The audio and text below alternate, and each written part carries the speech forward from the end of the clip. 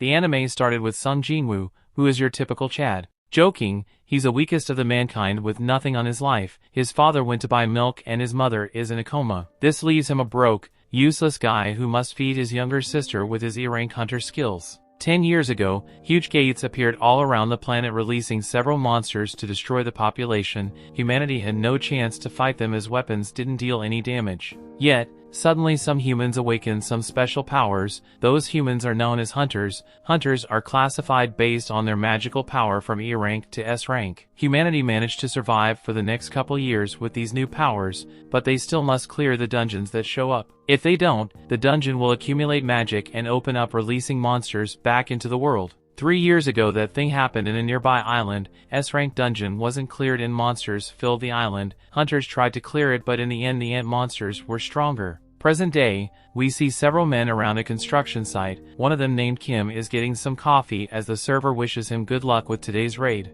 Another guy named Park calls Kim out. Kim asks him what he's doing here. Is he quit being a hunter? Park explains that his wife is pregnant, therefore he needs to make some money. Kim replies that there's nothing better than a good raid to make some money. However, Park is worried because his skills were already bad and he feels he will be worse since he hasn't raided in a while. Suddenly, everyone's attention turns to Jin-Woo, who's just arriving at the scene. Jin-Woo stays humble, mentioning that he's looking forward to work with everyone today. Even Kim greets Jin-Woo, asking if he's already eaten. Jin-Woo confirms and continues walking. Park gets curious and asks if Jin-Woo is a strong hunter since everyone seems happy to see him. Yet, Kim giggles as he realizes that Kim retired before Jin-Woo started to raid. Kim reveals that Jin-Woo has a special nickname, the weakest hunter of all mankind. Park is confused because he was expecting something like the strongest. Kim explained that Jin-Woo is an E-rank hunter who always gets injured even in E-rank gates, therefore, people call him the weakest hunter. However, Kim thinks that since Jin-Woo is here, this dungeon is going to be easy to complete. Kim tells Park to stop talking about it because Jin-Woo might hear them. However, Jin-Woo sighs as he could hear everything. While walking, Jin-Woo hears a familiar voice mentioning that he's hurt again. He notices Joo-hee and greets her, mentioning it's good to see her again. She asks about what happened to his face, but he replies that some stuff happened. She asks what happened to him and he decides to explain the story. She finds out he ended up hospitalized and he reveals that despite raiding E-rank dungeon, he was the only one who got hurt. She's confused on how, but he explains that everyone else was high ranked so they didn't bring in healer. She complains about it because they think everyone is overconfident they wouldn't get hurt. Yet Jin-Woo admits that it's his fault because he's weak, but still he's already used to getting hurt. Jin-Woo then notices it's about time to start raiding and tells her to get going. They meet Song Chi-yul, an experienced hunter who asks if they're fine with him taking charge and being the party leader. Since he's the highest rank, everyone agrees. With all set, they open the gate and enter the dungeon. As they get in, Kim tells Jin-Woo to stay close to avoid getting hurt. Jin-Woo pulls out his knife, mentioning this is the only piece of equipment he can afford, but still he will give his best today, and enters the dungeon. Meanwhile, Go Gun-hee, the president of the Hunter Association, tells his right hand that he met the government who asked them to avoid dungeon breaks. However, they also demanded them to supply goods that have been acquired inside dungeons. He doesn't feel like those demands are unbearable as they make money from reselling goods obtained from the dungeons. Those goods are crystals that people obtain from slaying monsters. Inside the dungeon, Jin-Woo is seen covered in blood with a crystal in his hand. He's happy that he managed to defeat a weak goblin, but Joo-hee tells him to be careful. Another goblin attacks him, but he manages to block the attack. The goblin continues attacking, but he evades everything. He gets a chance to attack and tries to piece the goblin. Yet, upon contact his blade shatters. The goblin wastes no time to stab him. Joo-hee is worried about him, but Park comes forward and defeats the goblin. Jin-Woo removes the blade from his stomach and lays on the floor as he's losing blood. Park tells Joo-hee to heal Jin-Woo while he defeats the nearby monsters. Joo-hee rushes to Jin-Woo's aid and starts using her healing skills. While being healed, Jin-Woo sees everyone easily defeating the monsters and feels envious. President Go continues to explain that essence stones obtained from high-rank monsters can be used to make stronger weapons, which in return enables hunters to defeat stronger monsters. He also mentions they can obtain mana crystals mined from dungeons and make weapons with it. However, its quality ain't that effective. His right hand doesn't understand why the government wants them, and President Go explains they want to use them to create a new type of energy, safer than nuclear and more efficient than the normal energy sources. That will lead to less pollution, creating a true green energy, but they can only create it if the hunters clear the dungeons. Back in the dungeon, Jin-Woo is healed and the group managed to defeat the boss. Joo-hee is healing him again and asks why does he want to become a hunter so badly. She explains that if he keeps doing the same thing over and over again he will find himself in big trouble. Jin-Woo apologizes, but Joo-hee complains she doesn't want an apology, she's just worried about him. Song talks to everyone, explaining the raid is about done and everyone starts talking about their drops. Jin-Woo then looks at his essence stone and feels pity for himself. He risked his life just a pitiful reward. Suddenly, another guy shouts mentioning there's another entrance nearby. Everyone is confused, but Song reveals that sometimes there is double dungeons. Some see this as something strange, but most of them think this means their rewards will be bigger. Song talks to the group, explaining that the dungeon gate doesn't close unless they also defeat the second dungeon's boss. Usually they should report this situation to the Hunter Association and wait for a decision, but that also means other hunters might come and steal this boss. He decides to make everyone vote if they should go for it or not. There is 13 members in total, half of them vote yes while the rest votes no. Jin-Woo is the one who will decide the fate of the party with his vote. Jin-Woo thinks to himself that this dungeon is too dangerous for him, but he's broke and he must find a way to send his sister through college. He also has to pay the fees for his mother treatment, therefore, to protect his family he decides to say yes. Meanwhile, we see some people perform their Hunter Awakening examination in the Hunter Association. A guy places his hand on a black crystal and they measure his amount of power. We find out that there are several groups called guilds. They recruit hunters with potential and train them in order to complete dungeon raids. However, the strongest hunter in the country is known as Cha Hae-in, a guild vice leader. She's a cutie blondie who's an S rank. Back inside the dungeon, some members think they're venturing too deep. They've been walking for 40 minutes already and mention on they have 1 hour to leave the dungeon after defeating the boss. Therefore, they have about 20 minutes of leeway. Jin-Woo uses this chance to apologize to Joo-hee. She asks why and he explains that he's the reason why she was forced to stay and defeat the second boss. Joo-hee says she's okay and he shouldn't worry about her. He insists asking if she's sure, but Joo-hee reveals that she's mad. She yells at him asking if he's a psycho. She explains that if he was stabbed a little higher he would have a hole in his chest. Not only that, but his arms and legs were almost removed. She also reveals that her B-rank healing barely managed to heal him. She calls him reckless and asks why did he agree to come. She asks if he hurt his head and asks for an answer. Jin-Woo apologizes and thinks to himself that the only reason why he's still alive is because Joo-hee is a B-rank healer. If it wasn't for her, he would be dead. She asks if he's really sorry and he confirms. She suddenly flirts with him, mentioning that he should repay her with a dinner date. Jin-Woo is confused, but she gets mad asking if he doesn't want to spend time with her. Jin-Woo blushes, literally explaining she's out of his league, but he would love to. Suddenly, someone mentions they have arrived to the boss room. Some members are confused because they never found a boss room with a door before. They think this is strange, but Kim asks if they're going to head back empty-handed after coming this way. He claims that they could be the first ones to discover the new dungeon, therefore, if anyone wants to return they can. However, he will be going and even if it's alone. Meanwhile, the guy who performed his hunter examination is watching President go in a video. In short, he explains how careful they should always be and survive despite their rank. Back in the dungeon, they all open the doors and step inside. The torches all around the room start to light up as they step in. Some are impressed as they've never seen anything like this room, but they should hurry up and look around. The group sees several statues standing around the room and Jin-Woo notices another one sitting on what it seems to be a throne. Jin-Woo thinks this one is the bigger one, but the group starts to mention how they feel like they're being watched. They then notice something strange. There are no monsters inside the room. Song then notices the floor and sees what it seems to be a magic circle. Kim calls Song out, mentioning there is a statue with something written.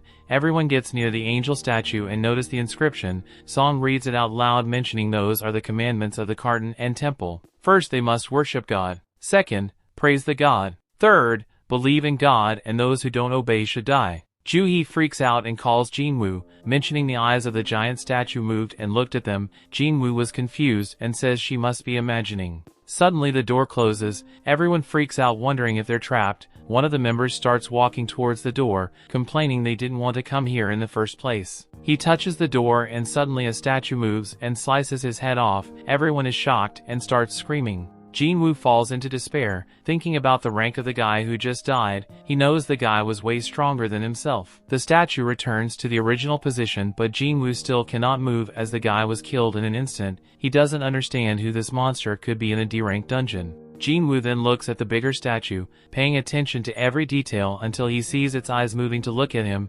Jin-Woo starts having a flashback about the moments he faced life and death situations. He was separated from his team during his first raid and ended up injured by E-rank monsters, forcing him to spend several weeks in the hospital. Later, he almost starved to death while trapped in a maze. He explains that hunters spend their money earned from essence stones to buy more weapons to defeat stronger monsters. However, he always only had money to buy cheap butter knives. If the knives broke, he would be forced to fight the monsters with his fists. He didn't even have money for clothes, but he kept going. He never earned much money and was always mocked by other hunters. Therefore, he always looked for loopholes to survive. He had to observe everything in detail to get his chance. Upon returning to reality, Jin-Woo shouts at them to get down. The statue shoots a laser beam with its eyes, slaying several hunters. The ones who survived are shocked at this scene and start to panic. Luckily, Jin-Woo managed to save Joo-hee, but she's panicking in fear. He looks around confused about what happened and how they ended up like this. He knows they're trapped and cannot escape. In the end, he freaks out because he knows they will all die. The story continues. Upon looking around, everyone's minds only think about running. Yet, Song orders them to stand still because if they get up they will be attacked. Joo-hee is still shaking in fear and Jin-Woo tries to calm her down. Song approaches Jin-Woo and tells that if he didn't warn them, everyone would be dead by now. He asks how Jin-Woo knew about it, but he replies that he just sensed danger. Jin-Woo then notices that Song's arm is missing, but the old man says it's okay and asks him to stop the bleeding. Jin-Woo warps bandages around Song's arm. Song explains that usually he would ask Joo-hee to heal him, but she cannot deal with frightening situations. For that reason, she's only going on easy raids, despite being a rank B healer. Song also reveals that he's been into some B rank raids, but knows that this place must be A rank dungeon, but he then corrects himself saying this is an S rank dungeon. He then remembers the angel statue and the commandments of the garden and temple. He repeats the commandments and Jin-Woo thinks the god mentioned on those rules is the big statue. Meanwhile, Jin-Woo's younger sister Jin-Ah is at school talking to her friend Sonny, who missed the early classes. However, Sonny ignores her question and asks if Jin-Ah's brother is a hunter.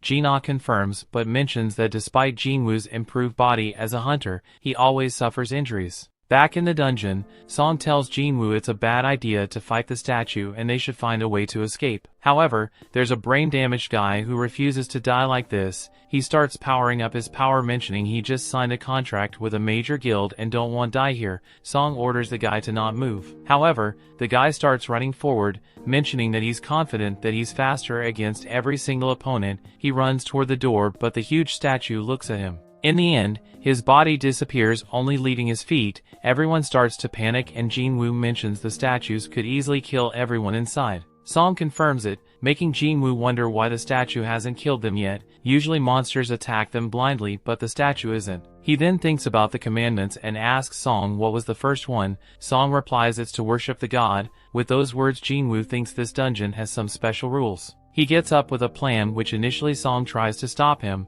but after seeing the look in Jin-Woo's eyes, Song is sure that he hasn't given up in life. With courage, Jin-Woo gets up and notices the statue preparing to attack. He suddenly kneels down and notices the statue stop the attack. He tells everyone to kneel down to the statue, making everyone confused. Song asks if he figured something out and Jin-Woo confirms it, mentioning that as long as their heads are below a certain height, the statue won't attack. In short, this is what the first commandment means. He then bows down and Song asks if he's sure. Jin-Woo thinks he is and everyone follows his movements. Everyone questions if they will be able to survive by doing this, but the statue's eyes deactivate. Suddenly, the statue starts smiling, making everyone afraid of its expression. They realize the statue isn't attacking them and one of the guys gets up and starts celebrating because the statue won't attack them. The others get up thinking they're saved, but Jin-Woo knows this isn't over yet. Suddenly, the huge statue gets up and they scream because they thought this was all over. Song asks Jin-Woo what to do next, but our boy doesn't know yet. The statue starts walking forward and Jin-Woo mentions that they cannot violate the commandments. He then tells everyone the second commandment to praise the god.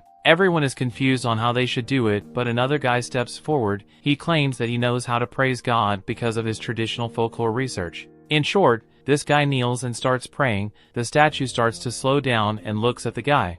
However, Jin-Woo senses something strange because those are not the words to praise this god. The statue smiles as it lifts its foot while the guy continues praying. In the end, the statue steps on top of him, everyone panics and starts running, but the statue continues stepping on top of some others. The statue starts chasing everyone and one of the guys runs near a statue. His friend tries to warn him to look out behind, but that statue moves and slices him in half. Jin-Woo takes Julie to run while thinking about how they can praise the god. She's still panicking and he thinks that he needs to save her. He looks around to the other statues and compares their weapons, until he notices there are some statues with some musical instruments. After a quick thinking, he yells at everyone to get under the statues that have them. Song is confused but follows the orders. The statue starts playing the instrument and Song tells everyone to follow the advice as those statues won't attack them. More people get under those statues and feel relieved because they have been spared. Meanwhile, Jin-Woo and Ju-hee manage to reach a statue but it doesn't play.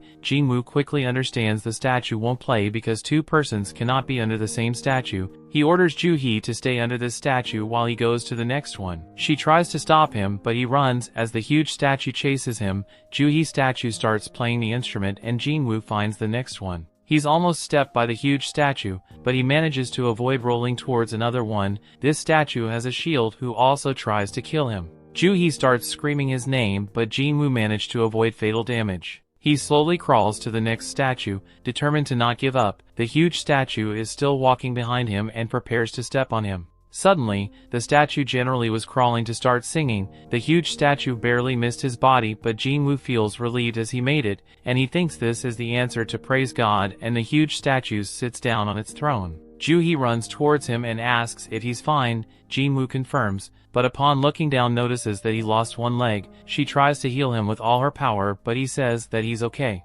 She refuses to stop, but she ends using so much of her power and she starts coughing blood. The group looks around and thinks this is tragic. Yet, despite Song losing one of his arms, some members who voted yes blame him for this situation. Song apologizes for forcing them into a decision and decides to bear all responsibility. Jin-Woo watches the discussion and thinks this is not the time to argue with each other because there's still one last commandment. The statue suddenly raises its and an altar raises in the middle of the room. Everyone is confused, but Jin-Woo replies that's a common thing in mythology. In short, the statue wants them to make a living sacrifice to the god. That's the final commandment, to believe in God. Everyone gets shocked, but one of the members who voted yes reveals that he knows what this means. He grabs his sword and points at Song and mentioning they need a sacrifice. He goes on to blame Song because his friend wanted to provide for his family and got sliced in half, and since Song claimed that he would take responsibility, he wants Song to sacrifice himself for all the lives they lost. With those words,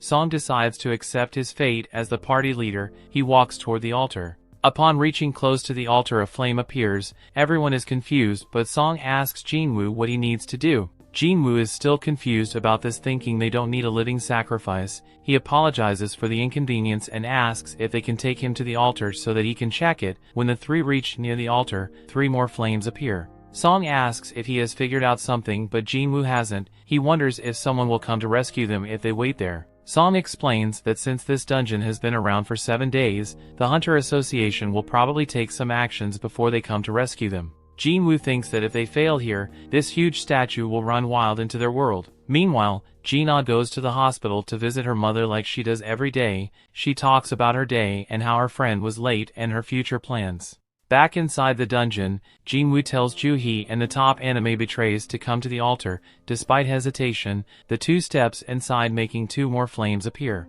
Suddenly, the altar unleashes some electricity and a new ring of blue flames appear around. The dungeon door suddenly opens up, making everyone worried because this could be a trap. One of the blue flames disappears and the statues start to light up and move forward. They all start to freak out while Jin-Woo looks around and notices a strange mechanic. He tells everyone to not close their eyes and look at the statues because they will stop moving. In short, this is basically a game where they all must keep their eyes on those statues. Everyone follows his instructions and the statues stop moving. However, some members are too anxious and start running away from the circle. One of the normal flames extinguished, but she managed to leave the room. The door, however, is starting to close. Song asks Jin-Woo if he knows what happened, but he's confused. He thinks about the 3 commandments and thinks the door is a trap because the last one is to believe in God. He believes the door is just to give them a false sense of hope because they're afraid. This is a way to test everyone's faith in the statute. However, another guy also gives in to this hope and throws Jin-Woo aside before running toward the door.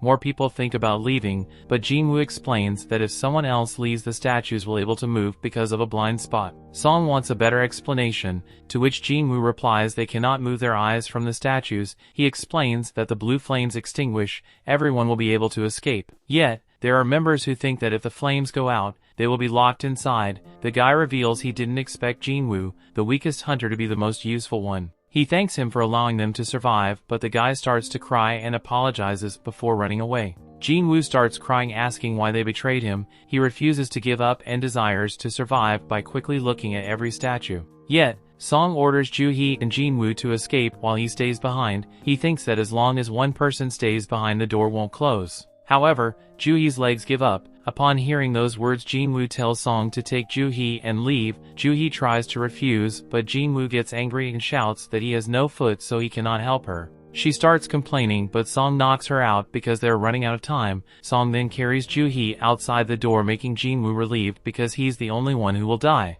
He notices a sword on the ground and picks it up while the statues continue walking. He raises it, promising that he will take one of them to be his best buddy in hell. The statues start attacking him, but he manages to dodge. The statues again attack him, making him lose one arm, followed by several other attacks. He shouts in pain, mentioning that he also wanted to become stronger, but he can't. After several attacks, he's barely alive, but refuses to give up. The statues stab his shoulder, and he remembers those who just betrayed him, trying to justify it by mentioning their family. This is all selfishness because he also has a family that he wants to return and take care. In the end, the statue lifts him into the air and throws him into the altar while preparing for the last attack. He cries as he doesn't want to die and wishes one last chance. As the statue is about to slice him, the last blue flame goes out. A system message appears asking if he wants to become a player. He says yes.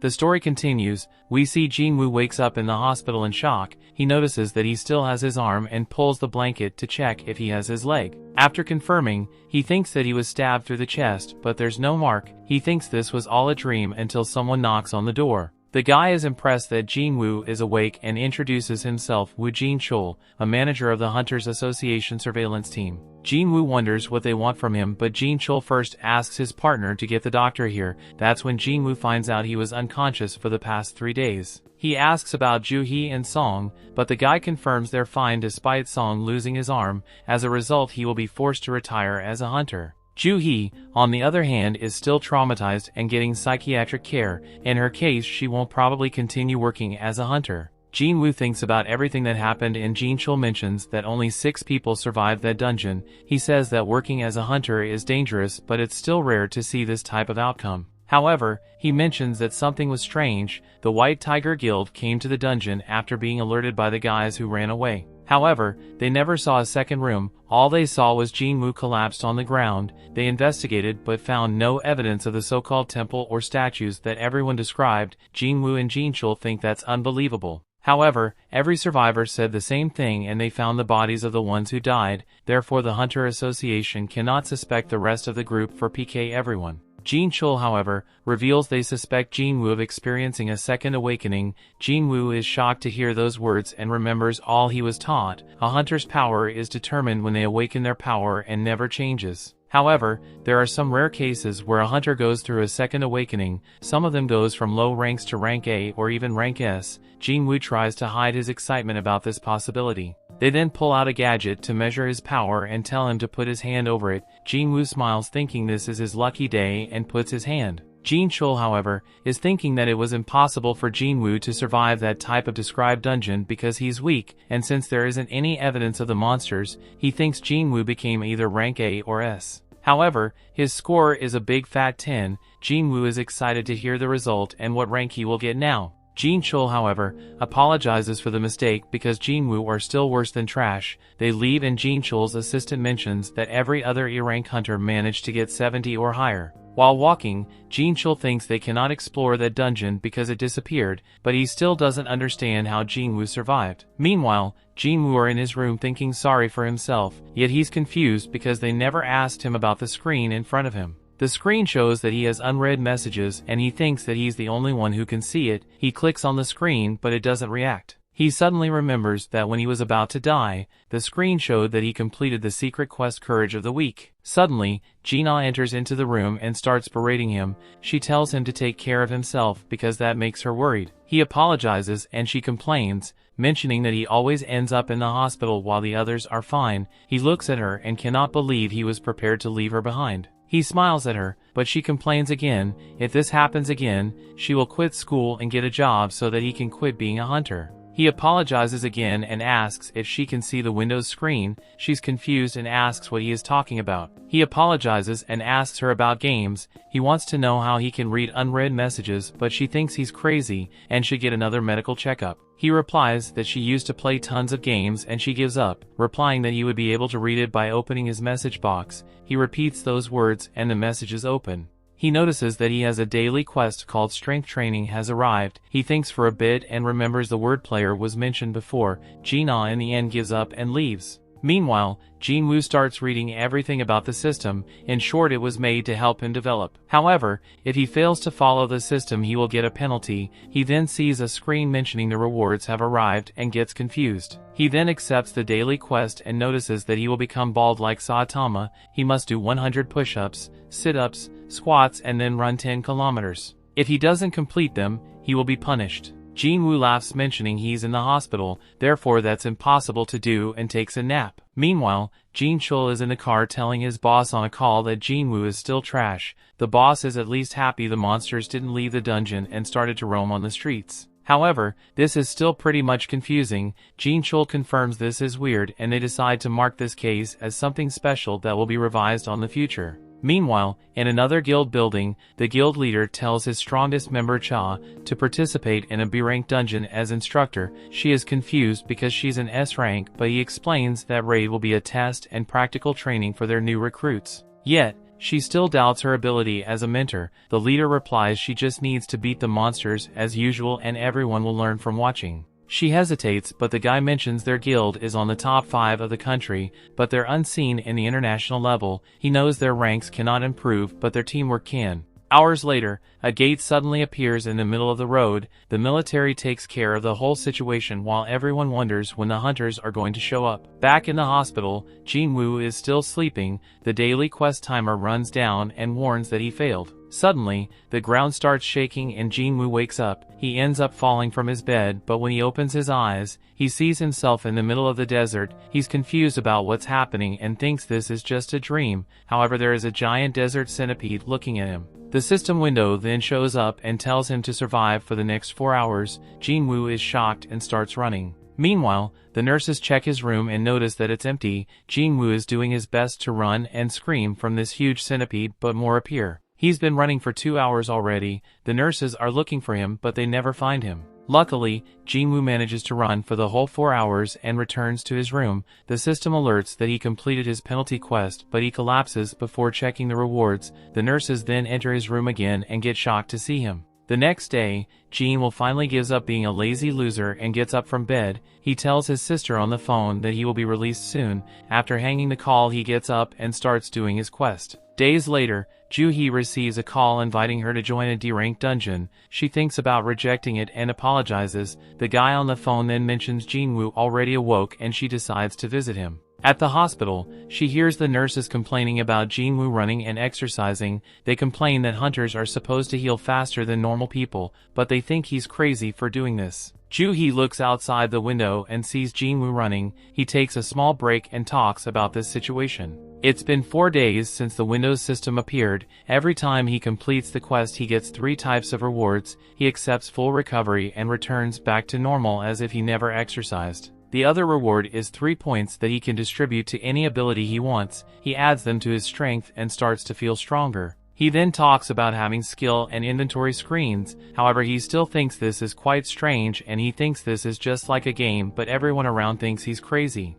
Upon returning to his room, Jin-Woo decides to open his final reward, the random loot box. This time he got a key. He's confused because he always got stuff like pins or bandages. Upon checking the information, the system reveals he can use it to enter an instance dungeon in a specific location. He's confused with this, but thinks this is some sort of event that will help him get stronger. Meanwhile, nobody has raided the dungeon that appeared in the middle of the road, the news reveal in which locations new gates appeared. Therefore, everyone should expect traffic delays. Jin-Woo uses this time to visit his mother in the other hospital. 4 years ago, she suddenly collapsed in front of him. Turns out that she now suffers from the eternal sleep disease. This is a new disease that appeared when the dungeon gates appeared in the world, and it only affects one in every several 10,000 people. But in short, this only happens when the person is exposed to mana for several times and there's no cure. Jin-Woo returns to his room to do push-ups while remembering when he tried to have a normal job. He was slow and weak when suddenly it became easier. It turns out he just awakened as a hunter. He thought this was his lucky day as he could go into the dungeons and be able to pay for his mother's life support. His sister thought it was dangerous, but he told her to trust him. But in the end, even the weakest goblins were able to beat him. Everyone had to save him and complain about his skills. They even expressed that if didn't help the raid, his cut would be reduced. However, Jin-Woo simply smiled and apologized, but now if he puts all his ability points into strength, he will be able to become strong. He decides to check the instance dungeon key and goes to a station. He feels confident about his gear and ability to run if he needs to. He then pulls out the key and suddenly a key lock appears. He inserts it and a dungeon appears out of nowhere. He enters that portal and sees the system alert. Suddenly the dungeon exit gets blocked. Jin-Woo then sees normal people leaving the station and realizes this is a separate dimension. He thinks this kind of dungeon is something like a red gate. He thinks this is a mess because he cannot run away, but the system explains that he can only leave by defeating the boss or using a teleportation stone. He's confused, but he knows he must beat this dungeon. He still doubts himself. After all, he couldn't defeat the weakest monsters. How would he be able to solo raid this dungeon? He looks at his knife and knows he has no choice. He walks down the stairs and scouts the dungeon. Suddenly, 3 goblins appear in front of him. He's scared and remembers the last time he met a goblin he was stabbed. The monsters attack, but he manages to dodge and parry. He's still a total noob when it comes to fighting and almost gets deleted. He manages to roll like a god Dago and avoid the next incoming strike. He then rushes forward and stabs the goblin. The other 2 try to attack him from behind, but he dodges and follows up by killing the 2. He realizes that he became stronger, yet a wolf appears behind him. The wolf dashes at him and he tries to block. However, his cheap butter knife breaks again. He notices the wolf has a meal jaw and knows this is way stronger than the goblins. He wants to run, but his legs are shaking. He starts to freak out and thinks that he became traumatized by the last dungeon. The wolf runs at him and manages to scratch his face. Jin-Woo realizes that he has no healer. If he dies here, he's dead. The wolf then starts running again and lunges at him. The story continues. We see Wolf pounces on Jin-Woo, but he dodges away with some impressive acrobatics. He notices his body now feels much lighter than usual. He lands on his feet easily and he decides to overcome his fear and not give up his chance at a second life. He rushes at the wolf and lands a super punch that sends it flying. Jin-Woo notices his land steaming from the punch. He wonders if it is a result of his increase in strength. The wolf gets back to his feet and Jin-Woo realizes it's still much stronger than him. The wolf charges at him again and Jin-Woo counters with his punches, but this time they are not effective. He has no choice but to dodge out of the way to avoid the wolf attack. Jin-Woo realized that he would need some help to defeat the wolf. Since he has no party with him, he decides to make use of the resources at his disposal. He makes a run for it, but the wolf claws at his shin. He jumps to create space between them, but he knows he can't keep this up. He wishes he had some kind of magical weapon to use against the wolf. Then he remembers his secret inventory. He opens it up and draws out a magic sword, and as the wolf lunges at him again, he slices it cleanly into 2. A notification screen comes up telling him he has defeated the wolf and leveled up. Jin-Woo wonders how the sword got into his inventory because it cost a lot of money, which he knows he can't afford, but he decides not to worry about that. His wounds heal up and he realizes his body doesn't hurt anymore. 2 more steel-fanged wolves show up, but Jin-Woo isn't bothered because he now has a weapon to defeat them. He tries to lift up the sword from where it was plunged into the ground, but he can't. Jin-Woo starts to panic as the wolves get even closer. He desperately begs the sword to come out of the ground, and he pulls it one more time to dislodge it. The wolves are already lunging at him, but he swings the sword on time to take out one. He swings at the other ones, but it catches it with its steel fangs. Jin-Woo doesn't want the wolf to damage his sword after that it took him to get it. He kicks the side of the wolf to make it lose its grip and he defeats the wolf. Another wolf appears out of nowhere and Jin-Woo aren't a bit bothered because these wolves are nothing compared to the monsters he faced in the secret room. Jin-Woo faced the wolf, but it turns and runs away with its tail between its legs. Jin-Woo decides to rest against the wall. He realizes he's now level 2 after getting into actual combat. He never leveled up when he was doing daily quests. His wounds heal up and he notices his stats have all increased by 1 point, making a total of 5 points. Performing daily quests only gave him 3 points. He wonders how much his strength will increase with each point added to his stats. He doesn't know how his stats of intelligence and perception were quantified, but he knows how much his strength increases with each point added. He speculates that he'll be able to get more points the higher his basic ability of that stat is. He realizes he can actually get stronger, but he doesn't want to get carried away from defeating 5 small monsters. He gets up to check for magic gems on the bodies of the wolves. A notification comes up telling him he got an item instead of a magic gem, and he takes out the item, which is a wolf fawn. Jin-Woo wonders if the beast he encounters in this dungeon will differ from the gate in reality, since it all seems to be controlled by a game system. The shop screen comes up and Jin-Woo tries to buy something, but the game system tells him new players can't buy anything. He decides to sell the fawn and he gets 20 gold coins in return. He wonders what the equivalent would be in cash. He knows it can't be worth much because he's in an E-ranked dungeon. He picks up his sword wondering what to do. He has to defeat the dungeon boss or get the teleportation stone to get out, but he doesn't know where either is. He doesn't feel confident he can defeat the dungeon boss alone, but he thinks he stands a chance if he continues to level up. He suddenly looks up to see an entire pack of the wolves lurking in the shadows. The wolf that ran away went back to call the rest of the family, but Jin-Woo isn't scared anymore. They charge at him, but he charges at them all in defiance as well. He slashes and slices them as they dive him.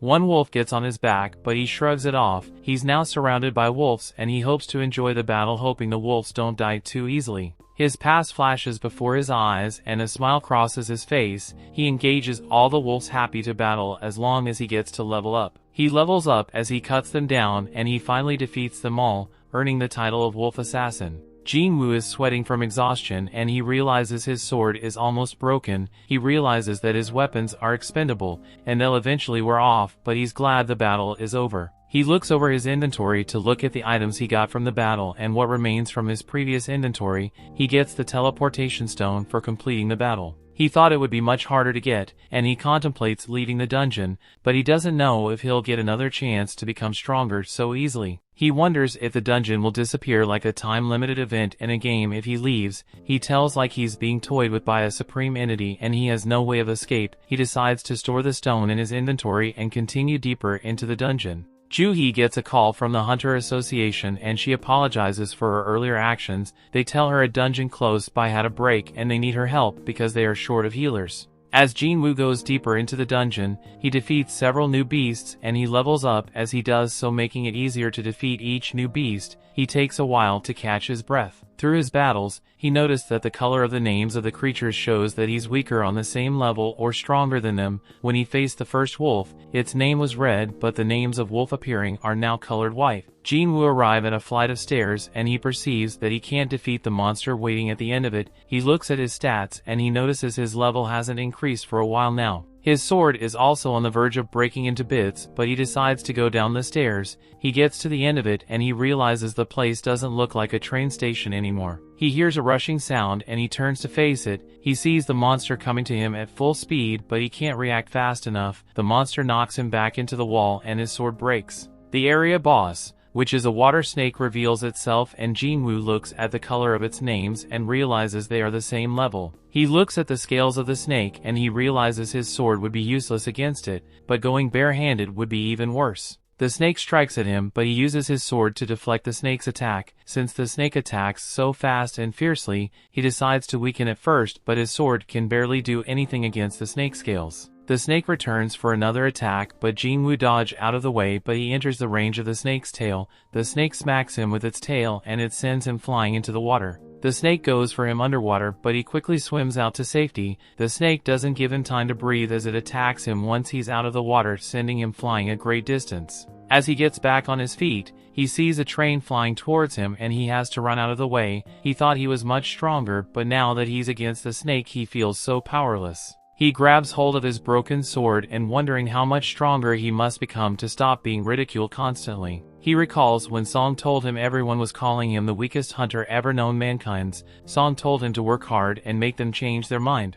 The snake attacks Jin-Woo, sending him flying. Jin-Woo tries to regain his balance, but the snake doesn't give him a chance to look cool. It pins him against the wall with its body and crushes him till the wall breaks. Jin-Woo knows he was called that nickname because he was weak and helpless. He also knows that someone with overwhelming power will remain defeated, and the weak can do nothing but stand still when faced with the strong. People are looked down on if they are weak, even if they are considerably smart. Jin-Woo doesn't want to be gentle anymore. He wants to become strong, and that's why he went into the dungeon. He jumps up like a possessed maniac and grabs the snake. He tries to crawl up its body, but the snake knocks him off. Jin-Woo gets back on his feet. He vows not to give up till he gets stronger, and a blue aura engulfs him. His hair begins to stand on end and the snake attacks, but he blocks it again, wearing out the snake scale. He feels like he's not giving enough, and he tries to put in more effort. Compared to when he was face to face against God, the snake was nothing. The snake attacks again, and Jin-Woo jumps into the air and he plunges his sword into a chunk on the snake scale. The snake tries to attack him again, but he blocks it and slices the snake's side to wear out the scales more. He jumps into the air, and the snake uses that opportunity to open up its mouth and swallow Jin-Woo.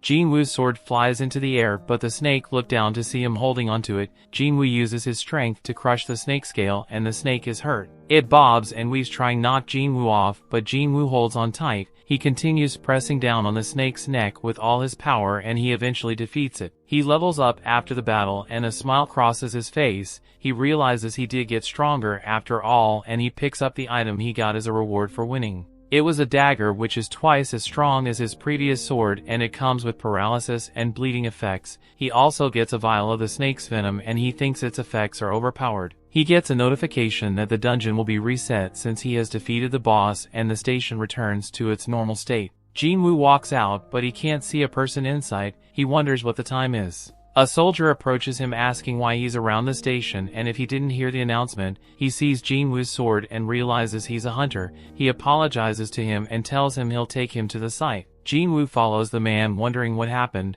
The soldier briefed him about the dungeon break, and he asks if monsters came out. The soldier tells him most of the monsters have been defeated save for a giant magic beast. Jin-Woo would feel the monster from that distance, and he knew that was the boss of the dungeon. The huge magic golem engages the hunters as the police tried to keep citizens behind the barricade. The hunters are giving their all to bring down the golem, but their attacks aren't strong enough to weaken it because it has a high defense. Jin-Woo arrives at the site, and he realizes the hunters present don't have a great deal of teamwork. He can also see that most of the hunters are low ranks, and the battle was only prolonged because they had a tank whose rank was a bit high. He looks at the healers and notices there are 2 in D rank and 1 in B rank. The B rank healer is Joo-hee, but she isn't helping because she's dazed. A fellow healer riles her up to get her to help, but she still hasn't gotten over her encounter with God. She tries to make a healing circle, but she loses concentration and it breaks. Jin-Woo notices this, and he sympathizes with her, but he isn't scared anymore. They were facing a D-rank monster which is lower than the one he just faced. He pulls up his sleeves, getting ready to jump into action. The hunters can hardly hold on for much longer, and they pray for a higher rank hunter to arrive. Jin-Woo knows he can defeat the monster as long as he can break its defense. He decides to get it with his most powerful hit. He throws his sword with insane force to break the golem's defense. The hunters use that opportunity to defeat the golem. The tank wonders how they were suddenly able to defeat the golem when their attacks weren't effective a second ago. He looks at Jin-Woo's sword, wondering how the golem was defeated by it when the combination of their attacks did nothing. He asks the soldier who brought Jin-Woo to the site who threw the sword, and he tries to show the tank, but Jin-Woo is gone. The tank is terrified of Jin-Woo's power, and he wonders if Jin-Woo is a high-rank hunter. Jin-Woo looks much stronger now, but he didn't think he would break the monster defense with just one hit. He thinks its vitality was already low before he hit it. As he walks away, Joo-hee notices him.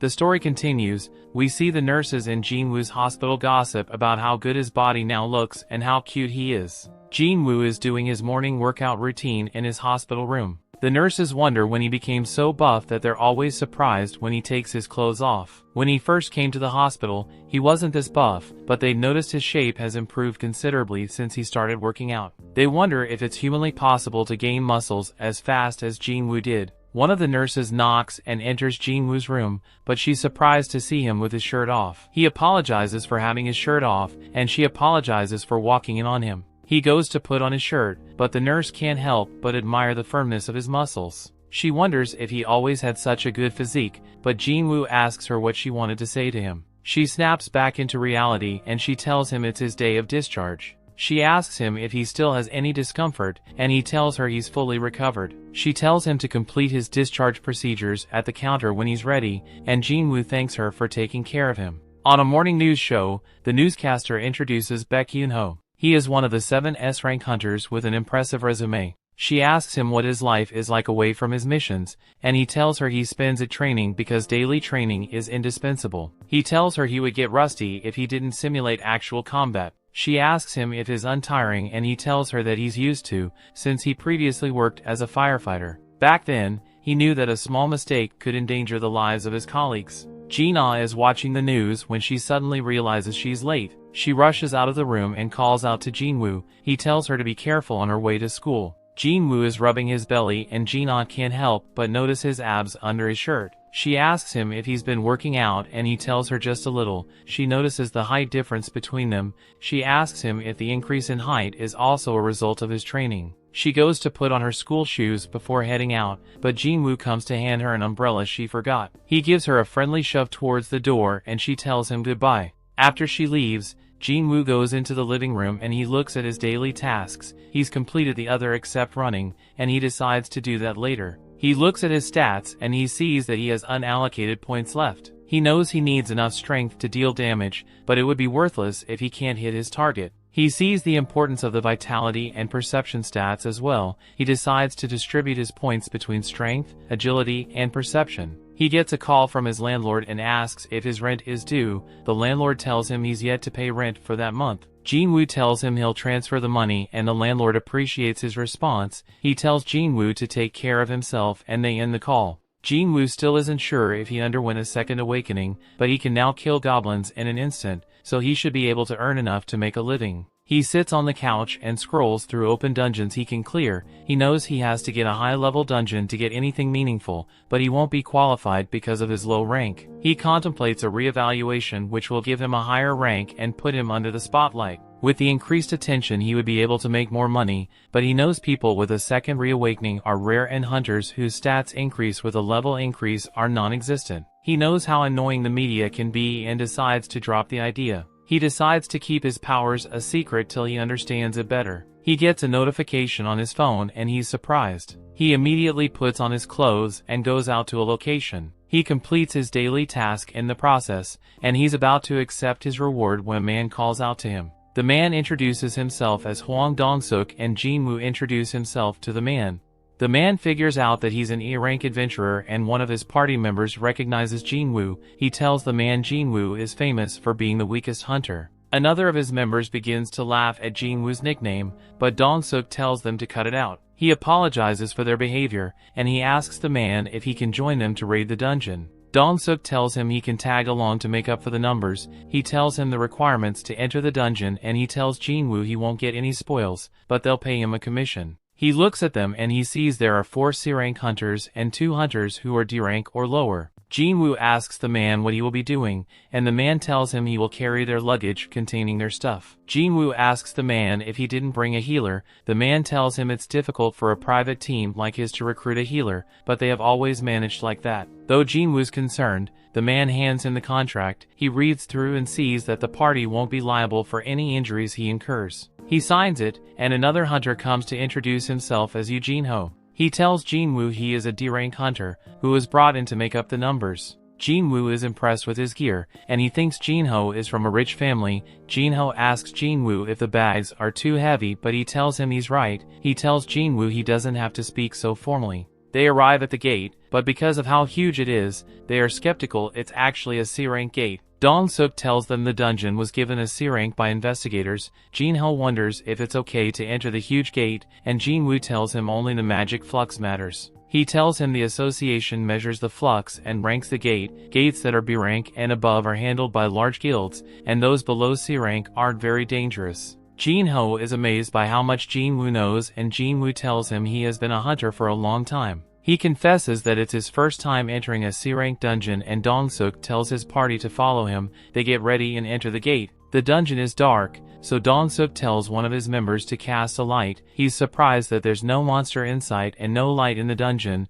There are usually luminescent stones in a dungeon. Jin-Woo remembers another dungeon he visited that was also pitch black. Jin-Ho asks Jin-Woo what luminescent stones are and he tells him they are glowing rocks common to cave-like dungeons. He tells him they are found on the floor or roof of caves and they emanate light. Jin-Ho is confused by the loads of gems and stones associated with dungeons. Jin-Woo tells him he will get used to it. They got deeper into the cave and Jin-Ho was still surprised there was still nothing inside. He asks Jin-Woo if there can be a dungeon without monsters, and Jin-Woo tells him to keep quiet. Jin-Woo listens hard and he can hear monsters round, but they choose to remain hidden. Dong-suk tells his party to get ready for a battle. Jin-Woo is surprised that all the monsters are moving together and rushing towards any light source. He tells them it's an insect-type magic beast and the party members aren't pleased to go against insects. They look at the different holes, trying to predict where the insects will attack from. They all get uneasy as the sounds of the insects get closer. Jin-Woo listens for the insects and he perceives them in a hole above the party.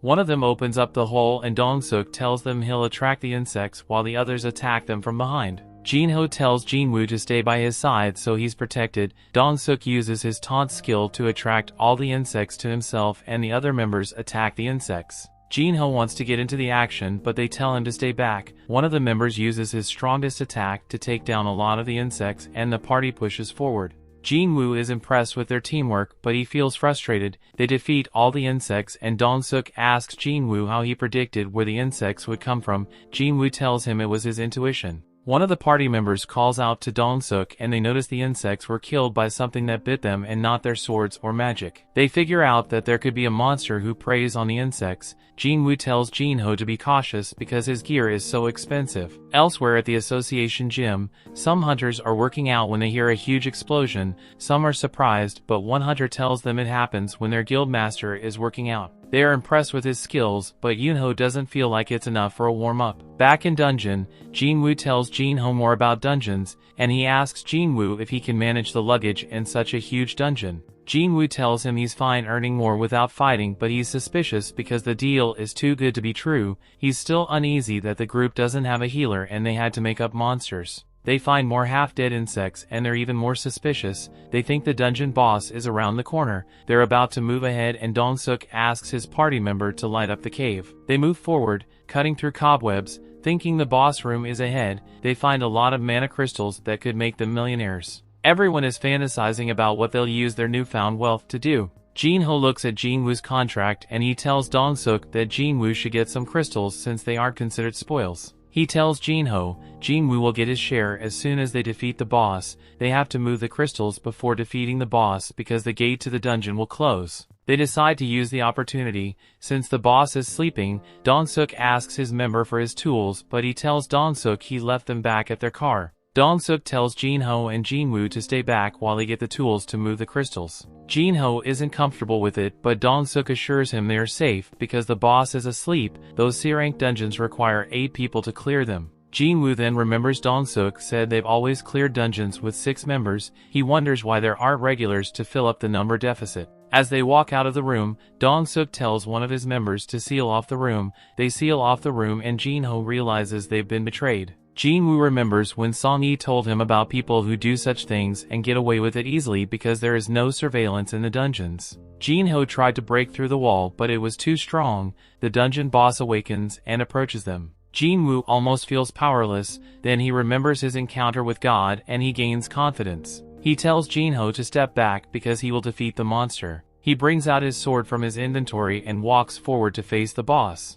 The story continues. We see one of Dong-suk's subordinates asks him why he's complicating the whole process of eradicating Jin-Woo and Jin-Ho. Dong-suk tells him they risk waking the spider if they do that, and that will prevent them from getting them mana crystals. He's convinced that an E-rank hunter and a D-rank hunter cannot defeat the spider. He decides to wait for the spider to eat them up and sleep off before they raid the room and take out the mana crystals. The hunters wonder if they'll have to blast the seal open again when they want to get the crystals, but Dong-suk knows that'll wake the spider up. He tells them he's spotted some paths above the cave they can go down from. One of his hunters asks what they'll do if the boss doesn't fall asleep. Dong-suk tells him they'll have to take it down in that case. He decides to salvage Jin-Ho's gear if they're unable to get the mana crystals. Since his equipment is so valuable, he decides to look up Jin-Ho's family so they can attend the funeral when the family makes arrangements for it. Q1 thinks the spider will be even more infuriated with the noise of them sealing the road. Dong-suk asks him if he thinks he'll be able to handle the boss by himself. Q1 confesses that he can't handle the boss and Dong-suk agrees with him.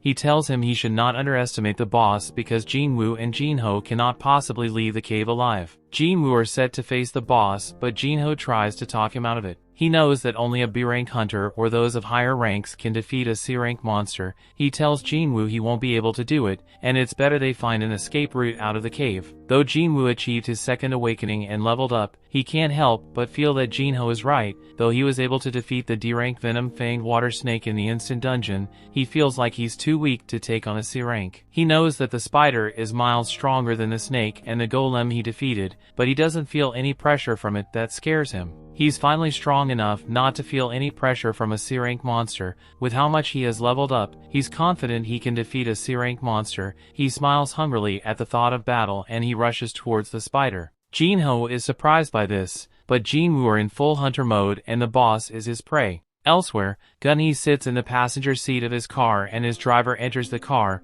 Gun-hee tells him he's exhausted from the numerous meetings he's had with media outlets and government officials. He tells him he's not good at beating around the bush and avoiding questions. His driver asks him for a sparring match to put him in a better mood. Since his schedule is free, this brings a smile to his face. He tells his driver that though he's a withered old man, he can refuse the request of a youngling for his guidance. Back in dungeon, Jin-Woo is engaged in a furious battle with the boss. The boss tries to attack Jin-Woo with its sharp limbs, but Jin-Woo dodges out of the way each time. He tries to cut one of its limbs, but his dagger doesn't have any effect on it. He's surprised at the hardness of the boss's armor. The boss tries to attack once again, but Jin-Woo dodges out, but he's surprised by the power of its attack. He knows that if he's hit by one of such attacks, he'll lose his life instantly, so he decides to be very careful. He rushes at the boss again, and he blocks every attack the boss throws at him. Jin-Ho stands away from the action, amazed at Jin-Woo's movement and battle expertise. He can't believe Jin-Woo is an E-rank hunter. He thinks Jin-Woo must be a false ranker. False rankers deliberately control their magic rating so they can get a lower rank. There are rumors that false rankers are psychopaths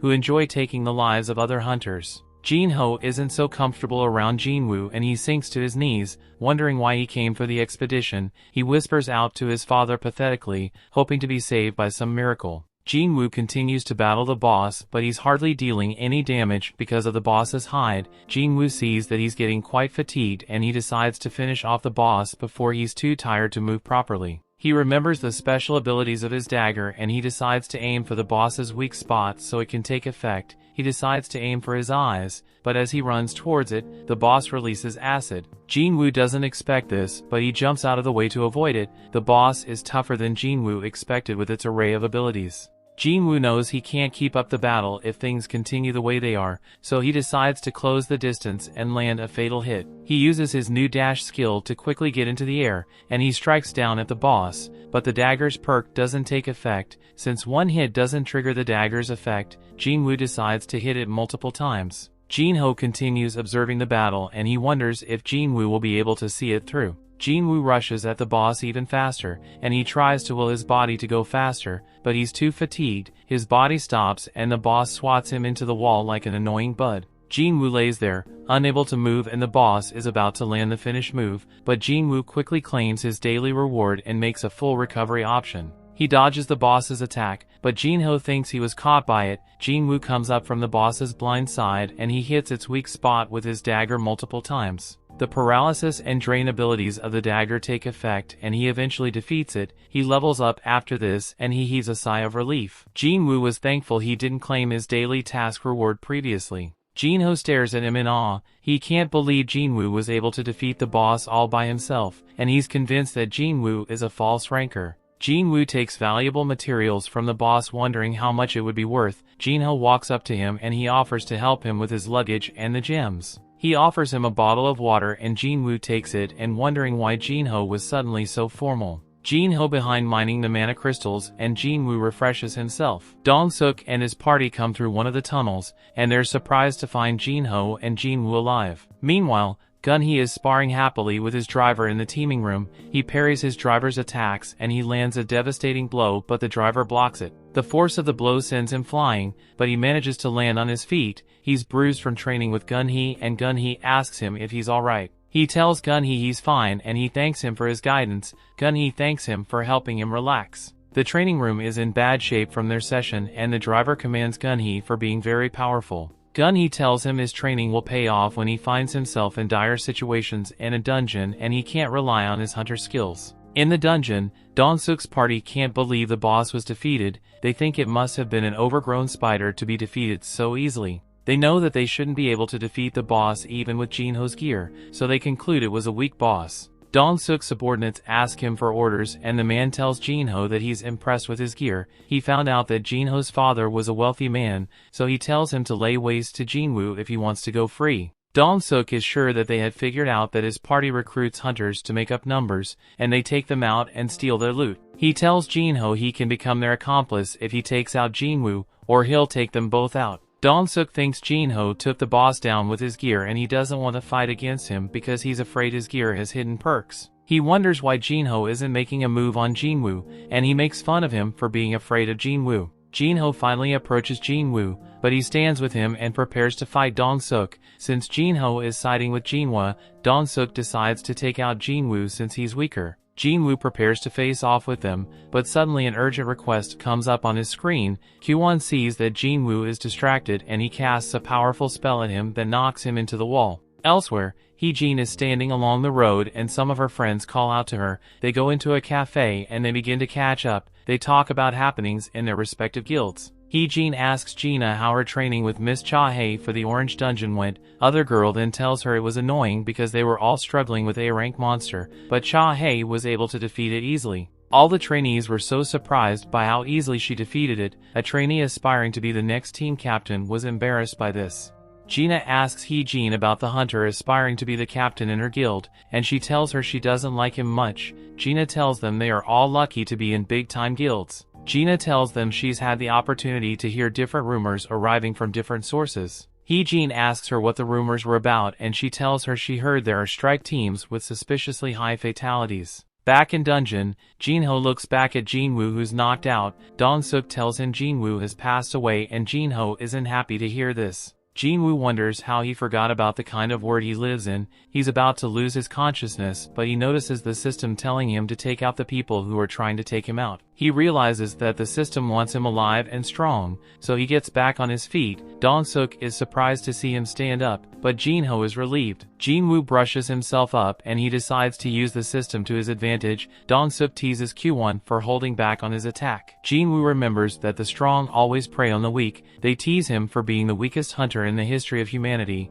and he asks them if they're ready to be prey instead of hunters. One of Dong-suk's subordinates decides to take care of Jin-Woo. He asks Jin-Woo what a low-rank hunter like him is going to do. He's in the middle making fun of him when he suddenly loses his voice. Jin-Woo makes quick work of him with his dagger and everyone is surprised by this. The system counts the body and they wonder how he was able to defeat their colleague. Though he was just obeying the system, Jin-Woo can't believe he just took a life. He knows he would have lost his if he didn't, and he decides to see the battle through to get stronger. They all attack him at once, but he blocks their attacks and dodges out of the way. He takes down another hunter and another one tries to take him out, but he takes him out as well. The others wonder how a low-rank hunter can move so fast. Jin-Woo takes out all the hunters one by one and Dong-suk tells Q1 to attack him. Q1 casts a spell, but Jin-Woo dodges it and he takes him out. Only Dong-suk is left and Jin-Ho can see that Jin-Woo is now much stronger than he was when he fought the boss. Dong-suk can't believe Jin-Woo wiped out his entire team, and he figures out that Jin-Woo was hiding his true strength. Dong-suk tells Jin-Woo he's noticing like his subordinates. He uses his reinforcement skill to make his skin impenetrable to Jin-Woo's dagger. He reasons that Jin-Woo isn't at full strength since he just fought the boss and his subordinates. He rushes at Jin-Woo and tries to strike him down,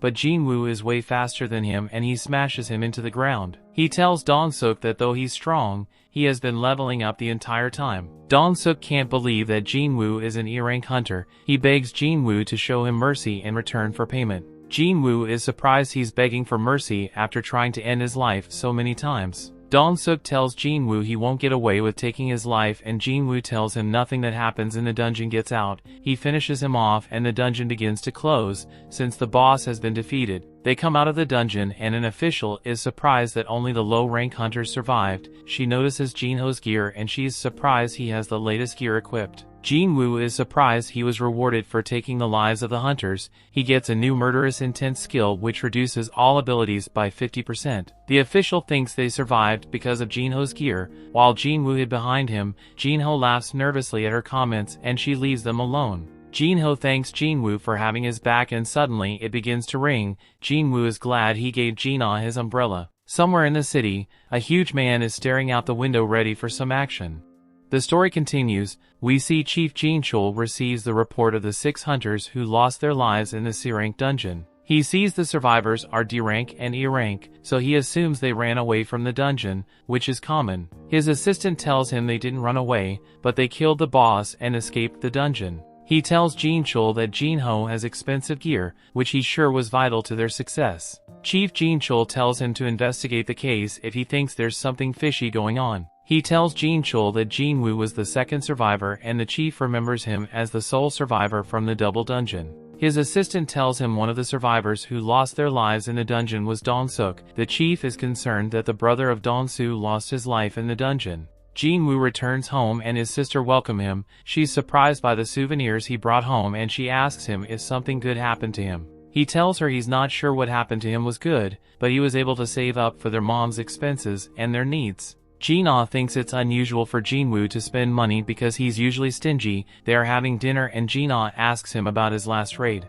She thinks his companions must be strong since he came back with no injuries. This makes him remember Dong-suk and his squad and he becomes speechless. Jin-Ah asks him if they were able to defeat the enemy, but Jin-Woo is lost in thought and he pops open his beer mindlessly. He remembers how he was able to defeat Dong-suk and his gang easily, despite their differences in strength. He didn't hesitate back then and he didn't despise them either. He knew if he would have run if he was still his old self. He wondered if he also became braver as he became more powerful. His beer is dripping into his lap, but Jin-Woo doesn't notice this. Jin-Woo is feeling remorseful because his opponents were human and not magic beasts. Jin-Ah calls his name and he snaps back to reality. She asks him if he's feeling sick, but he lies that he was thinking about the change from the convenience store. Jin-Ah tells him not to scare her like that and he decides to stop thinking about the past. He knows he has to get stronger so he can protect his family. He decides to do the same thing if he gets jumped by otter hunters again. He gets a notification saying he has ingested a harmful substance and the system automatically detoxifies him.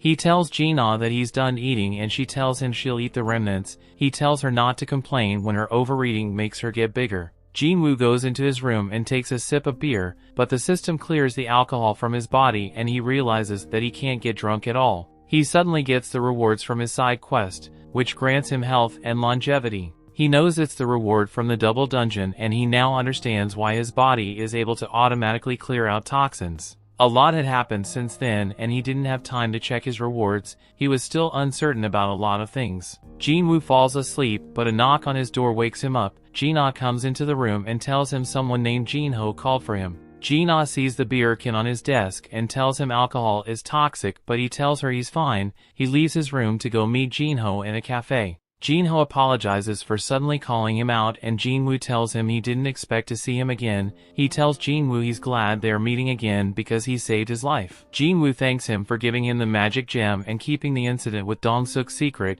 Jin-Ho tells him he understands it was self-defense. Jin-Woo asks him why he called him out and Jin-Ho tells him he plans to build an attack team, but Jin-Woo immediately refuses. Jin-Ho tries to get him to listen, but he tells Jin-Ho he doesn't want to hang out with a rich guy. Jin-Ho tells him he just needs his help in 19 raids and Jin-Woo thinks he wants to become a guild master. Jin-Ho begs him to hear him out and Jin-Woo decides to give him a chance. Jin-Ho explains that he wants to get a guild master's license and to get that, he needs to participate in 20 raids. He tells Jin-Woo that mission was his first. He tells Jin-Woo he can pass the written exam because he studied hard, but he's not confident in his combat skills. Jin-Woo knows he's the second in his family construction company and he tells Jin-Woo he's doing it for the company because his father wants a guild established. Jin-Woo is surprised by this, but he knows dungeons have a lot of valuable stuff that can be used to make everyday items. He figures out that the company wants to have its own hunters conquer dungeons and take all the spoils. Jin-Ho tells Jin-Woo his father wants to hire an S-rank hunter as the guild master while his brother becomes the assistant. Jin-Woo knows there are only 7 S-rank hunters in the nation, and Jin-Ho tells him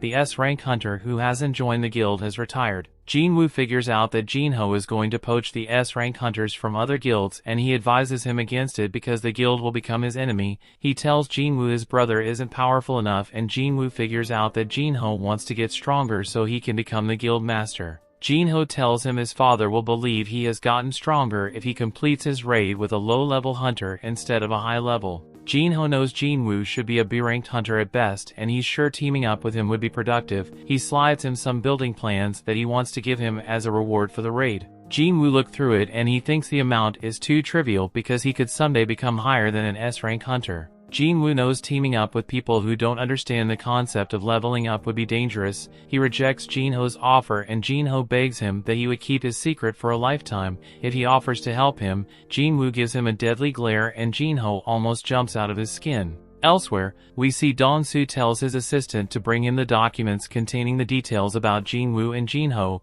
His assistant Laura brings it into the room and he's pissed out that his brother lost his life. She tries to comfort him, but he cuts her off and demands for the documents. She hands it to him and he asks her what would happen if he took the life of someone in another country. She can't believe he's considering doing that. She tells him he would be prosecuted by the country if it has treaty laws with hunters. She tells him if the country doesn't, their own country would persecute him. She tells him he can be shown leniency if he negotiates with the government. He tells her to adjust his schedule, but she tells him changes to his schedule will affect the guild's operations. He asks her how his schedule is looking and she tells him it's fully booked. He tells her to clear it for later and she goes to arrange it. He sees that Jin-Ho is a D-rank and Jin-Woo is an E-rank hunter. He hopes they are still alive when he pays them a visit. Back with Jin-Woo, he goes out for his morning routine and Jin-Ah tags along. He's surprised she decided to work out today and she tells him studying all the time will be harmful to her. He thinks she's working out because she ate too much chicken. They go for a jog and Jin-Woo suddenly asks her what she would do with 30 billion.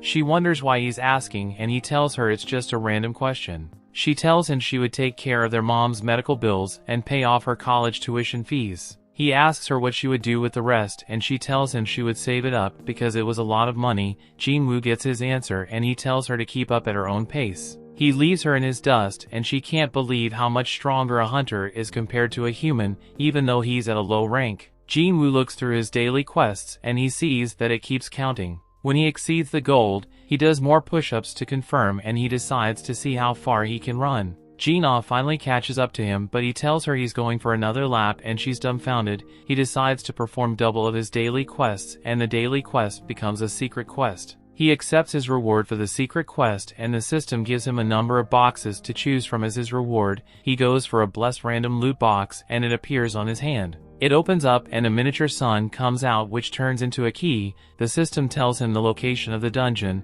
The key opens and he sees that the dungeon is an S-ranked. He sees that he can get the ingredients for the elixir of life, which can cure all illnesses, and he cracks a smile. Later, he goes to visit his mom and the hospital and he decides to clear the dungeon to get the elixir of life. He begins to open up the gate to the dungeon and he knows that there would be powerful beasts in the dungeon, similar to the ones that gave the S-rank hunters a hard time. He opens it up regardless and he wonders if he can deal with such beasts at his level. He enters the dungeon and he's a bit scared at the sight of it. He isn't too bothered because of teleportation stone he can use to get out of the dungeon if things don't go his way. A 3-headed monster called the Hellgate Cerberus suddenly appears, but Jin-Woo is unfazed. He knows he can't give up because he has to get stronger and keep leveling up. He summons his dagger and stares at the monster in defiance. His wolf assassin title gives him more strength and he rushes at the Cerberus. He uses his dash skill to go even faster and he slices at the monster, but it doesn't deal damage. He slashes the monster several times, but all his attacks are harmless to the monster. He's surprised the gap between them is still so huge after he used his title skill. He decides to use his murderous intent skill, but it gets cancelled out by the Cerberus. The monster attacks him, but he dodges and stabs one of its heads. He casts the paralysis and life debuff of his dagger on the monster, but it cancels it out. The monster attacks him once again, but this time he doesn't dodge on time.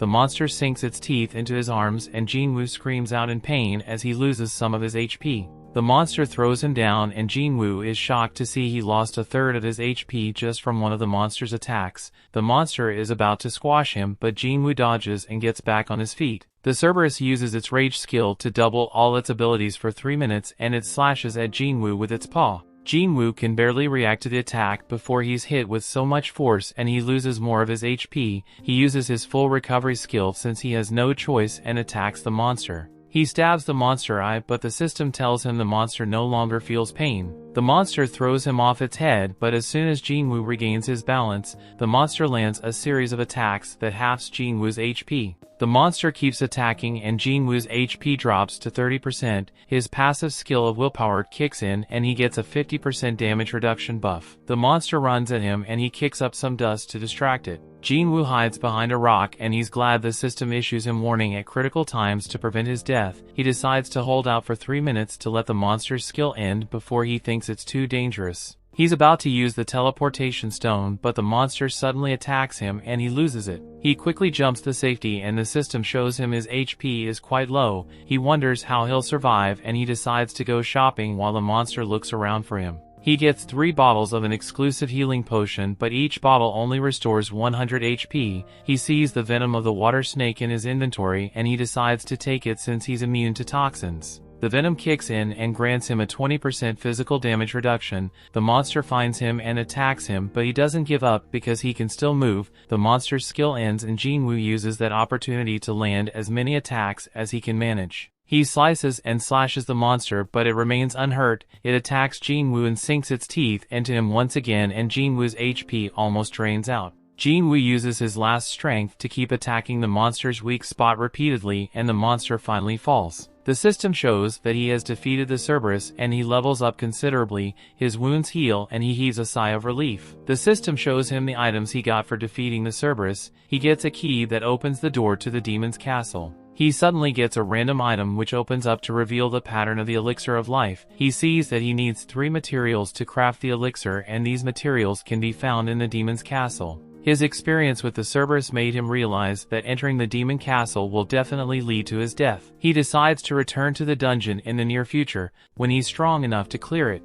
The story continues. We see Jin-Woo pays a visit to his mom in the hospital. He looks at the requirements to craft the elixir of life, which can cure all diseases. He wonders if the elixir would be able to wake his mom from her eternal slumber. Though he doesn't have the 3 items needed to craft the elixir, he knows where to find them, but he knows he's not strong enough to enter the place holding the item. He decides to level up even more and get much stronger. Jin-Woo sets up a meeting with Jin-Ho in a cafe, and he accepts his proposal to join him in 19 C-rank raid missions. Jin-Ho is surprised Jin-Woo agreed, but Jin-Woo tells him he only agreed because of certain circumstances. He gives Jin-Ho a condition before he accepts the proposal. He tells Jin-Ho only 2 of them would go on the raid missions. Jin-Ho wonders how only both of them would conquer the C-rank dungeons. Jin-Ho reminds him that they need at least 8 people to enter a C-rank dungeon, and Jin-Woo tells him to find people to make the numbers up, just like Dong-Suk did. Jin-Ho wonders if the missions won't be too dangerous, but Jin-Woo tells him they can complete the 19 raid missions as long as they both remain safe. He tells Jin-Ho his father is sure to acknowledge him if they go through the raid missions unscathed. Jin-Ho considers this and decides to accept Jin-Woo's condition. He tells Jin-Woo that he'll take care of the extra members and the dungeon gates.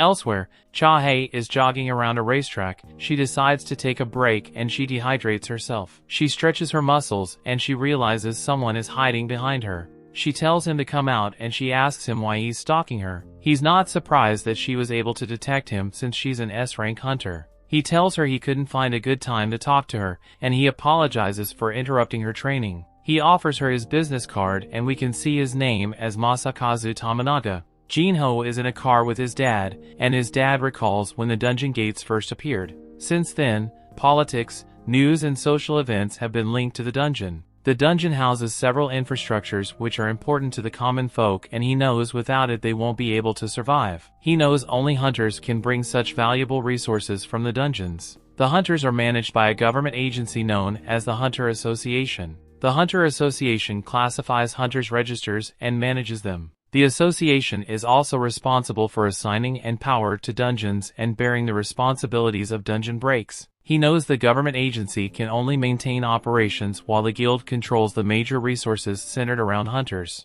The guilds obtain profit acquired from the dungeon. The 5 major guilds in the country comprising those are the Hunters Guild, the White Tiger Guild, the Felm Guild, the Fame Guild and the Knights Guild have monopolized all the resources. He tells Jin-Woo he can't just sit back and watch them do that, because the resources vital to common people will fall into the wrong hands. He thinks it should be people who have supported the nation's development that should be responsible for managing the resources. He tells Jin-Woo that is the reason they must establish a guild. Jin-Woo agrees with his father. He and his brother jointly run a guild that headhunts S-rank hunters, which is quite risky. He's not sure his current self can handle a guild alone. Jin-Woo goes out for a jog to complete his daily task. He sits on the park bench and he opens up the game system. He notices the system doesn't count the extra tasks anymore, and he wonders if he can still get a reward like the previous secret quest. He was hoping to get another item from the cursed random loot box, just like the Demon Castle's key. He realizes he may get the key to an instant dungeon. He opens the random loot box,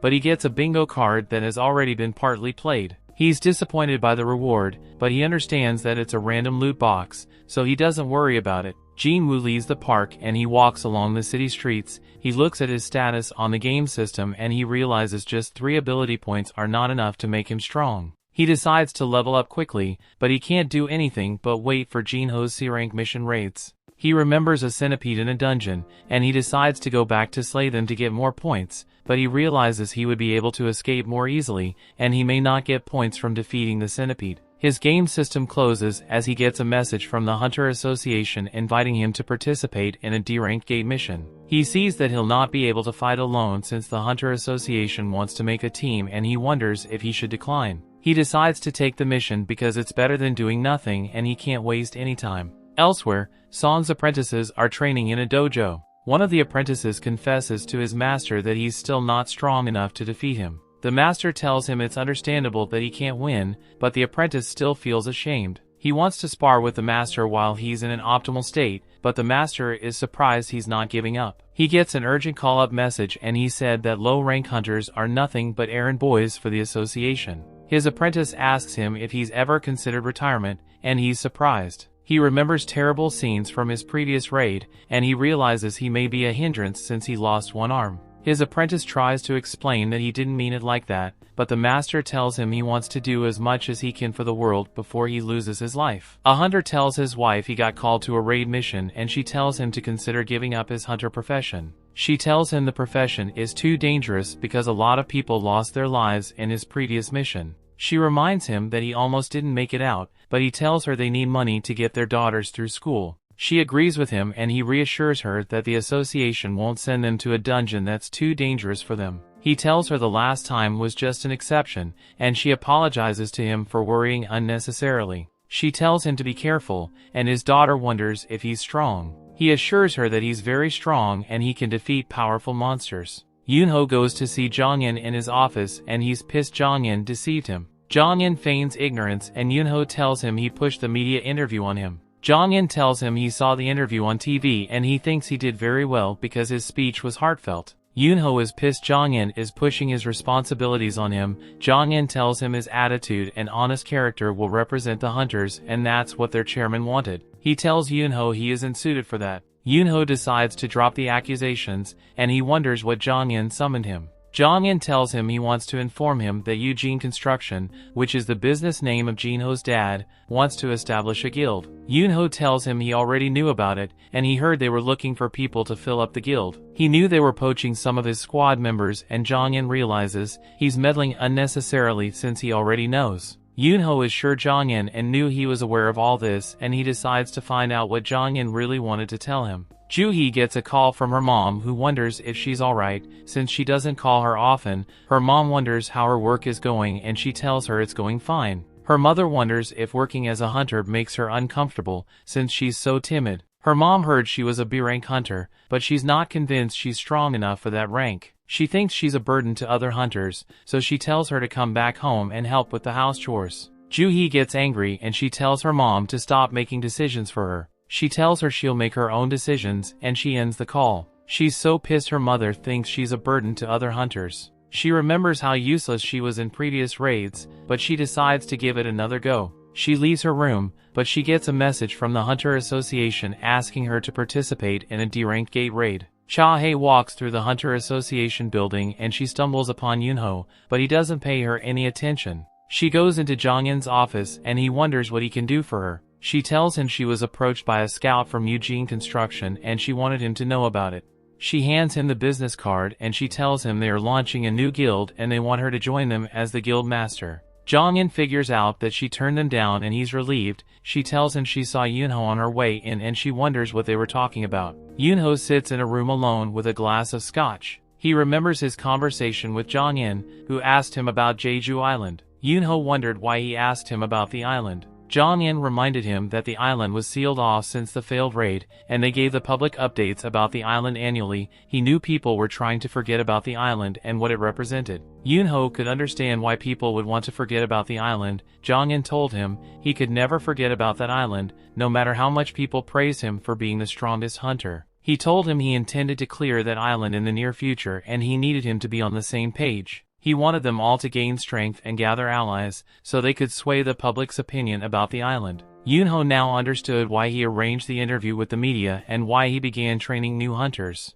Jong-in wondered if Yunho also left something behind on the island, and Yunho remembered his friends he left behind during the raid. In a dark room in an unknown location, a suspicious man makes a deal with another man to take the lives of some people. Jin-Woo tells Jin-Ah he's heading out and she wonders why he has worked during a holiday. She realizes he has been very busy lately and she can't believe he was the same guy who had to take long breaks between each mission so his injuries could heal. She wonders if his training is paying off, and he tells her he can make a steady living now thanks to his training. He heads out and she's surprised he's heading out without his stuff. He tells her he would be alright without them. She tries to stop him, but he walks out. She's surprised because he's going for a raid, not making a quick trip to the convenience store. The dojo master Mr. Song knows his sword will be useless to magic beasts and his martial arts would be useless in a dungeon. He stumbles upon Jin-Woo and he's surprised to run into him. He can see that Jin-Woo has changed a lot since the last time they met. He remembers Jin-Woo lost his leg, but Jin-Woo tells him it was healed when he woke up in the hospital.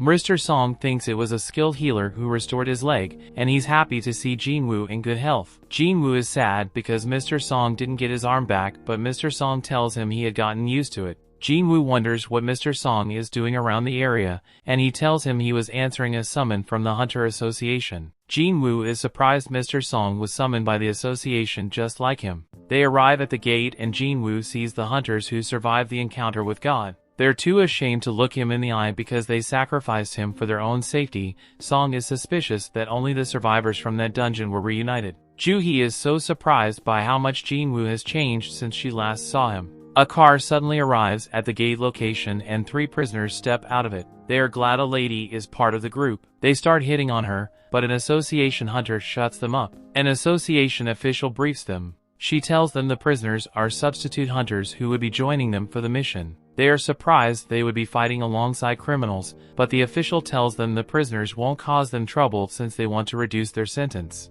She tells them they would be accompanied by a B-rank hunter called Kong Tae-shik, and she assures them he'll be able to handle the prisoners. Jin-Woo suggests that Ju-hee sit the raid out, but she decides to go since he's going. Tae-shik introduces himself to the group and he wonders who would lead the raid. Mr. Song decides to lead, and he thanks Jin-Woo, making sure they came out alive the last time he led them into a raid. Tae-shik is suspicious of Jin-Woo, but it's time for the hunters to enter the dungeon, so they gather at the gate and proceed through it into the dungeon.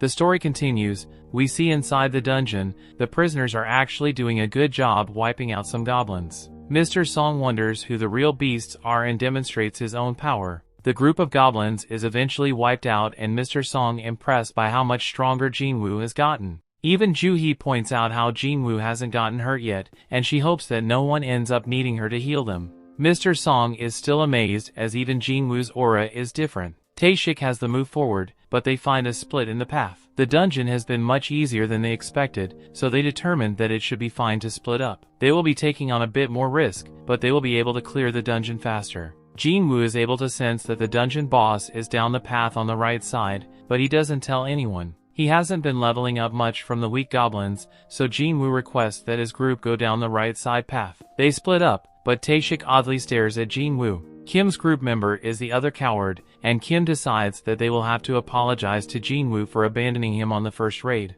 They are sure that he won't accept their apology, but Kim determines that he must try if he wants to continue being a hunter. Down the other path, the prisoners easily wipe out another group of goblins. Taeshik strangely asked if they will be able to do the same against humans, and they point out that it would make no difference. A look into the past shows that Taeshik was told that some guy's daughter was assaulted by 3 men. His daughter took her own life afterwards, but this guy was furious, since the 3 guys would be set free from prison in just a few years. To make things worse, they're hunters, and hunters are allowed to participate in raids to reduce their sentences. This is incredibly unfair since his daughter will never get to come home. The man brought 3 million yuan and offered to give it to Taeshik if he eliminates the 3 prisoners. Taeshik is absolutely crazy, as he now tells the prisoners what he will tell the inspectors when he leaves the dungeon without them. He will say that the prisoners were eliminated by a pack of 100 goblins. Kim continues down his path, but he is shocked to find that it touches to Taeshik's path, and he finds Taeshik massacring the prisoners. Taeshik tells the prisoner that he was told to make them suffer,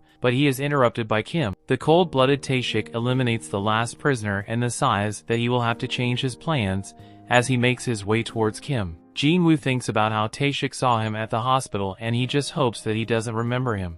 Just then they hear screaming and they rush to find the dead prisoners. Kong has been eliminated as well, and Jin-Woo shocked when he sees Kim in bad shape. Ju-hee heals him, but Mr. Song tells that this was not the work of a magical beast. The weapon used was too sharp and whoever used it avoided finishing him off multiple times. Kim has given up on surviving, but Jin-Woo reminds him that he has a family. Jin-Woo demands that he stay alive, otherwise he won't be able to keep blaming him. Kim uses his last breath to apologize to Jin-Woo and he passes away. Just then, Taeshik tries to eliminate Ju-hee but Jin-Woo stops him. Taeshik is impressed with how fast he is and Mr. Song realizes that Taeshik is responsible for the massacre. Mr. Song is shocked since Taeshik is part of the Hunters Association, but Taeshik just wants to tell them his plan. Instead of blaming the goblins, Taeshik will say that the prisoners eliminated all the other hunters. He will then say that they tried to take him out, but they couldn't do that, which will be why he was the lone survivor. Mr. Song holds Jin-Woo back as he doesn't believe he can take on Taeshik. Mr. Song will fight him instead, but he thinks about how long is the B rank, 1 whole level above him.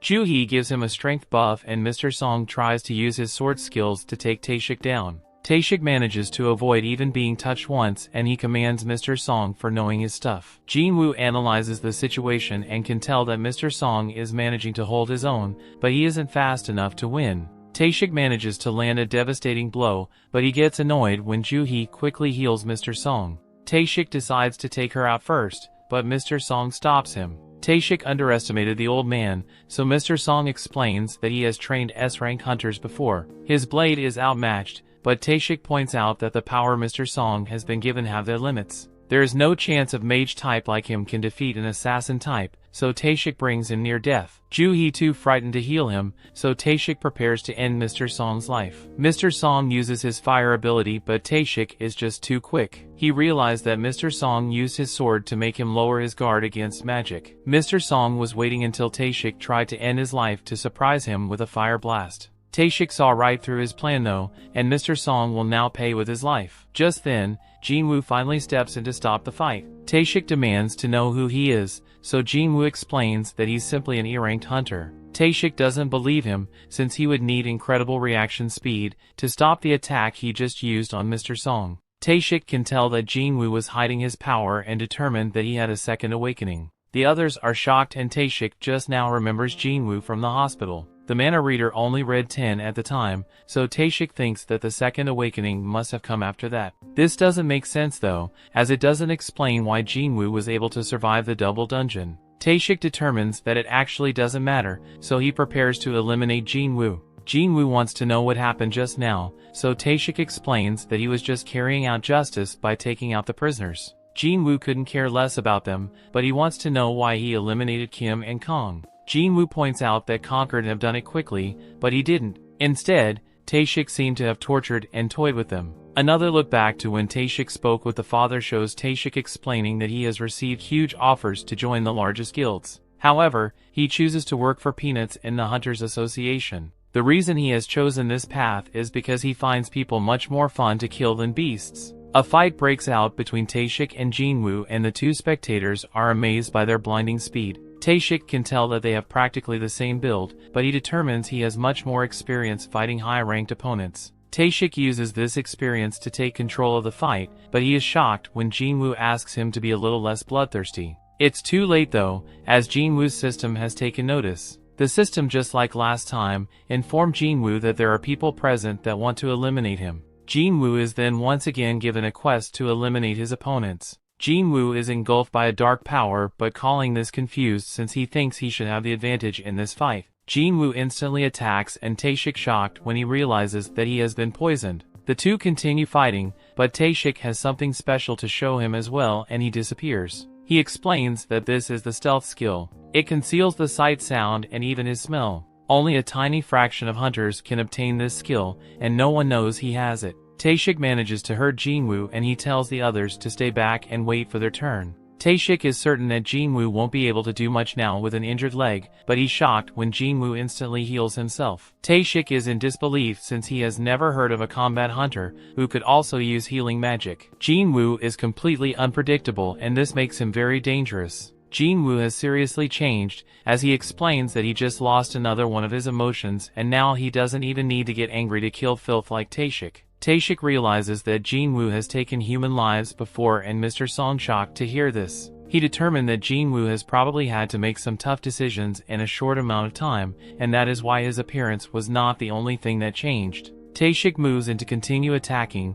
but he is shocked when Jin-Woo was able to track him just by sensing his bloodlust. Taeshik still has a trick up his sleeve, but everything stops when Jin-Woo activates his murderous intense skill. Taeshik is surrounded by darkness, and he is stunned when Jin-Woo's blade pierces his chest. As Taeshik's life fades away, he points out that he and Jin-Woo are the same. They are both killing machines, and the only reason why he is dying is because he was simply weaker than Jin-Woo. Taeshik still wants to know what Jin-Woo is. He has assassin skills, healing and debuffs, and Taeshik has never heard of someone like that. Jin-Woo doesn't tell him anything, but Taeshik points out that Jin-Woo was able to eliminate him, so his E-ranked act is over. Jin-Woo decides to tell him something and just explains that he is someone that gets stronger with every fight. Taeshik can tell that Jin-Woo will keep getting stronger and stronger, but he has a warning for him.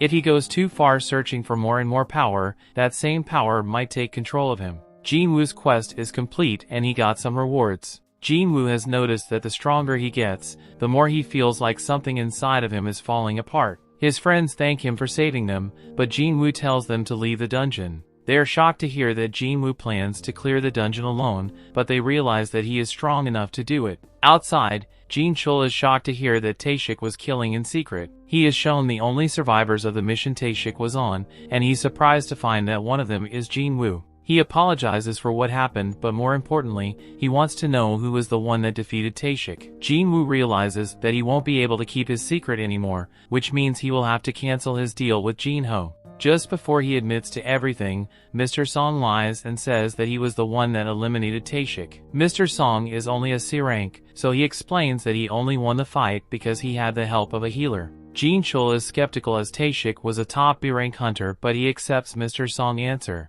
Just then, Jin-Woo reminds himself that he cannot get overconfident. He could until before, but Jin-Chul was an A-rank hunter. He can sense his immense power now, and he can tell that it is current strength. He wouldn't stand a chance against this guy in a fight. Mr. Song determines that Jin-Woo has a good reason for keeping a secret, so he tells Jin-Woo that this is just him paying him back for what happened in the double dungeon. That night, everything has been settled, and Ju-hee wonders if Jin-Woo remembers the stone he gave her.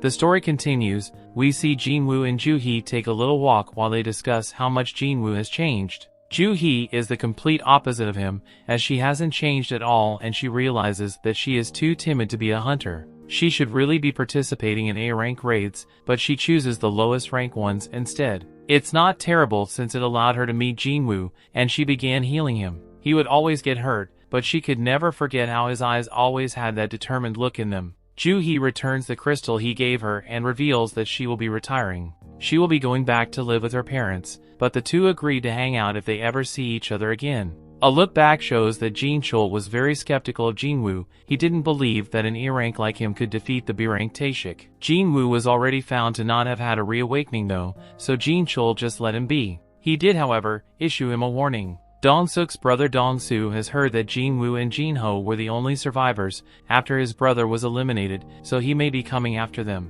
This is extremely shocking since Dong-soo is an S-rank hunter. Dong-soo likely doesn't care about all the facts, and he is the type to be upset just because Jin-Woo survived and his brother didn't. Unfortunately for Jin-Woo, the law is powerless against S-rank hunters, and they have the potential to bring forth either a miracle or a calamity. One of these monsters is after Jin-Woo, so Jin-chul recommends that he get his family and leave the country. Jin-Woo just determines that this is another reason to have to become stronger, since if he doesn't then he won't survive. Jin-Woo arrives to meet with Jin-ho, but he's very confused by what he sees. Jin-ho explains that this is their strike team. He prioritized finding people who are qualified hunters but have reasons why they can't work and are struggling to make a living. Jin-Woo points out that he hired a high schooler, but she points out that she is a qualified hunter, just like them. She gets discouraged though when Jin-Woo figures out that she's an E rank with no raiding experience. It doesn't actually matter though, as Jin-Woo informs them all that they will be waiting outside while he and Jin-ho take care of everything. They will all be getting paid 3 million yuan each,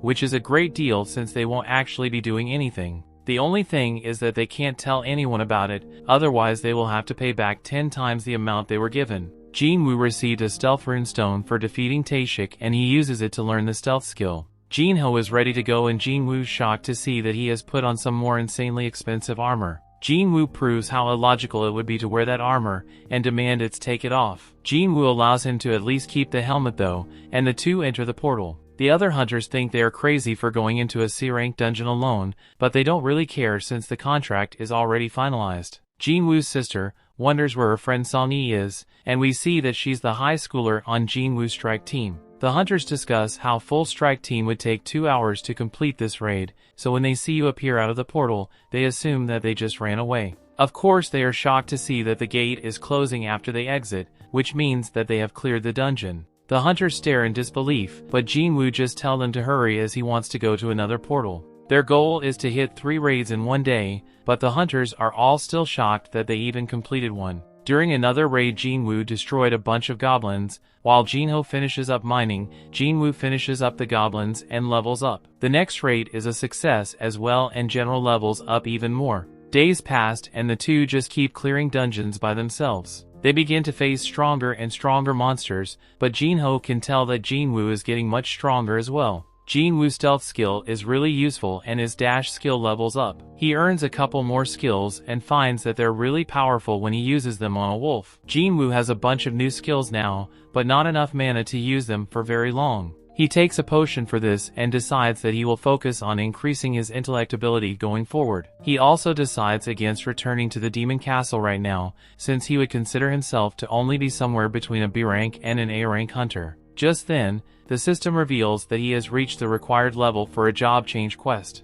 Elsewhere, the manager of another guild named Sangmin is told that there's a strike team spending double the market rate for the rights to buy some C-rank gates. Their leader is the rich kid Jin-ho, but their team seems to have just been thrown together. On recognizes the name Jin-Woo from the double dungeon incident, and he gets a feeling that there's something interesting going on. Elsewhere, Jin-Woo and Jin-ho emerge from another portal victorious. Jin-Woo wonders if Song-yi has some kind of eye problem, but she says it's nothing. Back with Sangmin, his assistant is shocked to hear that he thinks that Jin-Woo has reawakened. Jin-Woo managed to survive 3 major disasters. There was a large body count every time, but he was always among the survivors. Reawakening is the only way this could be possible, so Sangmin heads off to scout the promising rookie. Sangmin arrives at the portal Jin-Woo's in, but he is shocked to see that it looks like some kind of picnic. Song-yi explains that the area is off limits, and must point out to them that she is a hunter. She admits to being part of the strike team, and Sangmin is shocked to realize that Jin-Woo left the entire group behind to enter the dungeon himself. Sangmin thinks Jin-Woo might be his biggest find yet,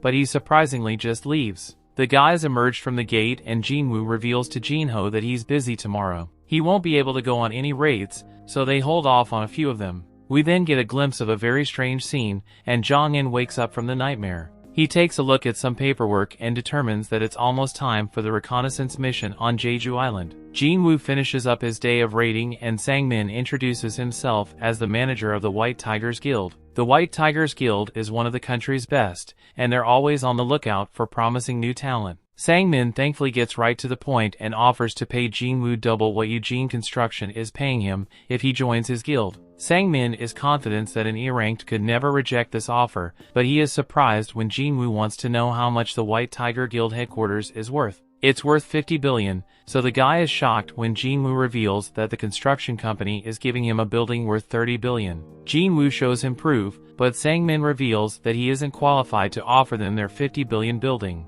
Jin-Woo leaves as he has lost interest, but he does want to know how Sang-min heard about him. Jin-Woo strikes fear into this guy but making sure that he wasn't snooping around and he disappears. Sang-min realizes that Jin-Woo used stealth to cut him, and he is shocked when he thinks about how Jin-Woo is a reawakened with the stealth ability. Jin-Woo tells him not to turn around, so Sang-min explains that he was just investigating who was buying up so many gates. Jin-Woo demands to know who else knows about him, but Sang-min explains that it's just him and one of his subordinates. Jin-Woo warns that if people start hearing about him, they will be the first people he suspects. Sang-min agrees to keep everything a secret, so Jin-Woo reveals himself again. Jin-Woo has to keep buying the gates for a while, but this causes problems for the guild, since they need to train recruits. Jin-Woo agrees to let them buy 3 gates from him, but Sang-min is shocked when Jin-Woo tells him that they will have to pay 300 million yuan for each. The guy begs him to lower it to 200 million and Jin-Woo surprisingly agrees. The two make the deal for 3 gates, but their interaction is not over yet, as Jin-Woo wants to give him something.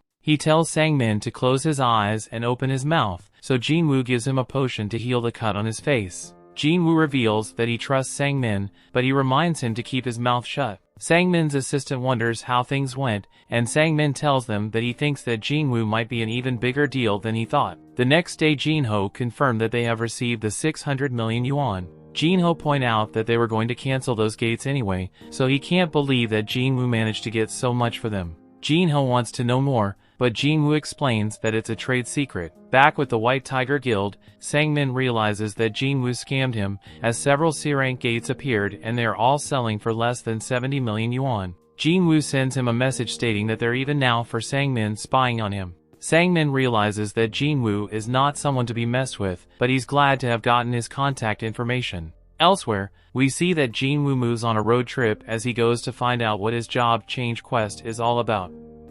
The story continues. We see Jin-Woo arrives in some forest far away from civilization, because he has no clue what to expect from the job change quest. He has encountered 2 dungeons that were accessible with keys, and the only quest he has been forced to take immediately were the penalty and the emergency ones. This job quest one is optional though, and he has even been given time to decide. Jin-Woo assumes that it's an important event that will make him stronger by earning skills best suited to his job, so he decides to accept and the gate opens. Jin-Woo just now remembers that he didn't do his daily quest and decides to do it later. He declares that the real game starts now and he enters the gate. Elsewhere, Jin-Ho has a meal with his father and they are met by his brother. In the dungeon, Jin-Woo finds that he won't be able to use potions or his full recovery. He won't be able to leave until the quest is complete either, so he will have to be very careful. Just then Jin-Woo hears something approaching and he prepares himself. It turns out to be an armor-type beast and Jin-Woo quickly attacks it. He is shocked to find that his attack did nothing and he is caught off guard by the monster's power.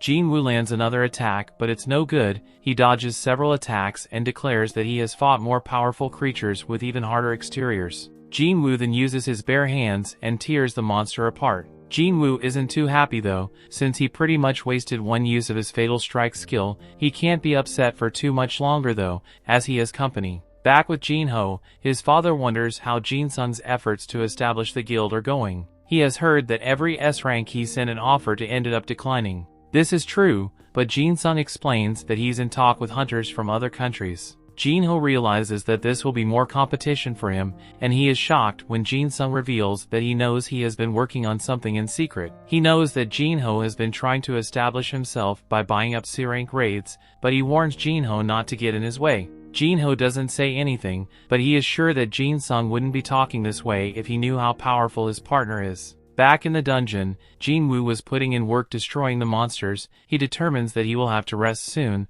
but he senses something and eliminates another monster. He can't believe that it was using stealth, and on top of that, a mage that can use light magic has appeared. This is all pretty strange as Jin-Woo feels like the armor on the first monster combined with the skills of these monsters makes him feel like he's revisiting his old battles. The quest is much tougher than he expected, but he once again analyzes the situation mid-battle. He goes over what it will take to defeat each one of his enemies. The armored one won't take damage without enough strength, and the stealthy one can be detected without enough perception. The mage needs to be countered with intellect, but Jin-Woo hasn't increased that stamp very much. His fatigue is building up quickly, so he will have to end the fight soon. Elsewhere, we see that Jong-in meets with the other hunters as they are ready to head to Jeju Island. Back in the dungeon, Jin-Woo managed to defeat the monsters. He finds that he has received the chest plate and realizes that he hasn't done much with gear yet. Jin-Woo puts some on and is glad to see that it can go invisible and it doesn't restrict his movement.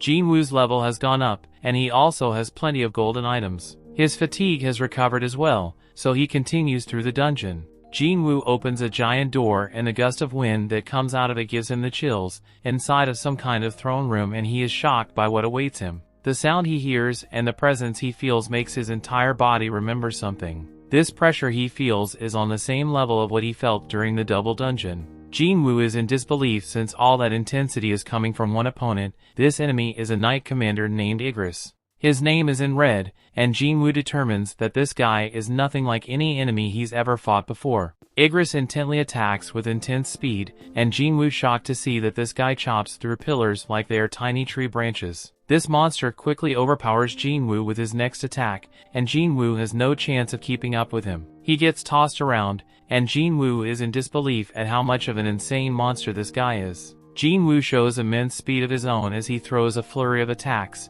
but his blade does nothing against the knight's armor. Jin-Woo just barely manages to block an attack and he gets tossed back. He determines that they are equal when it comes to speed, but Igris is much more powerful than him. This guy is extremely dangerous and Jin-Woo wonders if he has any chance of beating him. Jin-Woo doubts that he can win without a weapon, but he can only think of one way to deal any damage through the armor Igris wears. Jin-Woo puts away his dagger and Igris surprisingly throws aside his weapons as well. Elsewhere, Jong-in calls the chairman Go and thanks him for approving the operation. The chairman tells him to be careful, but Jong-in is already fully aware of the danger. He knows that this expedition is simply to assess threat levels. They will just prod the enemy and see how they respond. Jong-in is as diligent as ever, and he explains that it's because the last 3 done Jeju Island never really ended for him. Back in the dungeon, Igris wasted no time in crushing Jin-Woo. He tosses Jin-Woo again like he's just a toy and he lands a barrage of punches on him. Jin-Woo gets sent through a wall and he's shocked by his opponent. He was blocking all the punches, but he still feels like he lost 500 HP. Jin-Woo is glad that he put armor on, since he would surely not be alive right now if he hadn't. Jin-Woo concedes that he cannot power this guy, so he boosts his speed instead. Jin-Woo flies around him and manages to finally push him back. He tries several more attacks afterwards, but it soon becomes very clear that he won't be able to catch him again. The guy tells him around even more and Jin-Woo notices that the skill he used also increased his defense. He's still getting destroyed by this guy as he gets him back into the room, but Jin-Woo continues to fight back. His efforts paid off as Jin-Woo uses a spectacular move to land a kick right on Igris' head. Jin-Woo realizes that this might actually be bad for him, and the knight attacks with even more ferocity. Jin-Woo just continues to take an absolute beating as Igris tosses him onto the throne and stares down at him. Back home, Jin-Ah leaves some dinner for Jin-Woo and goes to study. We then also get a look at Jin-Woo's mother at the hospital. Back with Jin-Woo, he's in really bad shape as Igris takes his sword and prepares to end Jin-Woo's life. He ruthlessly goes in for the finishing blow, but Jin-Woo shockingly stops him with one hand. Jin-Woo declares that he hasn't lost yet and pushes Igris back. He summons his blade and manages to stab the knight through the opening in his helmet. Jin-Woo then uses all the power he has to push Igris' back and pushes them up against the wall. Igris tries to use Jin-Woo's blade, but Jin-Woo points out that his dagger doesn't change owners, it just goes back to his inventory where he can summon it again. Jin-Woo sends his blade through the Igris' skull, but the attack is too shallow. He determines that he has to go deeper, so he uses all the power he has left to push a blade further into the Igris. Jin-Woo uses every fatal strike he has and lands the most powerful strike he has ever dealt. Igris has gone completely limp. Jin-Woo removes his blade and a notification reveals that he has won the fight. Jin-Woo realizes that there was a huge gap between them in every category, and determines that him winning was really a fluke. If he made even just one mistake, he would have died. Jin-Woo then receives 4 rewards. One is 1.5 million gold and another is the S-rank helmet that Igris wore. The key to the demon's castle was S-rank, but Jin-Woo has never had gear that was this high quality before. Amazingly, the helmet boosts his stats and reduces damage taken by 15%. Jin-Woo also receives a rune stone for this skill called the Ruler's Hand. The final reward is an instant teleportation stone. It can't go into his inventory, so he wonders why he would be given one right now. It wouldn't make sense to be given one after clearing the dungeon, so Jin-Woo wonders if the job change quest isn't actually over yet. Just then Jin-Woo was shocked to see several portals open. A notification pops up and reveals that the job change quest actually begins now. Jin-Woo was instructed to survive as long as possible, so he can earn advancement points. These points are required so that he can be assigned to a higher class, but Jin-Woo has no clue what that means. A timer pops up and Jin-Woo realizes that he will be facing infinite waves of enemies. He's glad to see that his opponents aren't as strong as Igris, since he is sure he would have been overwhelmed in mere seconds. Jin-Woo is sure that he can handle these guys, but can't help but point out that there are a whole bunch of them. Jin-Woo's fearless though, and charges right at them. We then watch as the other hunters fly off to Jeju Island. After some time we return to see that Jin-Woo is still fighting, as the gate just keep tossing out more enemies. The real goal of this quest is to last as long as possible, so Jin-Woo uses his stealth skill. He decides to manage his mana so he can buy himself as much time as possible. Jin-Woo's plan is completely ruined though when a mage breaks his stealth. Jin-Woo goes right back to fighting, but things are even worse than before since he won't be able to use stealth or murderous intent anymore. Jin-Woo takes his sword right to the back and he is shocked when he realizes that it's only been 5 minutes. Things are getting far too dangerous, and Jin-Woo determines that he won't be able to continue. He hates to do it, but he decides to teleport out of the dungeon. Before he can know, a monster knocks a stone out of his hand. Jin-Woo is in real trouble now as the huge group of enemies descend on him. The story continues. We see Jin-Woo continues to get thrashed about by the monsters and there is no way out now that he has lost the teleportation stone. The only way he will be able to survive is if he defeats them all, so Jin-Woo gets back to fighting. It's a pretty dire situation though, as the stamina is at its limit and he can't use stealth or murderous intent. Of course, our protagonist never gives up and he's determined to survive. Jin-Woo continues to fight for his life, and he thinks about how he has lived his entire life at the bottom. He could never give up on striving for more, and this moment is no different. Jin-Woo's knuckles are all messed up and his heart begins to race. Just then, the monsters start talking. The voices talk about how Jin-Woo's nickname is the weakest hunter of all mankind, as he gets it several times. The voices mock him for once having to go to the hospital after going through an E-rank gate. Just then the imaginary Mr. Song and Joo-hee appear, and they tell Jin-Woo to stop forcing himself to fight. Jin-Woo's younger self appears after that, and he tells Jin-Woo that he has come a long way already, so that should be good enough. His old self can't even recognize the new Jin-Woo as he is much taller and in much better shape. However, he explains that the changes were only on the surface. Deep down Jin-Woo was still weak and he is about to die again. The old Jin-Woo declares that Jin-Woo will always just be an E-rank hunter, a dreamer who never learned his place in the world. Jin-Woo manages to avoid some attacks, but he can't manage for long, as he gets crushed. Young Jin-Woo tells him that this is what he deserves, since he was so quick to think that he was ready for this kind of fight. These words begin to convince Jin-Woo as he wonders if he really hasn't changed. Just then, a notification reveals that the time is up on his daily quest, and he will have to be penalized for not completing it. Luckily, this means that he will be taken to the penalty area. Jin-Woo now realizes that luck really is a factor in skill, and young Jin-Woo determines that whoever is behind all this doesn't want him to die just yet. He says goodbye and Jin-Woo was taken to the penalty zone. When he arrives, he is grateful that this penalty saved his life. Jin-Woo wonders though if it really was luck or if it was the system keeping him alive. Jin-Woo decides not to overthink it,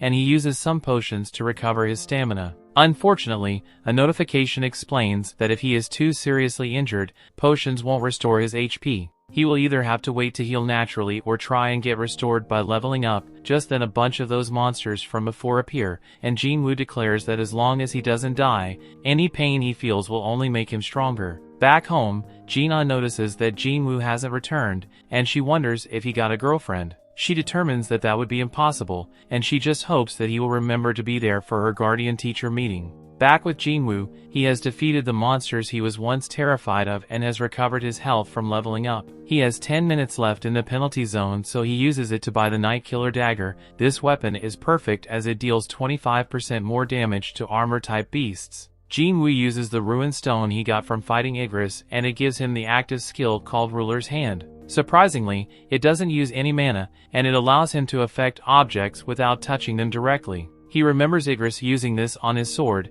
but Jin-Woo tests it and finds that he can't move large objects yet. Time is almost up, so Jin-Woo declares that he will have to rely on a little bit of luck to carry him to the end. Jin-Woo gets teleported back to the dungeon and he gets ready to fight again. Back with the other hunters, they're getting closer to Jeju Island. Jong-in is told that multiple sources of mana have been detected in the water, and Jong-in is shocked by what he sees. In the dungeon, Jin-Woo was very pleased by how his Night Killer dagger's performing. He can't shake a strange feeling he is getting though. He keeps killing the beast, but it doesn't actually feel like he is. That isn't all, as Jin-Woo was concerned about the mages who have been casting spells without actually attacking. Just then Jin-Woo realizes that they are responsible for opening the gates and summoning the knights. He decides to target the mages and finds that defeating one of them makes some of the knights fall apart. Knowing this, he targets the rest of them and takes control of the fight. The mages just do their best to hide behind the knights, but Jin-Woo manages to take out another one, leaving 3 mages left standing.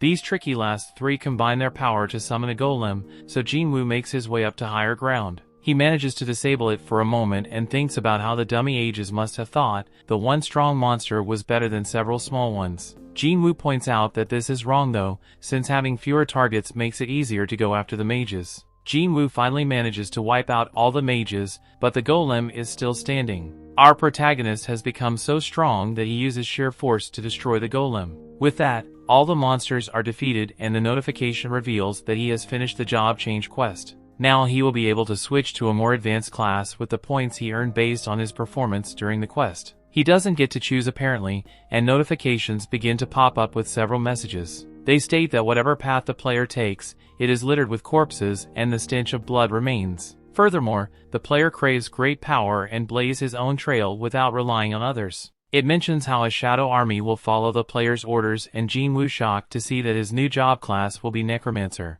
This doesn't make sense to him at all since he hasn't put anything into his intellect stat. Necromancers are usually a magic type class that summon undead monsters as servants. Jin-Woo though has an assassin's build. His main stat is strength, and all his skills fit that style of fighting. If he gets a class like Necromancer, then all the effort he put into his current build will be wasted. Just then Jin-Woo was relieved to see that he can reject it. He declines, but this is some points out that Necromancer is a hidden class and it asks him again if he really wants to decline it. Jin-Woo gives it a second thought and wonders if it being a hidden class means it has some kind of special power. Jin-Woo wishes he had an example to compare it to, and he realizes that it's pretty similar to the summoning magic the mages were using. Encountering them seems like too much of a coincidence, so Jin-Woo wonders if this job change quest was pre-arranged by the system. The idea of summoning beasts like the mages piques his interest. The mages weren't very strong on their own, but Jin-Woo knows that he is. There is no rule that says necromancers can't fight on the front lines,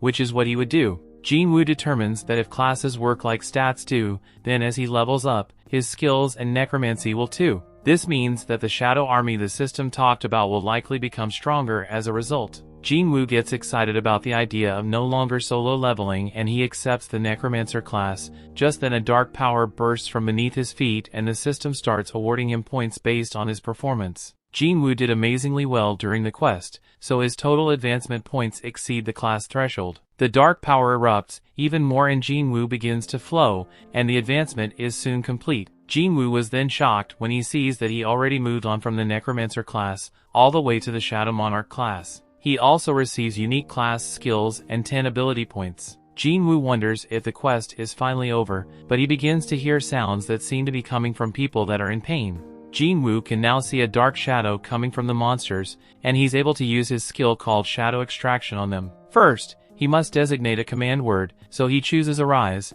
As soon as he says it, Jin-Woo ecstatic to see the first members of his shadow army. Aside from shadow extraction, Jin-Woo also has a skill called shadow storage. Shadow extraction lets him drain some of his mana to create shadow soldiers. Shadow storage allows him to hold onto those shadow soldiers and summon them whenever he wants. The only thing Jin-Woo needs to be mindful of is that the extraction can fail depending on the strength of the target and the time since death. There is more to this ability, as Jin-Woo sees that he summoned both the knights and the mages, and they come in different ranks too. Jin-Woo gets excited when he wonders if he can even extract S-rank shadows, and if its strength reflects how strong they were in real life. Jin-Woo rushes to Igris and finds that extraction is possible. There is a limit to the number of extractions and how many he can store, so Jin-Woo releases 11 soldiers. Jin-Woo turns back to the Knight Commander, Igris the Blood Red, and says the word Arise. Igris' shadow begins to emerge, but a large burst of power pushes Jin-Woo back and the extraction fails. Jin-Woo only has 2 more tries left, but his second attempt fails as well. Back at the Hunters Association, President Go reminds Jin-Chul that hunters can never grow their power unless they undergo a reawakening. That is why they train their combat techniques and gather allies. Back with Jin-Woo, he speaks Igris and reminds him that he is a warrior, cutting down foes with his sword as his life purpose, and Jin-Woo is sure that he doesn't want to just sit there and rust away. Jin-Woo declares that if Igris needs someone to dedicate his sword to, then he should serve him. Jin-Woo uses his last attempt and once again tells Igris to arise. A huge amount of power bursts from Igris' corpse, but this time it's different. Igris' shadow emerges and Jin-Woo was allowed to give his level 7 knight a name. Jin-Woo honors the knight and gives him his old name Igris. At the same time, President Go explains that reawakening happen every day and he hopes that this will bring forth the hunter that defies all expectations. In this moment, Igris and the rest of Jin-Woo's shadow army kneel before him. Jin-Woo is amazed by the sight and declares that they are all with him now. Back with the other hunters, they have finally arrived on Jeju Island. Jonghyun is examining what are the red ants from the terrible raid and he is shocked to see something that has never happened before. He declares that the monsters are evolving and we see that the ant has grown wings. Season 2 started with Jin-Woo, who is awoken by his sister, who reminds him that he has to meet with her teacher. Gina can't even recognize her brother, and we see that Jin-Woo has grown since we last saw him. Jin-Woo just wants to look respectable in front of the teacher, but his new look has all the schoolgirls admiring him. Gina reminds Jin-Woo that he doesn't have a girlfriend, and offers to introduce him to some of her desperate friends. Jin-Woo isn't interested in those hideous gargoyles, and he finally meets with the teacher. The teacher compliments Gina endlessly for being such a good role model to the other students, and even reveals that Gina's exam scores will get her into any medical school she wants. The teacher only has one concern. She wants to know if Jin-Woo will allow Gina to become a hunter if she goes through an awakening. Jin-Woo instantly says no, so the teacher has a secret request. Outside, Sung-Yi is shocked to find Jin-Woo waiting for her. He reveals that he's Gina's sister, but Sung-Yi already knows what he wants to say. She declares that she won't be going back to school no matter how much her teacher wants her to, and she definitely won't be quitting hunting. Jin-Woo points out that she's only an E-rank hunter, and there's no way she can make a living hunting. Sung-Yi is quick to point out that Jin-Woo is also just an E-rank, but Jin-Woo has had enough. He reveals that he actually isn't here to convince her to quit hunting, and he tells her to come with him. Elsewhere, Inspector Woo welcomes home the hunter Dong-Soo. Dong-Soo would rather be anywhere else than Japan, but he has important business to take care of. Woo wonders if he's here to meet with a certain 2 hunters, but Dong-Soo is insulted by the question. He doesn't plan to just meet with them, he wants revenge. Dong-Soo declares that he plans to do terrible things to Jin-Woo and his friend, and he will do it inside of a dungeon where no one will know. Dong-Soo tells Woo that him and his surveillance team can just pretend that they don't know about his plan. That is, unless weaklings like them want to try and stop him. Woo explains that his only job is to monitor hunters who may pose a risk to public safety, and the 2 men part ways. Back at the Hunters Association, we see that Choi has returned from Jeju Island, and they discovered something alarming. The red ants have developed wings and can now travel with them. They can only go a short distance right now, but if they evolve further, then they might even be able to leave the island. Their infestation could lead to a nationwide disaster, so Chairman Go decides that he will have to look into the matter. Back with Jin-Woo, we see that he has brought Sung-Yi to a dungeon raid that was set up by On. It's actually a training exercise for some young hunters, and On has agreed to let Jin-Woo and Sung-Yi participate. Their conversation is interrupted by the tank of the strike team, who is tired of waiting. His name is Kim Chu and he's an A-rank tank. He is serving as the leader of the strike team for the training mission, but he's upset about having to babysit the E-ranks Jin-Woo and Song-yi. Aside from the A-rank Kim Chu, there will be 5 B ranks on the strike team and 2 C ranks. We then learn that Jin-Woo wanted to show Song-yi how brutal raids can be during the mission. He was hoping it would make her reconsider being a hunter, but he realizes that his plan might not go so well after seeing how many powerful hunters are on the strike team. If they succeed too easily, then it will completely defeat the purpose. Lee knows how strong Jin-Woo really is, so he asks him to limit his participation so the rookies can get a good training session. Everyone heads into the dungeon, but Jin-Woo instantly senses that something is wrong. To everyone's surprise, the dungeon portal changes color and Jin-Woo realizes what this means. He quickly grabs onto Sung-yi and tries to get out of the dungeon. It's a struggle, so Jin-Woo urgently instructs On to contact the primary strike team immediately. Jin-Woo is pulled back into the portal, and we see that Beck is horrified to hear about what's happening. He is told that a C-rank gate has turned red. This should be impossible, so Beck decides that he must go there immediately. In the dungeon, everyone is shocked to see that the gate has disappeared and they're in a strange place. Kim Chu explains that it's all because of the red gate. Jin-Woo reveals that unlike a typical gate, once you step through a red gate, it takes you to a dungeon completely isolated from the outside. No one can leave it until the boss is defeated or a dungeon break occurs. No one can even send help from the outside. That isn't all, as the magic beasts inside red gates are much stronger than normal. Just then an attack comes flying at Sung-yi's head,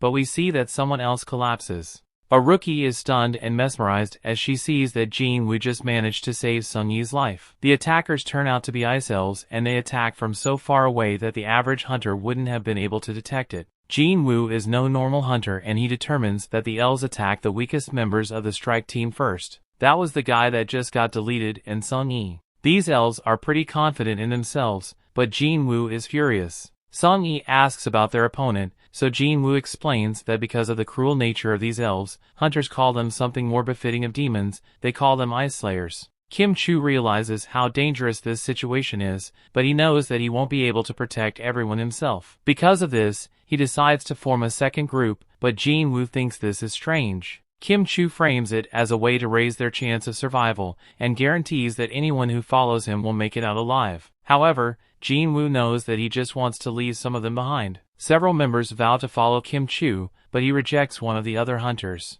Kim Chu refuses to accept the C-ranks into his group, and the same goes for Jin-Woo and Sung-yi. He explains that every day they spend in the dungeon, an hour passes on the outside. They might be inside the red gate for several months, so he doesn't want to waste any time looking after dead weight. Oddly, the other girl in the group has to join the lower-ranked hunters. Kim Chu allows her to go with them, but calls her a fool and wonders if she just pities them. However, in reality, this girl realizes that not even Kim Chu was able to notice the arrow attack. Jin-Woo was the only one who sensed it coming, so she quietly wonders if he's not really an E-rank. Jin-Woo just ignores her, but she determines that he must be an A-rank, or even higher. After the two groups part ways, Kim Chu finds the markings left by an ice bear. It's a terrifying sign, and the others realize that they just basically left the E-ranks to die. Those guys are in a terrible situation, but Kim Chu is confused by something else. That one girl is a B rank, and they also have 2 C ranks with them, so Kim Chu can't figure out why he assumed that the E rank Jin-Woo was their leader.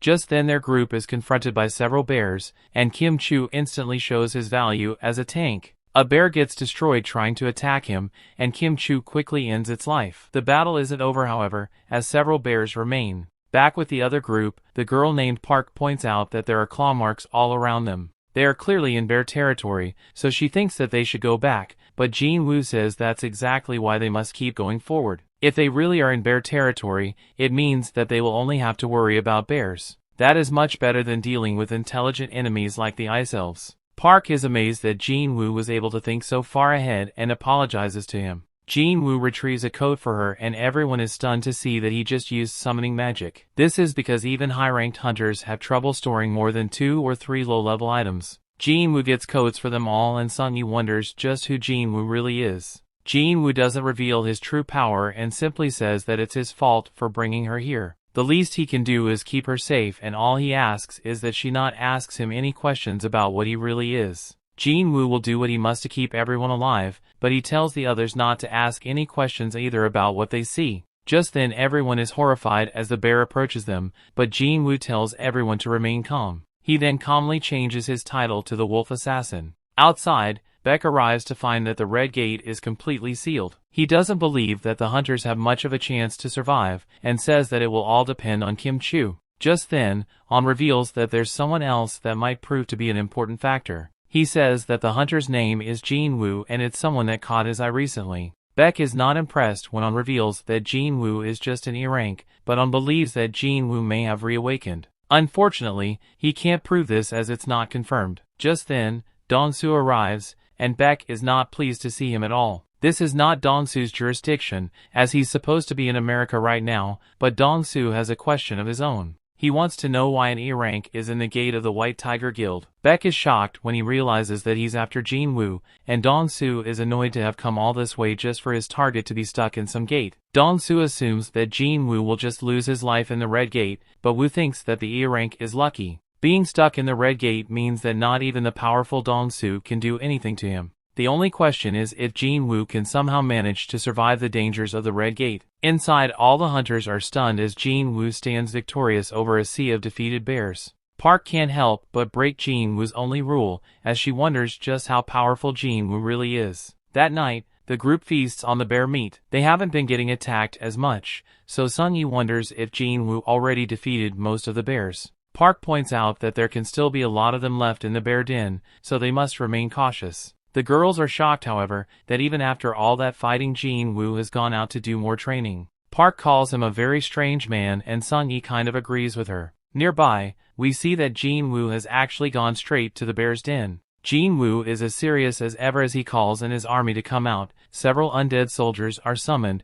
and Jin-Woo explains that this will be their first job. He sends them after the bears, and an all-out battle breaks out. The bears prove to be worthy adversaries, but Jin-Woo's army has plenty of firepower. Even when the bears manage to take down some soldiers, they just regenerate as they are undead. Artillery with high firepower, infantry that can regenerate quickly, they are completely outperforming Jin-Woo's expectations. However, they do drain a ton of his energy. Just then, the leader of the pack reveals itself. It shows just how powerful it is as it easily takes on several soldiers and Jin-Woo's mana is completely depleted. His shadow soldiers were wiped out instantly, and Jin-Woo doesn't have the mana to resummon them. Because of this, Jin-Woo sends out the shadow version of Igris, the red armored knight. The bear quickly attacks, but it's no match for Igris's fighting prowess. Igris absolutely wrecks the powerful beast and brings it to its knees. He ends the fight by cutting the monster's head off, and Jin-Woo acknowledges how powerful his companion is. He is sure that if Igris was fighting with his sword the entire time during their battle, then Igris would have ended his life. He realizes that it's only at his current level that he's on equal footing with Igris. Jin-Woo quickly corrects himself, however,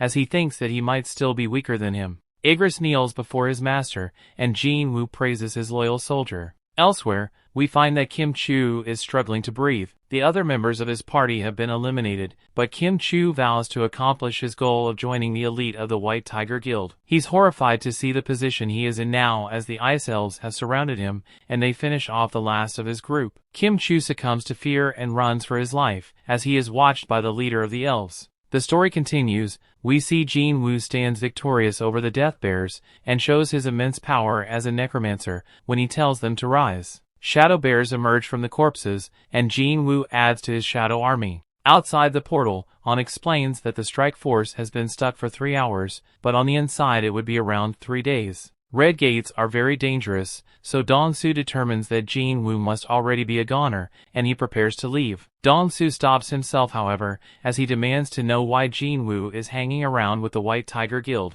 On simply explains that Jin-Woo is an acquaintance of his, and he wanted to watch his rank mission. On is relieved when this seems to be a good enough answer, but Dong-soo shocks everyone as he begins to choke On. Dong-soo isn't gullible, and he knows that On has a knack for sniffing out new talent. Just then, we see that Beck has gotten very serious, as he has transformed, and he tells Dong-soo to stop. This only infuriates Dong-soo, as he says Beck is just a big fish in a small pond. The two men release some of their power, terrifying On because an S-rank battle would break out if these guys aren't stopped. The entire area could end up completely destroyed, but the guys are furious, and they attack each other anyway. Back inside the portal, Kim Chu's relieved to have gotten away from the elves. His relief turns to shock, however, as he comes across the corpses of the powerful death bears. It's a horrifying sight, and he wonders if the E-ranks he left behind are responsible. As he trembles in fear, he realizes that Jin-Woo and the others weren't strong enough to do this. Kim-Chu fears that the Ice Slayers could be behind it, so he runs back into the forest. Back outside, Dong-Soo is impressed as he sees that Mr. Woo is somehow powerful enough to stop an S-rank fight. The humble Woo says that the only reason his arms are still intact is because the two hunters held back at the last second. Woo explains to Dong-Soo that he re-evaluated Jin-Woo 2 months ago, and he is certain that the kid is really just an E-rank. Furthermore, the surveillance team has investigated the death of Dong-Soo's brother, and they determined that he was eliminated by a magic beast. Dong-Soo knows that this is just a story for the public, and he determines that if the killer isn't Jin-Woo, then it must be the other guy, the rich kid named Yu. Woo wants to know why he's after Jin-Woo if that's the case, but Dong-Soo's answer is simple: Jin-Woo is an accomplice. Just then, Dong-Soo gets called away and he says that Jin-Woo is lucky. On thinks about how no one understands Jin-Woo's power the way he does, and he is sure that Jin-Woo will survive the Red Gate. Back inside, the other members of Jin-Woo's group sit by a fire, but we see that Kim-Chu has found them. He is furious to see that weaklings like them have somehow managed to survive. Not only that, they are also thriving with weather gear, blankets, and food. Kim-Chu angrily confronts them and reveals that his group died because they didn't have any gear. He has lost his mind, as he demands to know who is hiding all the equipment, as he blames them for his dead teammates. He comes to the realization that Park must have known all along, and that was why she wanted to join the weak group. Kim-Chu demands that the one behind it all confess, as he counts down from 3, or else he will eliminate them all. Kim-Chu finishes his countdown without anyone confessing, but he already knows who's behind it. He screams Jin-Woo's name as he goes to eliminate everyone, but Jin-Woo appears out of nowhere to absolutely destroy him. Everyone is shocked to see their leader, and Jin-Woo can't believe that Kim-Chu is blaming others for his party's failure. That wasn't his only mistake, as Jin-Woo detects that Kim-Chu dragged in even more trouble. Jin-Woo tells the lurkers that their aura is way too strong to not notice, and instructs them to drop their stealth. The Ice Elves oblige and reveal themselves, and their leader's surprised to see that one of the human scums is actually strong. Jin-Woo fires back with a response, but everyone is stunned to see that he can speak the language of the magic beast. Jin-Woo is surprised as well, but he determines that his cheat system is to thank for it. The elven leader then explains why they are here. One of his men could tell how powerful Jin-Woo was when he stopped the arrow, and he wants to fight him. Before the leader can even finish his sentence, however, Jin-Woo chops off the head of the challenger. The leader is very amused, but Jin-Woo isn't, and he just goes right in to attack the leader. The leader defends himself well, and Jin-Woo can tell that he won't go down easy. The leader's amusement continues, as he says that Jin-Woo is not human, and he wonders why he's pretending to be. Jin-Woo has no clue what he's rambling on about, so the leader laughs as it means Jin-Woo is unaware. He reveals that elves have a voice in their head that tells them to kill humans. However, they don't hear it when it comes to Jin-Woo. This makes Jin-Woo wonder if this is similar to his system directives. The voice not directing them against him could stem from Jin-Woo being the player. The leader reveals that he would rather handle things in a sensible way, and he encourages Jin-Woo to just hand over the humans. Jin-Woo wants to know why they are fighting humans in the first place, but something strange happens as the leader begins to answer. His body glitches for a moment, and he just repeats what he said a second ago. Jin-Woo refuses, so the leader wonders if he really intends to make them his enemy. He reminds Jin-Woo that they outnumber him by a lot, but our boy Jin-Woo wonders why he is so sure about that. Jin-Woo summons his army, and the others question how this can even be possible. The confident elven leader thinks it's just a waste of time, but Jin-Woo isn't interested in his words. He wants a fight, and the leader obliges. The two sides clash in a bloody battle, and the others try to run away. Some archers set their eyes on them, but Jin-Woo shows his incredible fighting prowess as he deletes them. Unfortunately, he can now also see why the leader was so confident, as the elves are doing major damage. Jin-Woo's army is immortal, but the regeneration costs magic power. Jin-Woo has a lot of it, but it will run out eventually. On top of that, Jin-Woo has determined that the leader is clearly stronger than him. The leader attacks Jin-Woo directly, and Jin-Woo realizes that even if he fought alongside Igris, the leader would still be really tough. All odds are against him, and regular soldiers aren't going to cut it, so Jin-Woo determines that he needs a stronger fighting force. The leader introduces himself as Barca, and Jin-Woo gives his name as well. The two warriors then charge at each other, and Barca shows some dominance. He is surprised, however, when Jin-Woo teleports his blade to his other hand. The two narrowly avoid each other's attacks, but Jin-Woo eventually gets pushed back. Barca hasn't enjoyed a fight like this in ages, but Jin-Woo has even more for him to enjoy. Jin-Woo lets out a smile, and Barca is stunned as a giant meteor crashes down on him. Nearby, Kim Chu regains consciousness, and just barely remembers getting wrecked. He once again curses Jin-Woo, and takes hold of his sword. Jin-Woo managed to buy some time with his magic soldiers, but Barca is not impressed, and goes in for another attack. Just then, Jin-Woo notices that Kim Chu is coming from behind. He actually predicted this would happen, so with Barca quickly approaching, Jin-Woo has Igris create a smoke screen. While hidden, Jin-Woo has Igris and Kim Chu's life. Kim Chu is stunned to realize that Jin-Woo knew all this would happen, and he was just being manipulated. With Kim Chu now dead, Jin-Woo tells him to rise, and a blast of light emerges from his body. Barca is still charging in, and he tells Jin-Woo that hiding won't save him. He is stunned, however, when a new soldier appears to push him back. Jin-Woo names his newest member, Iron, and the soldier lets out a loud scream. Barca is prepared to take on any challenge, and from just a few seconds of battle, he can tell that Iron isn't very agile.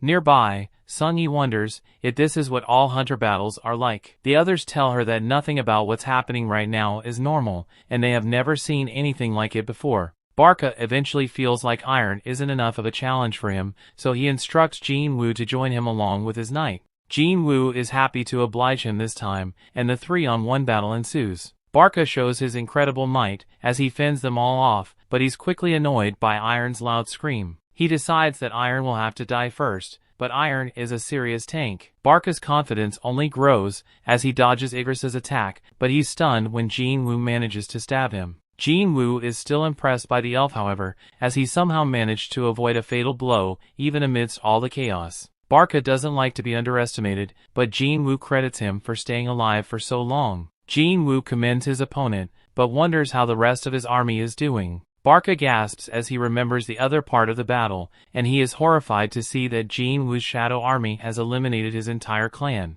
Barca isn't too worried, however, as he knows that the army will fall after he takes out Jin-Woo. Just then, Barca dodges Jin-Woo's attack as he throws his dagger, and Barca mocks him. He calls Jin-Woo a fool for simply throwing his weapon away, but he doesn't know the first thing about our boy. Jin-Woo uses his absolute control of his weapon to call it back, and Barca just barely manages to block it. His weapon is destroyed in the process, however, so Jin-Woo sends Iron to take hold of the leader. With him unable to move, Jin-Woo has his magic soldiers unleash an insanely powerful fire attack. The battle isn't over, however, as Barca cuts through Iron. He vows to eliminate all the humans, but Jin-Woo is right there to silence him. Jin-Woo says that the battle is over, but Barca insists that it will only end when he says it does. Unfortunately, this isn't true, as Iron regenerates and absolutely crushes him. Jin-Woo reiterates that it's over, and we see that Barca is long gone. Just then, the ground begins to shake, but it's only because Iron's making sure that their job is done. Jin-Woo reminds his new soldier that he must show restraint, and he hopes that this doesn't become a problem. The others are glad to hear that it's all over, and they are shocked when Jin-Woo calmly tells them that it's time to leave. They're all relieved, but Jin-Woo has one more thing to do, as he looks at Barca's lifeless body. Outside, Han says that Beak can return home now. A week has passed inside the portal, and he fears the worst. Beak refuses to leave, however, and they are both shocked when people start coming out of the portal. Beak is sure that it's Kim Chu, as he was certain that his guild member would be able to pull it off. Of course, he's surprised to see who actually comes out, and Han proves to be the correct one, as Jin-Woo emerges. The gate closes, so Beak can only wonder where Kim Chu is. He's horrified to learn that only the low-ranked hunters survived, and he wonders what exactly went on inside. Beak would like to question Jin-Woo, but Jin-Woo is exhausted and he tells Beak to save his questions for someone in its guild. Beak can't believe what he just heard, as he wasn't asking for a favor. It was an order, and at worst he was trying to make a threat. Beak gets even more serious, so he reminds Jin-Woo that 6 of his guild members have gone missing. It's his responsibility to find out what happened. Jin-Woo is not one to be intimidated, as he points out that he was the one that saved the 2 surviving members. This means that it's also Beak's responsibility to show him some gratitude. Tensions rise, But Beak calms down as he realizes that Jin-Woo is right. He apologizes and Jin-Woo takes Song-yi home. Beak asks Park who exactly that guy was, and wonders why he was so angry. Park reveals that it was actually only after beating the boss that his mood changed. On insists that it must be exhaustion, as Jin-Woo is normally a nice guy. Beak has taken an interest in Jin-Woo, of course, and he instructs On to make sure he is brought to their guild, no matter what it takes. Later, Jin-Woo drops off Song-yi. She thanks him for everything, and looks forward to the next time they meet. As he leaves, Jin-Woo realizes that it hasn't even been an entire day since they were trapped. He's disappointed as he only earned 1 dagger for all his trouble, and determines that Barca must have been just too high of a level. A look back at what happened shows that Jin-Woo tried to make an immortal soldier out of the elven leader. He was given 3 tries, but Jin-Woo wasn't able to extract him. Jin-Woo at least got iron out of this situation, but that was the 3rd time already that he has had to take human lives. The next day, Yu meets with Jin-Woo, but Jin-Woo can't believe what he's wearing. They are headed to a mission, but Jin-Woo tells them that they need to pick someone up. This ends up being Song-yi, and Yu is shocked to see how informal they are being with each other. Jin-Woo wonders if she managed to get any sleep, but this gives Yu the wrong idea. Worried about Jin-Woo, Yu reminds him that Song-yi is underage. Of course Jin-Woo isn't doing what he thinks, so he's casual about it, but Yu once again gets the wrong idea. The story continues. We see Yo watch as in absolute amazement as Jin-Woo's soldiers take out a group of powerful beasts. Yo can't understand where they came from, and Jin-Woo remembers that Yo hasn't seen them yet. Jin-Woo reveals that they're a part of one of his skills, but Yo had no idea that this kind of immense power was even possible. With the battle over, Jin-Woo has his army start mining the area for crystals. Yo is pretty down as he can't compete with the army, and he pleads for Jin-Woo to at least let him have the essence stones. Jin-Woo isn't selfish though, and one of his soldiers offers to share. Elsewhere, we see that a man stands inside a destroyed ship. A soldier begs for his life, but the man tells him to calm down. It doesn't help much however, as they don't speak the same language, so the man uses a bit of English. He explains that he is human, and he just wants to go home. Back with our hero, he celebrates with Yo, as they just completed the 19 raids that was part of their deal. Yo must now pass the written exam at the association, so he can get a guildmaster's license. With that, he will be able to start negotiating with his father. As for Jin-Woo, he has decided to travel for a while. Yo assumes that he's trying to get away from him, but Jin-Woo points out that he's just drunk. Yo is actually just used to being pushed away, because he has a brother that is 10 years older than him and he has never liked Yo. They never even did anything brotherly together. Jin-Woo on the other hand, has done a ton to help him, so Yo wishes that he was his brother instead. Jin-Woo can tell how hurt Yo is, so he says that starting today he will consider Yo to be his little brother. Elsewhere, we see that the mysterious man has been restrained, and some investigators wonder where he came from. He claims to be a foreign hunter who is trapped inside a gate 10 years ago, and he was unable to leave. At some point, he was able to find an exit that took him to a gate in America. The investigators are worried that he might be a humanoid magic beast, so they have requested the help of an S-rank hunter. That hunter is Dong-Soo. They are waiting for him to do the questioning, as the only thing they know is that this guy's name is Yi-Hwan. Later Jin-Woo informs his sister that he will be traveling for a week. She says that he's been pretty busy lately, and she wonders who he will be going with. Jin-Woo is annoyed by the question, and simply says that he will be going with a friend. Jin-Woo then returns to the entrance of the demon castle. He was only level 20 when he barely survived his fight against Cerberus. Jin-Woo's level has increased by 3 times that amount, so this challenge should be easier for him now. Jin-Woo uses the key obtained from his system and makes his way inside while thinking about the quest objectives. Demons roam the castle, and he must gather their souls. Jin-Woo is shocked however, when the quest reveals that he must collect 10,000 demon souls, and he can't believe that there are even that many inside. Jin-Woo hasn't lost sight of his real objective however, and that is to get the ingredients for the elixir of life. He doesn't care how many thousands of demons there are, he will stop at nothing to complete this quest. Elsewhere, Yo tells his father that he wants to take over the guild. He is well aware of the fact that his brother is planning to do the same, but Yo doesn't agree with what he's going to do. Yo is sure that his brother will bring in someone from the outside to run the guild, but he thinks it's too risky for the company. His father, however, is more concerned about who he has become friends with. He's talking about the hunter Jin-Woo. Jin-Woo was present for 3 very mysterious and controversial events: the double dungeon, the raid Han's team was wiped out in, and the incident where a surveillance team hunter murdered a group of convicts. Jin-Woo was not only present, he somehow managed to survive these 3 very dangerous events. Now he was present in the 19 raids Yo cleared, so he could become a master hunter. Han has also heard that Jin-Woo was involved in the Red Gate incident, and he led the survivors to safety. It's clear that Yo was only able to get his guild master license because of Jin-Woo, and Han is insulted that his son would use such backhanded tactics to get control of the guild. Yo admits to going about it the wrong way, but he believes that he knows what's best for the guild. Just then, Han shockingly agrees to do things Yo's way, but only on one condition. He has heard that the White Tigers Guild is planning to scout Jin-Woo ever since the Red Gate incident. Jin-Woo is clearly someone of interest, so Han wants him with their guild instead. He wonders if Yo can arrange this, and Yo promises that he can. Back with Jin-Woo, he finds that he cannot extract the demons to add to his army, but he can't understand why. He has taken out a whole bunch of them, but it seems like it might have just been a waste of time. Just then Jin-Woo receives an entry permit for the next floor. A light shows him the way, and Jin-Woo still can't believe how huge this dungeon is. It's an entire city inside of one building, and all the walking is becoming a pain. Thankfully, he doesn't have to walk as he summons the bear leader to travel on. Unfortunately, there's a bunch of demons in the way, but this proves to be no problem for Jin-Woo's powerful beast. The bear plows right through the sea of demons, so Jin-Woo decides to call him Tank. Elsewhere, some girls are amazed as they admire Cha-Hae. Cha-Hae then thinks back to when she spoke with Choi. Choi has decided to keep the reports of the flying ants confidential, but Cha-Hae thinks they should publicize it. Choi explained that it would only cause a panic, and they just need to focus on making their organization stronger. They are the largest domestic guild, and getting stronger is the best way for them to expand.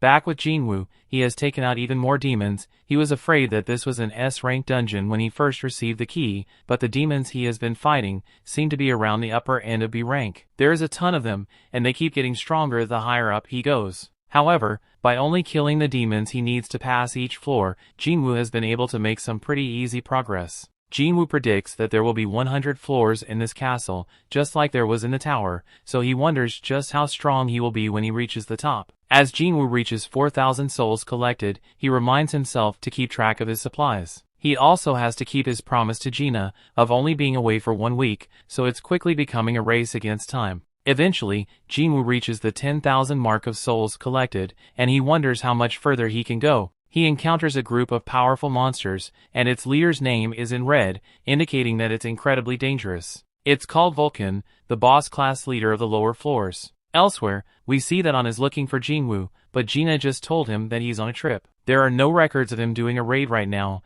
and no signs of him leaving the country. The last trace the association has of him is smack in the middle of the city, but they can only wonder where he is. In the dungeon, Jin-Woo says that he will take on the big boss, and he tells his army to wipe out the others. His army then springs into action, and starts taking out the demons. Now that Jin-Woo has more points in his intellect ability, he's able to summon more soldiers, and have more magical power to maintain them. Thanks to that, battling has become much easier. Jin-Woo then stares at the boss-class demon, and wonders if the big guy is ever going to get up. He casually assumes that it's not going to move, but he is stunned when it shows incredible speed to attack him. Jin-Woo shows insane speed himself, as he dodges and he furiously lands a counterattack. This sends the giant boss flying, and Jin-Woo even surprises himself. All he did was punch the thing, so he wonders if he overleveled his strength. Vulcan isn't done however, and he lets out a loud scream. It seemingly goes into another mode, and this reminds Jin-Woo of what happened with Cerberus. The beast's attack is coming quickly,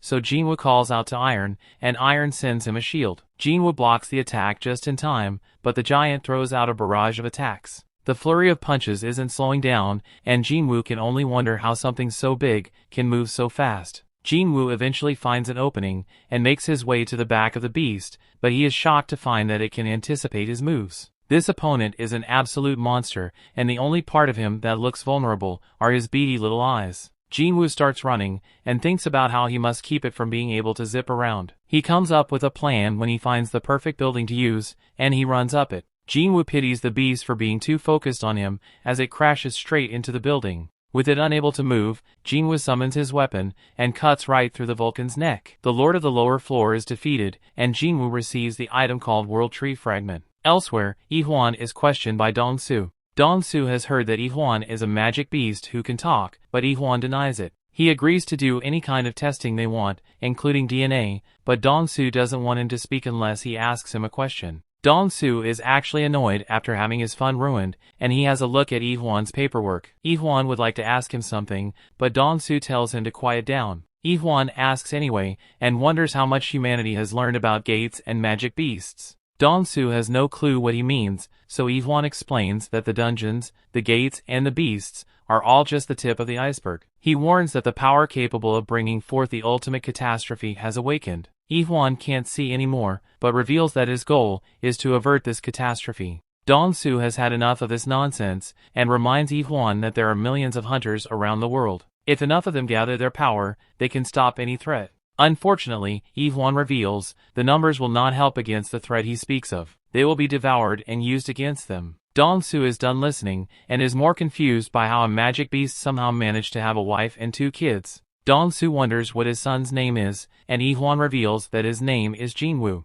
Dong-soo takes great delight in hearing this, and tells Lee-hwan that his son is dead. Dong-soo won't be answering any of his questions, and he simply tells Lee-hwan that he can ask his questions to his son when they meet in the next world. Dong-soo unleashes some of his power while making this threat, but Lee-hwan gets a murderous look in his eyes. Back in the dungeon, Jin-Woo's army is tearing through another group of demons. Jin-Woo admits to the leader that things are getting pretty one-sided, and he wonders if the demon is shocked by how tough his shadow soldiers are. It's now clear to Jin-Woo that even the undead can feel fear, and he slices the leader's head off. A notification reveals that he just defeated Métis, the Guider of Souls, and Jin-Woo has leveled up even more. Back outside, we see that a major disaster has destroyed part of the city. An investigator has heard that fights between S ranks could change the shape of the landscape, laying waste to everything in sight. He considers everyone to be fortunate, however, that this fight was limited to just this area, as it could have been much worse. The entire thing happened so fast, and it was almost instantaneous. He could only watch the aftermath,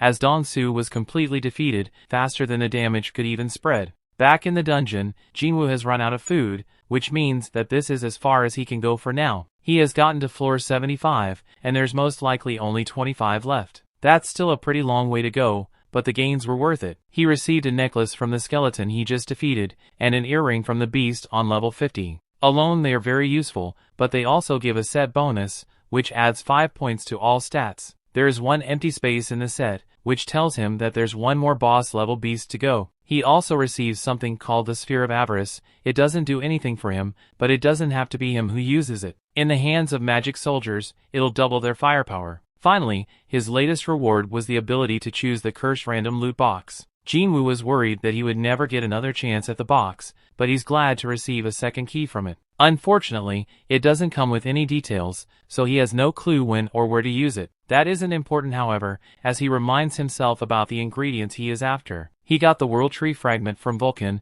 and Spring Water from Echo Forest by beating Métis. That's 2 of the 3 ingredients he needs for the Elixir of Life. There's just one more left before he can help his dying mother. Jin-Woo vows that the next time he comes back here, he will finish the job. The story continues. We see Jin-Woo exits the instance dungeon, and he thinks that he just needs the purified Demon King's blood now. He knows that he has to be fully prepared in order to obtain that thing, and he notices that his level has increased significantly after his recent trip. However, he is still ranked E and he can continue leveling up, but he won't be able to participate in high-level raid missions as an E-rank hunter. He realizes that it's time for him to drop this facade and show the world that he truly is by having his rank re-evaluated. The next day, Jin-Woo goes to have his rank re-evaluate, and we see that Hyun-on's sidekick is also here to scout out hunters. He checks out the hunters, guessing what ranks they are going to get, and he notices that Jin-Woo is among them as well. He quickly makes a call to Beck, informing him that Hunter Jin-Woo has come to get his rank re-evaluate, and Beck leaves whatever he is doing to head towards the assessment center at once. Meanwhile, we see Jin-Woo waiting for the re-evaluation of his rank, and then he notices the person next to him telling one of the concerned hunters not to be nervous as the test will be easy. The worried man reveals his problem that he has to earn money by becoming a hunter or his wife and daughter are going to leave him. The other guy tells him to not worry too much as he can easily make a living as long as he has a rank better than E, and he shows him the recruiters telling him that they are going to make an offer to anyone above rank E. Hearing this, Jin-Woo thinks that this is how it has always been for E-rank hunters, and he gets called inside for his examination. The examiner notices that he is here for a reassessment, thinking that he must know the procedure, and she asks him to place his hand on the black crystal and wait. Jin-Woo does as he is told, but the examiner looks worried, noticing that there is an error in the machine. She asks Jin-Woo to give it another go, and the same thing happens again. She keeps trying over and over, but nothing changes, and the examiner's superior comes there, asking her if something is wrong. She informs him that something is wrong with the machine as it's showing an error every time, and he thinks that this can't be possible, conducting the test himself. The same error pops up once more, and he tells her that this is not a mechanical failure. This indicates the machine's inability to evaluate Jin-Woo's magical power. He explains that Jin-Woo's power has exceeded the machine's limit, and he realizes that Jin-Woo is this country's 10th S-rank hunter. Meanwhile, outside the evaluation center, Choi asks Woo how the research on the winged ants is proceeding, and Woo tells him that the investigative department has conducted an autopsy, and they are comparing the current sample with those in the past. They are still going to need some time to reach a conclusion, and Choi understands, changing the topic and telling him that he recently heard about the Red Gate incident. He mentions that the White Tiger Guild allowed a non-member to participate in the raid, and even let him take down the boss. He asks Woo who the guy is, but Woo tells him that he has no idea, revealing that he was present at the time of the raid, but he left before it ended. Choi is disappointed to hear this, and he can notice a commotion inside. They both decide to check it out, and inside the center, everyone is surprised to find out that they were unable to evaluate Jin-Woo's power. They think that this is the first time they are seeing something like this in person, and the examiner asks Jin-Woo to come back here in 3 days for a re-evaluation, as a regular machine won't be able to determine his power. Hyun watches Jin-Woo from afar, thinking that it's just like unexpected, and he knows that he just needs to strike a conversation now. Just then Choi and Woo enter the building, and Jin-Woo recognizes him as the strongest fire mage, the ultimate hunter. Choi notices Jin-Woo's aura, realizing that he is the one behind the commotion, and Jin-Woo heads towards him, so he tries to strike a conversation in order to invite him to join his guild, but Jin-Woo walks right by him. Everyone is surprised to see this, and Choi wonders what just happened, asking Woo if he forgot to introduce himself, but Woo mentions that he did. However, Jin-Woo walked past him despite this. They then notice that Jin-Woo has disappeared, and they think that he must be an assassin type. Right afterwards, Beck enters the center, and seeing that he ran here at his earliest,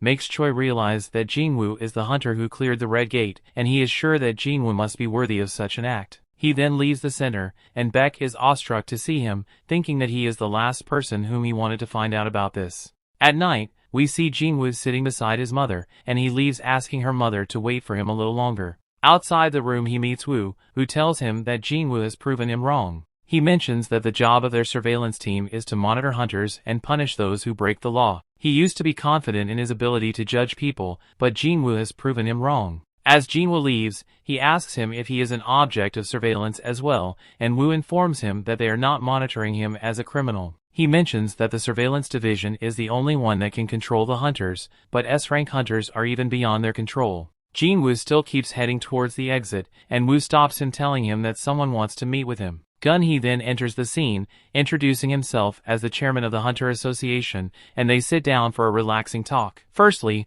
Gun-hee congratulates Jin-Woo on becoming an S-rank hunter, and Jin-Woo is confused. But Gun-hee tells him that reassessment is just a formality, and the moment the machine was unable to determine his power, he became an S-ranked hunter. Jin-Woo wonders why the reassessment was arranged in this case, and Gun-hee tell him that it was the grace period so that the association can secure a chance to meet with him before anyone else. He explains that the Hunter Association has a large number of hunters, but great hunters are not many, and most of them who are great seek to join guilds in order to gain fame and money. He states that Woo is one of the top experts in the association, but he is only ranked A, and they are in need of someone stronger. He asks Jin-Woo to join them, telling him that he will arrange the most important position in the association for him. He explains that the government no longer controls this country, it's the hunters who do, and at the center of all this are the 5 major guilds. These behemoths are barely maintaining a balance, and if Jin-Woo joins either of them, the balance is going to be shattered. Therefore, he asks Jin-Woo to join the association and make them the 6th major power, so they can control the guilds.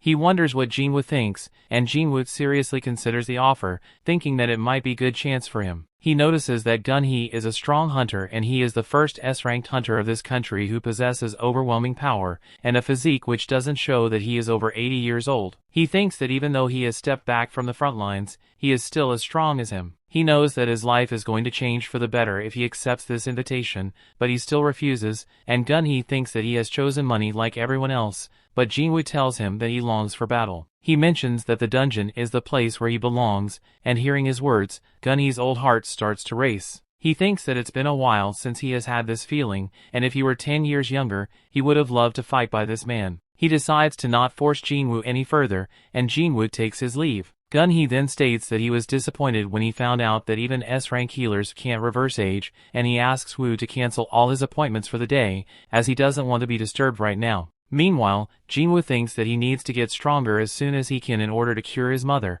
and he mentions that he doesn't have the luxury of sitting idle. Back in America, we notice Dong-soo in a hospital bed, and he finally regains consciousness. The deputy director comes there, and he tells Dong-soo that there is a question that he would like to ask him. He asks Dong-soo if Yi-hwan is really a magical beast, and Dong-soo tells him that what he saw was definitely not the power of a human, so he must be a magic beast. The deputy director understands, trying to leave, but Dong-soo asks him what he is going to do about that man. He mentions that the administration is tracking him down right now, but they are not sure whether or not they will be able to catch him, as he defeated Dong-soo. He leaves, and Dong-soo recalls that after Yi-hwan defeated him, he asked him to stay away from his family, or he is not going to leave him alone even in hell. Dong-soo oozes with anger just thinking about that moment, and he thinks that he is going to need a strong artifact to defeat that guy. It is explained that artifacts are man-made relics, and in the hunter's world it refers to high-level equipment that even skilled craftsmen have trouble creating. We notice Jin-Woo browsing some artifacts on an online auction site, and he can't find anything good. Everything is also expensive, and he thinks that he wants to be fully prepared before he tackles the demon castle. He can't see anything in the store that catches his eye, and he checks out his sphere of avarice, which can double the damage caused by magic. He thinks that there are many items in the market which can increase magical damage by 20 to 30%, but there are none which can double this altogether. He thinks that this is going to sell for a high price if he decides to sell it, but there are definitely going to be questions about where he got this from, as he is an E-rank hunter. He thinks that he could have used a record of an A-rank raid completion if he had one, but he can't even participate in those raids as an E-rank hunter. Just then, he comes across a job offer from the Hunters Guild which is posted online. They are looking to hire miners for their large-scale expedition, and there is no rank requirement. Meanwhile, we see Gun-hee checking out their files on Jin-Woo, and he notices that Jin-Woo looks completely different from 4 months earlier. He wonders if he is actually a false ranker, but Woo tells him that he is not, as he has gotten injured several times while exploring low-rank dungeons. He reveals that Jin-Woo became a hunter to raise funds for his sick mother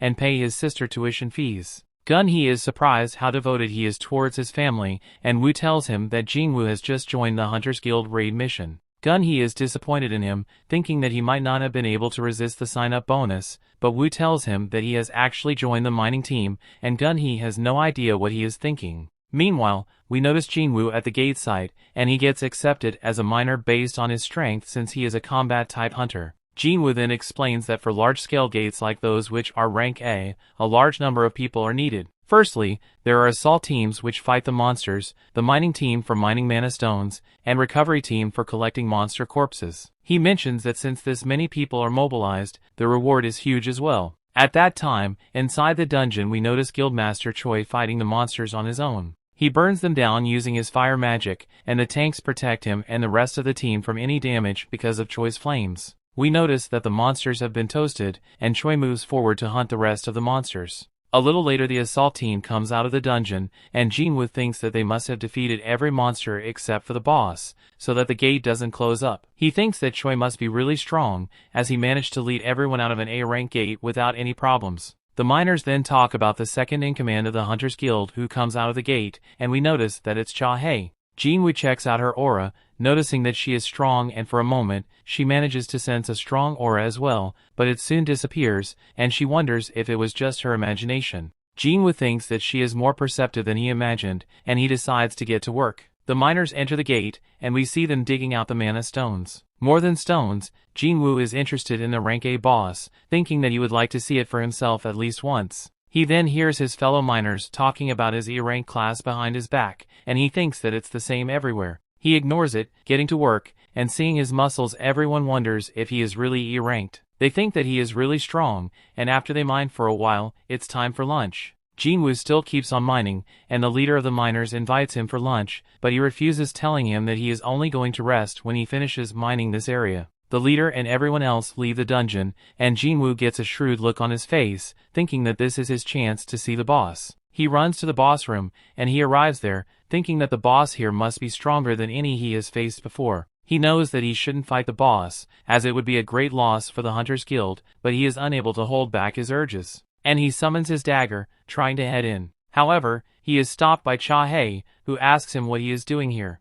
The story continues. We see Jin-Woo thinks it was carelessness on his part and tells Cha-Hae that he just got lost and ended up here. She asks him if he is from the mining team and informs him that this is the boss room, telling him to step back. Jin-Woo believes that Cha-Hae really lives up to her reputation, as he didn't even hear her approach until she spoke to him. Cha-Hae notices that the dagger in Jin-Woo's hand has disappeared and wonders if she was imagining it. Jin-Woo apologizes for wandering off, and she tells him to get out at once, or he might agitate the boss. Jin-Woo turns to leave, but as he passes by her, she notices something strange and tells him to stop. He does, and she takes a whiff of him, surprised that he is not smelly. She asks him if he is really a hunter, and she finds out that he is, and he is rank E. He wonders if something is wrong, but she mentions that it's nothing, asking him to be careful on his way out. As he turns to leave, she wonders if his smell is due to his low status and discovers that he smells very nice. Afterwards, we see Jin-Woo heading into the dungeon after his break, and his mining buddies are jealous that he got to meet Cha-Hae when he got lost. They mention that they can only admire her from a distance, and they explain that she always patrols the area to protect them from the boss, and sacrifices her own rest time. Jin-Woo realizes that this is why she was around the boss room, and the mining team leader tells Jin-Woo that she is a bit uncomfortable around the scent of other hunters. The miners explain that it's due to her unique body constitution, and this is why she always covers her nose with a handkerchief. Jin-Woo thinks that her reaction to him was quite different, and he wonders if this means that he doesn't have the scent of a hunter. He recalls that the boss of the Red Gate Barkas said something similar, and he thinks that it must be because he is a player. He wonders what being a player actually means, but he has no idea. Later we see him getting paid after the mining is over, and the mining team leader thanks him as they finished early because of him. One of Miner's team members tell him that he has a talent for this, and the team leader also mentions that he has never come across someone like him ever since he has been in this field. He asks him if he would be interested in working for him from now on, telling him that he would be rewarded fairly, but Jin-Woo mentions that this is just a one-time thing for him.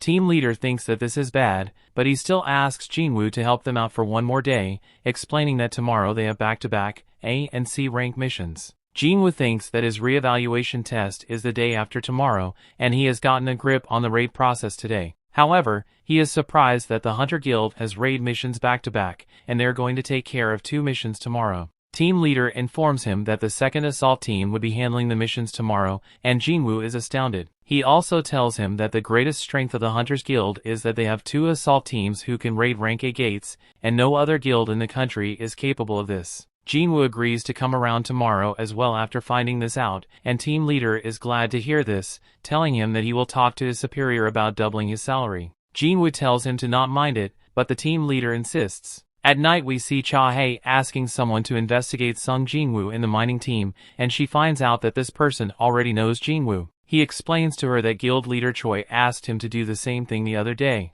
However, he can't tell her anything as all information on him has been sealed by the Hunter Association. He thinks that this is weird as he has never seen the association seal the information of someone who is not a high-level hunter, and Cha-Hae and cuts the call. She lies on her bed wondering what all this could mean, and she thinks that she has met many hunters until now, but this is the first time she met someone who smells nice. The next day, we see Jin-Woo arriving at the side of the gate, and everyone welcomes him with open arms. This reminds Jin-Woo of his earlier hunting days, bringing a smile on his face. They decide to start with the C-rank gate for today, and we notice Jin-Woo mining the mana stones like a human excavator. After finishing up the work, he gets something to eat with the others, and the team leader compliments him for all his work, telling him that they were only able to finish up early and have this lunch break because of him. He wonders if Jin-Woo really doesn't want to work with them, offering to pay him 5 times, but Jin-Woo refuses the offer. Afterwards, the captain of the 2nd assault team named Sun Ki-hun comes there, asking to borrow someone from the mining team as their porter couldn't come today.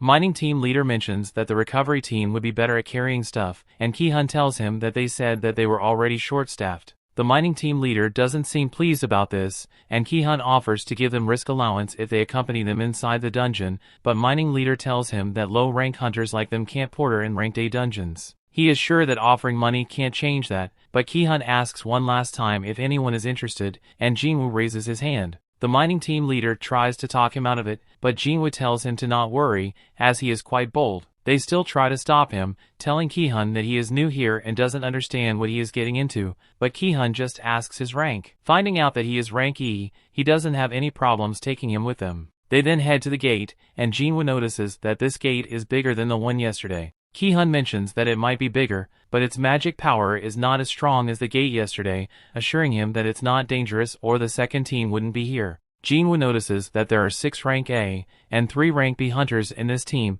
and it's worthy of being called an assault team even with the absence of an S rank hunter. They then enter the gate, and Jin-Woo thinks that the magic power here is surely less than the other day, but he can feel something ominous, similar to the red gate. The healer of the team tells him to not be nervous, as all the hunters here are really strong and nothing is going to happen to him as long as he stays with them. Ki-hun thinks that after he completes this raid mission, he will be officially appointed as the captain of this team, and he believes that he can do it even though he is not as strong as their captain and vice-captain. Just then they sense some monsters ahead and they get ready at once without any instructions. They are attacked by some dungeon jackals, but they are too weak, and they manage to wipe them out in a matter of seconds. They are surprised to see dungeon jackals here, and Jin-Woo wonders if they are rare. The healer tells him that they are C-rank monsters, and it's weird to see them in a rank A dungeon, as weak monsters like these are generally devoured by the stronger monsters. Jin-Woo notices that they have collars around their necks, revealing that these jackals were being raised as hunting dogs by someone.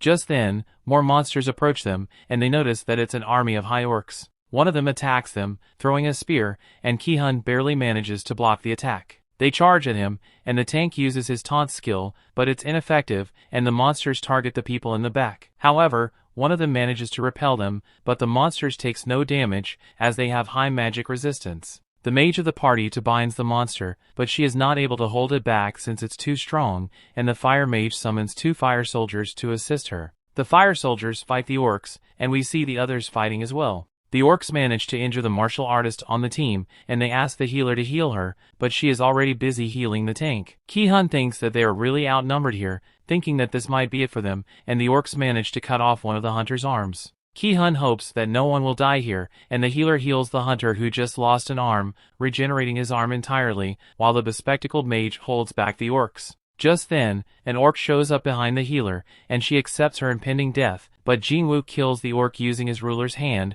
ripping out its spine. The healer wonders what just happened, and Jin-Woo uses his stealth skill to assist the other hunters, attacking the orcs to weaken them without being noticed. The hunters are surprised to see the orcs weaken all of a sudden, but they make most of the situation, launching a full-scale offensive and killing the orcs one after the other. Jin-Woo thinks that he doesn't really want to stand out as an outsider here, but he refuses to let people die on his watch, and he continues weakening the monsters in secret. The other hunters manage to take care of the rest, and they soon wipe out all the orcs. Ki-hun then asks everyone if they are alright, and he is glad to find out that they are. The healer tells him that something weird happened during the battle, and Ki-hun mentions that he also felt the monsters get a lot weaker all of a sudden. He asks the mages if they did it, but they mention that they did not, and this shouldn't be possible without an assassin-type hunter. They decide to not think much about it, since they won at the end, and they assume that they were just lucky. Meanwhile, the bespectacled mage of the party thinks that their porter has really underestimated their party,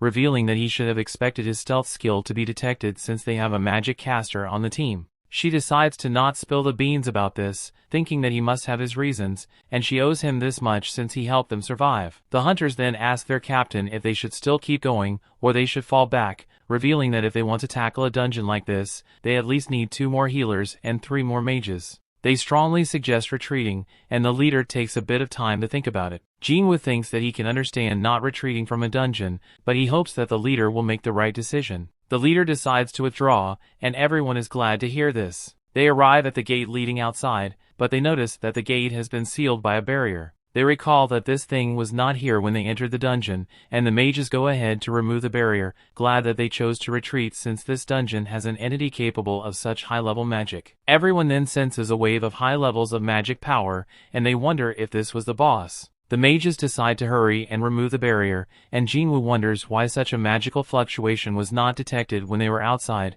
as even a B-rank hunter should be capable of detecting it. Just then, the mages start bleeding all over, and the other realize that a curse was placed on the barrier as a trap. The captain asks one of the hunters to cast divine magic, but no one listens to him, so he turns around to see what they are doing, noticing an entire army of orcs behind them. They observe that there are roughly 50 orcs, and the leader of both the group go ahead, meeting each other halfway. The orc leader tries to communicate with them, but they can't understand it, and the shaman of the orcs possesses the leader's body, talking in the human language. The shaman introduces himself as Kargalgan, telling Ki-hun that he wishes to see the humans. Ki-hun asks him if he is the one who blocked the entrance, and the shaman mentions that he did. Ki-hun asks it if there is a stronger being than it in this dungeon, but it mentions that there isn't, and it asks him to choose whether they want to come see him or die at the hands of his soldiers. Ki-hun obviously decides to go meet the shaman face to face, and the orcs lead the way. Meanwhile, he tells Jin-Woo that they are going to attack the boss as soon as they arrive at its chamber,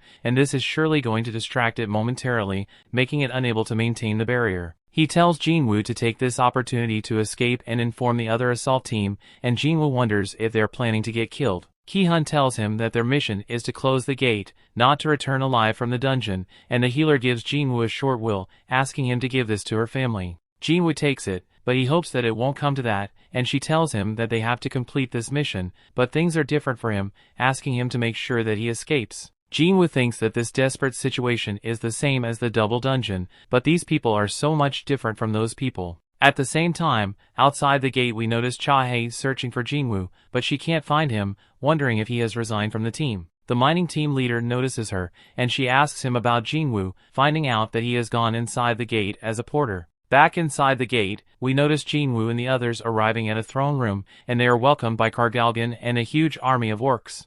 The story continues. We see outside the gate, Cha-hae is wondering why Jin-Woo, an E-rank hunter, went inside an A-gate as a porter, as he only has one life to live. She believes yesterday she saw him standing in front of the boss room with a weapon in hand, and he's a bit suspicious. She tells the team leader of the miners that she will head inside to take a look, asking him if they have any weapons around. The team leader has nothing but a pickaxe, giving it to her, and she asks him if he has anything else, but he doesn't have anything that resembles a weapon, just some other mining tools. Cha-hae decides to go empty-handed in this case, but he asks her if she is going to be fine bare-handed, and she just takes the pickaxe with her. At the same time, the hunters inside the gate are surprised by the sheer number of high orcs, and they think that they can easily raise cities to the ground if this many of them head outside of the gate. They notice that the 4 generals of the army are even stronger than the rest of the group, and the boss orders the orcs to be silent. The orcs stop the thumping noise they have been making, and Ki-hun thinks that their mission is to close the gate, and for this they have to defeat the dungeon boss.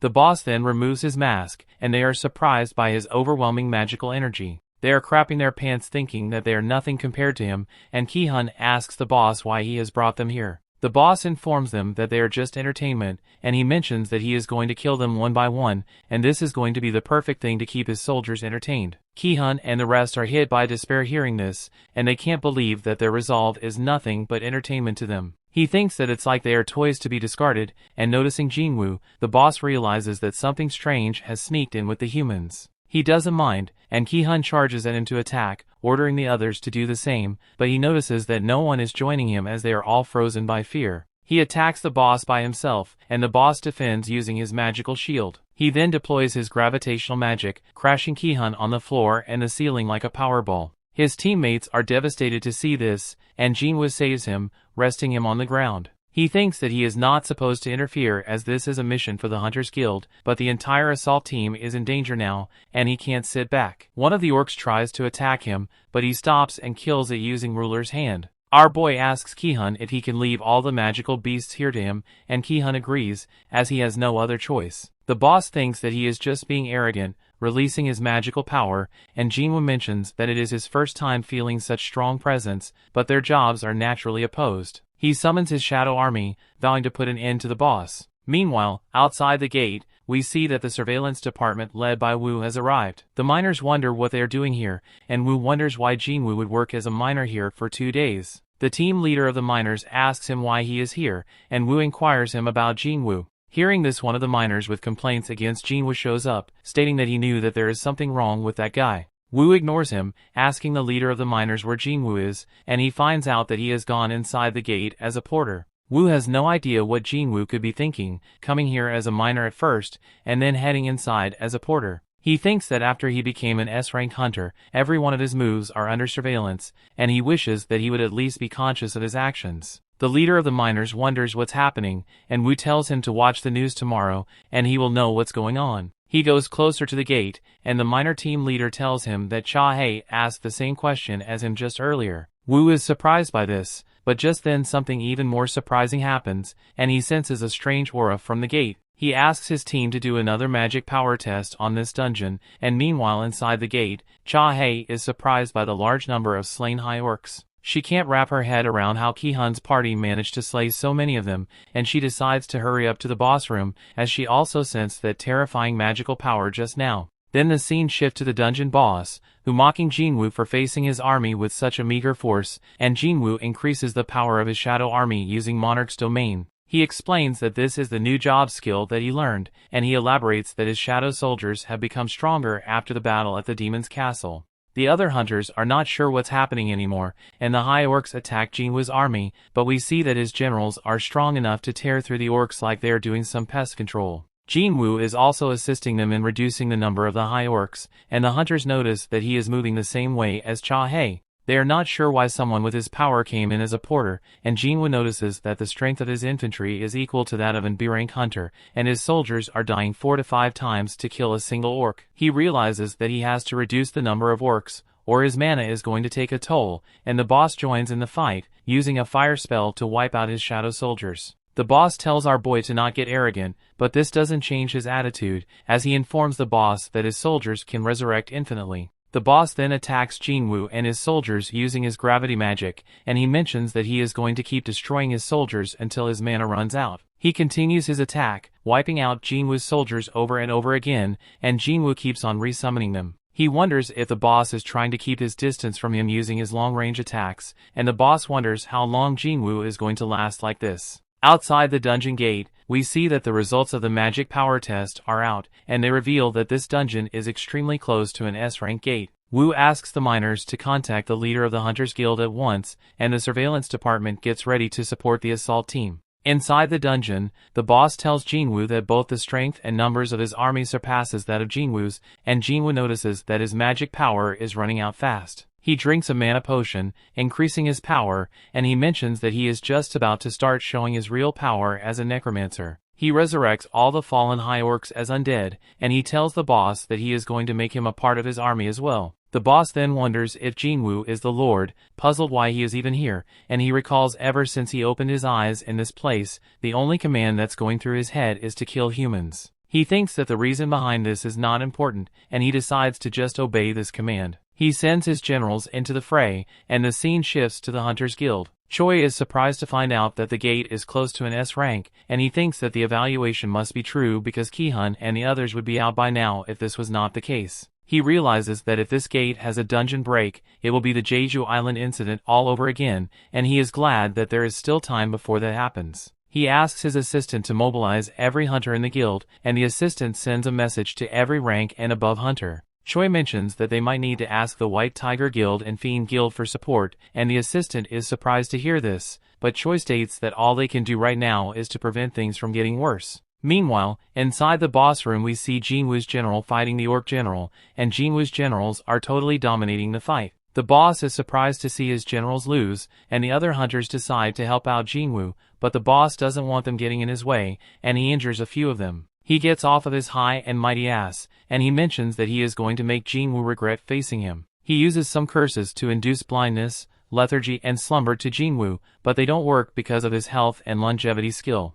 Jin-Woo explains that he is resistant to poisons and curses, and he summons his mages. The boss uses his magic shield to defend against them, and the mages cast a fireball enhanced by the Orb of Avarice. It manages to pierce the boss's barrier, attacking him, and the boss gets pissed by this. Just then, Cha-Hae arrives on the scene, and she is baffled by the sight before her. She notices the other hunters, and she observes that Ki-hun has been injured, but the healer is healing him. She asks them what's the situation here, but they are not sure of this themselves, and the boss uses strengthening magic and some others' spells to turn himself into a giant, trying to crush Jin-Woo underfoot, but he dodges. He mentions that he doesn't like giants, probably because of what happened in the double dungeon, and the boss uses some fire spells in the area around him, wiping out friend and foe alike. The boss wonders if Jin-Woo still thinks that he can go up against him, and our boy stabs his eye, telling him that by turning into a giant, he has just made himself a bigger target. Our boy mentions that a mage without any guards stands no chance of victory against an assassin-type hunter,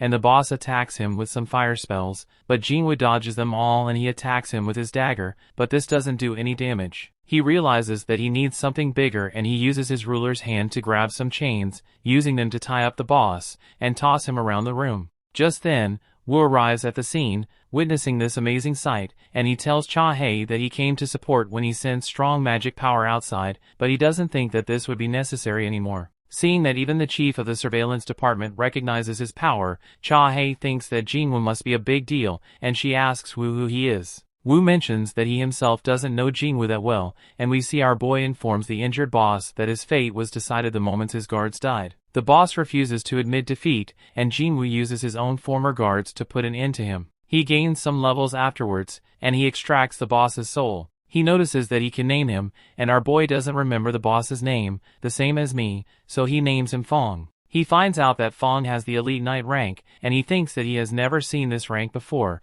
but he is sure that this is something amazing. He states that the high orcs are also a major game, and Woo approaches him. Jin-Woo didn't notice him until now as he was too engrossed in the soul extraction, and the other hunters asked Jin-Woo what happened just now. Before Jin-Woo can say anything, Woo's team interferes on his behalf, telling them that Jin-Woo is the association's top secret right now. He asks everyone to keep today's events confidential, and understand that Jin-Woo displayed the power of an S-rank hunter only to protect them. Woo and the others then escort out Jin-Woo, but before he leaves, Ki-hun and his party thank him with their heart, and he returns the healer's will to her. Sometime later, Choi receives the report of the incident, and he has also found out how amazing Jin-Woo is. He thinks that it's hard to believe how many abilities this guy has, and Choi asks Ki-hun who is stronger between him and Jin-Woo. Ki-hun tells him that usually raids are handled by multiple hunters doing their part, but Jin-Woo defies this common sense. He asks Choi if he will be able to conquer the most difficult dungeon on his own, and Choi states that he can't, think that his title as the ultimate hunter is nothing but a joke now. Elsewhere, we see Jin-Woo meeting up with Yo, and he asks him how the matter of the guild master went. Yo tells him what happened, and the scene shifts to the Hunter Association where a famous actor, Lee Min-sung, has awakened as a hunter, and the media has gathered around to cover this news. Min-sung thinks that he is the star of the day, and he feels great about this. The story continues. We see Baek and Choi arriving at the Hunter Association, and the media thinks that they are here to recruit Min-sung. Baek wonders who that is, and he mentions that he is not here for that. Choi has heard of Min-sung, but he states that he has already signed a contract with the Fiend Guild, and he is here for something else. The media gets disappointed hearing this, and they leave them alone. Baek then recalls that he has heard that Choi was troubled by the recent A-rank dungeon which almost reached S-rank, and Choi tells him that it was not as bad as what the White Tiger Guild had to deal with in the Red Gate, as they had casualties. Baek mentions that he heard that Choi was almost about to ask him for help, but Choi states that it didn't turn out like this because of Jin-Woo, and for this he will have to give the guy a grand welcome to his guild. Baek mentions that Jin-Woo saved them as well, so he has to do the same, and they fight over who is going to recruit the guy. Just then, the guild master of the Fiend Guild asks them if they are fighting over Lee Min-sung. But they tell him that they are not interested in that guy, and Jin-Woo arrives at the association, wonders why there is so much fuss here. Meanwhile, at Jin's school, we see that Sung-yi looking at the news from the Hunter Association about Min-sung, and they talk about how Min-sung is an actor with a bad reputation, and there are several scandals surrounding him, saying that he sleeps around with the actresses that he works with. Back at the association, we see Min-sung addressing the media, and he mentions that he has made up his mind to become a hunter. He states that he is going to join the Fiend Guild under the leadership of its master, Lim Tae-gyu, and the media asks him if this means that he is retiring from the entertainment industry. They are surprised that he made this decision without even knowing his assessment results, and Min-sung thinks that he actually knows that he is an A-rank hunter and his contract with the Fiend Guild is going to last for 2 years. After that he is going to return to the industry once more, and by then everyone will forget about his scandals. He pretends that he is going to risk his life to fight magic beasts regardless of his rank, and just then Jin-Woo tries to get into the association, but Min-sung's guards stop him, telling him that he can't go in until the conference is over. Just then,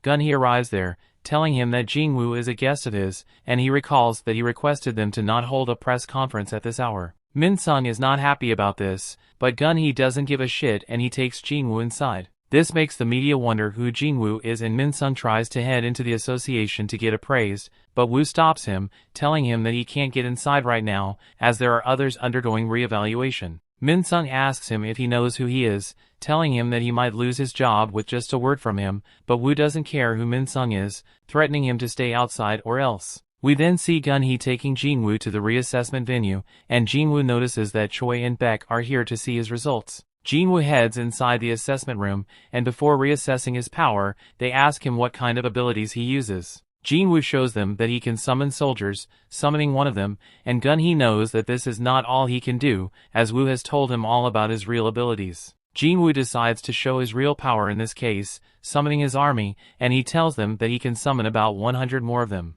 Gun-hee is surprised to see and hear this, and Choi and Baek can feel his immense magic power, thinking that it's even stronger than them. Afterwards, we find out that the appraisal process is over, and Jin-Woo gets issued an S-rank hunter license. He thinks that now no one is going to suspect him if he sells the Sphere of Avarice, and he can use the money he makes to get equipped. He decides to conquer the Demon Castle this time around, and Gun-hee looks forward to seeing what he can achieve. We then see Jin-Woo leading the association, and Choi and Baek are waiting to talk to him in order to recruit him, but he walks right past them, telling them that he has other matters to attend to. Just as he opens the door to the association, he finds the media clicking photos of him, and Sung-hee is surprised to see him on the news. She shows this to Gina, and she is just as surprised, seeing that her brother has become an S-rank hunter. All of Jin-Woo's associates see the news, and some can't believe their eyes, while others knew it was only a matter of time. Back at the association, we see that the media has left Min-sung, and is covering Jin-Woo now, and they ask him all sorts of questions. Meanwhile, Yo tells his father that he was unable to persuade Jin-Woo into joining his guild, and he recalls that Jin-Woo rejected his offer,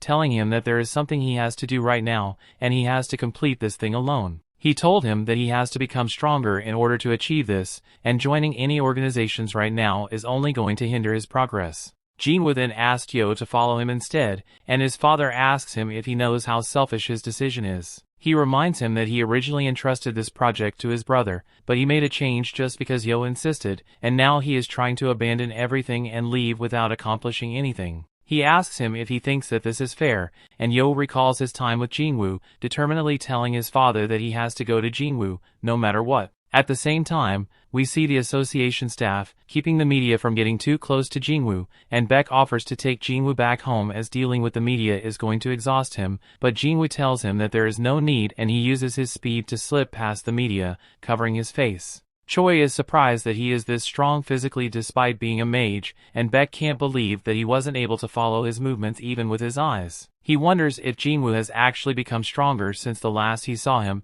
and Jin-Woo thinks that now he just has to get the equipment. Later, at an auction house, Jin-Woo tells the staff that he wants to buy an item which can defend against fire-based attacks. The member of staff asks him what it's for, and he informs him that it's for resisting the heat inside a dungeon, and he shows him a cloak along with some rings. The staff tells him that it's affordable as well, but the price is still a bit too high for him. He wonders if it can be lowered, but the staff tells him that they have a fixed price at their store. However, if Jin-Woo can break the glass housing their equipment, he might have them for free. Jin-Woo is surprised to hear this, preparing to break the glass, while the member of staff tells him how strong it is. But just as he is about to punch it, the staff stops him, telling him that he was just kidding. He mentions that even if Jin-Woo is not able to break the glass, a slight vibration in it is going to trigger the alarm, and he apologizes for taking the joke too far. Jin-Woo feels awkward about this, and he tells the staff that he would like to see some weapons as well. The staff in charge of weapons takes him to show him some short swords, and the other staff notices that Jin-Woo managed to crack the glass, even though he never touched it. Meanwhile, Jin-Woo is shown a short sword, asking its price, and it's hefty. Jin-Woo can't believe how much they are charging him, even though its strength barely matches the Kosaka's Venom Fang at most, and he shows him a dagger that he just bought from his personal store, asking the staff how much it can be sold for. The staff tells him that it can be sold for 100 million, and Jin-Woo is surprised to hear this as he bought this for 2.8 million gold in the store. He thinks that items purchased from the store must have high value, and he thinks that he won't need to sell the Sphere of Avarice in this case. He heads to the bathroom for a bit, and the scene cuts to the headquarters of the White Tiger Guild. Baek recalls Jin-Woo's strength, and he thinks that Jin-Woo's second awakening must have ended long ago, wondering how he is still getting stronger. He then gets a thought, asking himself if he is approaching this the wrong way and Jin-Woo might be a hunter who can continuously grow stronger. The next day, at the Jin-Woo's house, Gina notices that the media has finally left their house alone. She is glad that she will be able to go to school again, and Jin-Woo thinks that the association must have helped with this. Gina tells him that he can be on the TV if he wants, but she asks him to not get her involved, and he thinks that there is no use telling him all this, as it's not under his control. He informs her that he is going to be away for a week from tomorrow onwards, and she is surprised, wondering what he will be doing. Just then, Yo shows up at his doorstep and Gina asks him if he is one of his friends. Yo mentions that he is Jin-Woo's right-hand man, and Jin-Woo makes an excuse, telling Gina that he will be working with this guy for a week. Yo doesn't know what he is talking about, but Jin-Woo gives him a push, and he understands that he wants him to play along. At night, we see Yo sleeping in Jin-Woo's room, and Jin-Woo checks up on Gina thinking that things might have settled down for now, but now everyone knows that he is an S-rank hunter, and he has to be careful. He summons Fong's guards from earlier, and he notices that there are only 3 of them, recalling that Fong had 4 guards. One of them reminds Jin-Woo that the last one was hurled to the ceiling by Jin-Woo, and his shadow extraction didn't reach that guy.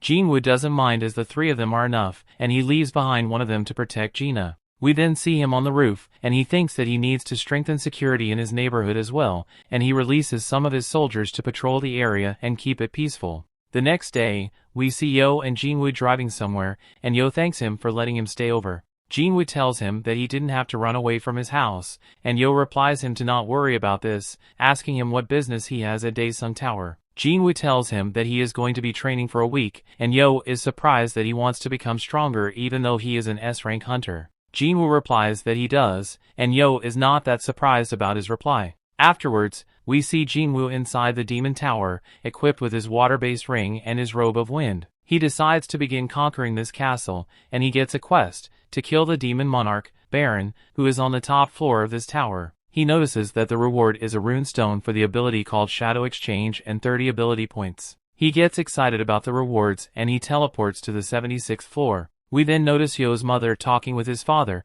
and she is surprised that their son has left the house. His father is not that worried about this, but just then something happens to him and he collapses. Meanwhile, at the Demon Castle, we see Jin-Woo facing off against a boss-level monster and he summons Fong, giving it the Spear of Avarice. Fong fires a fire spell at the monster, and he turns it to ashes. Seeing his power, Jin-Woo thinks that he must carefully consider the situations where he can use him. Afterwards, we see Yo's father awake at the hospital, and he finds out that Yo came to visit him. His wife tells him that she lied to him, telling him that his father collapsed due to overwork, and they recall that the doctor told them that he has contracted the eternal slumber disease. He explained that it's a condition where one is occasionally overwhelmed by sleepiness, and they eventually fall into eternal slumber. Yo's father wondered why he got this disease, and the doctor informed him that people with low magic power resistance are prone to it if they are exposed to magic power for long. He asked him if there are any hunters among his friends and relatives, and this makes them both think about their son Yo.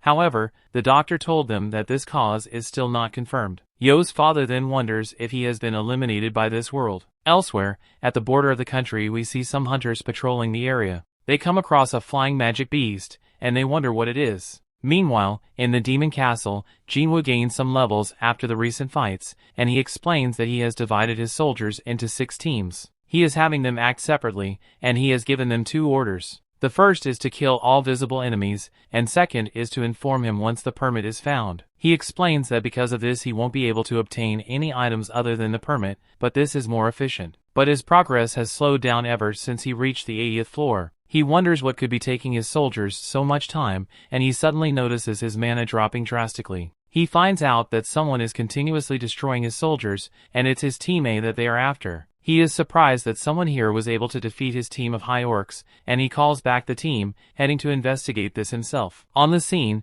he finds out that Team B was also attacked, and he thinks that this enemy must be formidable. However, he realizes that something is strange. He points out that Fong's team was closer to Team A, but the enemy still targeted Team B, which was far off. He realizes that this enemy knew that Fong was more than they can handle, and they are specifically choosing opponents that they can defeat easily. He figures out that they will attack the Ice Bear squad next, and he notices some demon knights attacking the Ice Bears. They tear the bears, like they are toys, and Jin-Woo watch them while hiding using his stealth skill. He thinks that they are good, and he deactivates his stealth. One of the knights attacks him, but he makes swift work of him, and he takes care of the other 2 when they attack him, leaving behind just the leader. He heads towards the leader, but the leader retreats, and he thinks that he always wondered if magic beasts felt fear, and now he has confirmed that they do.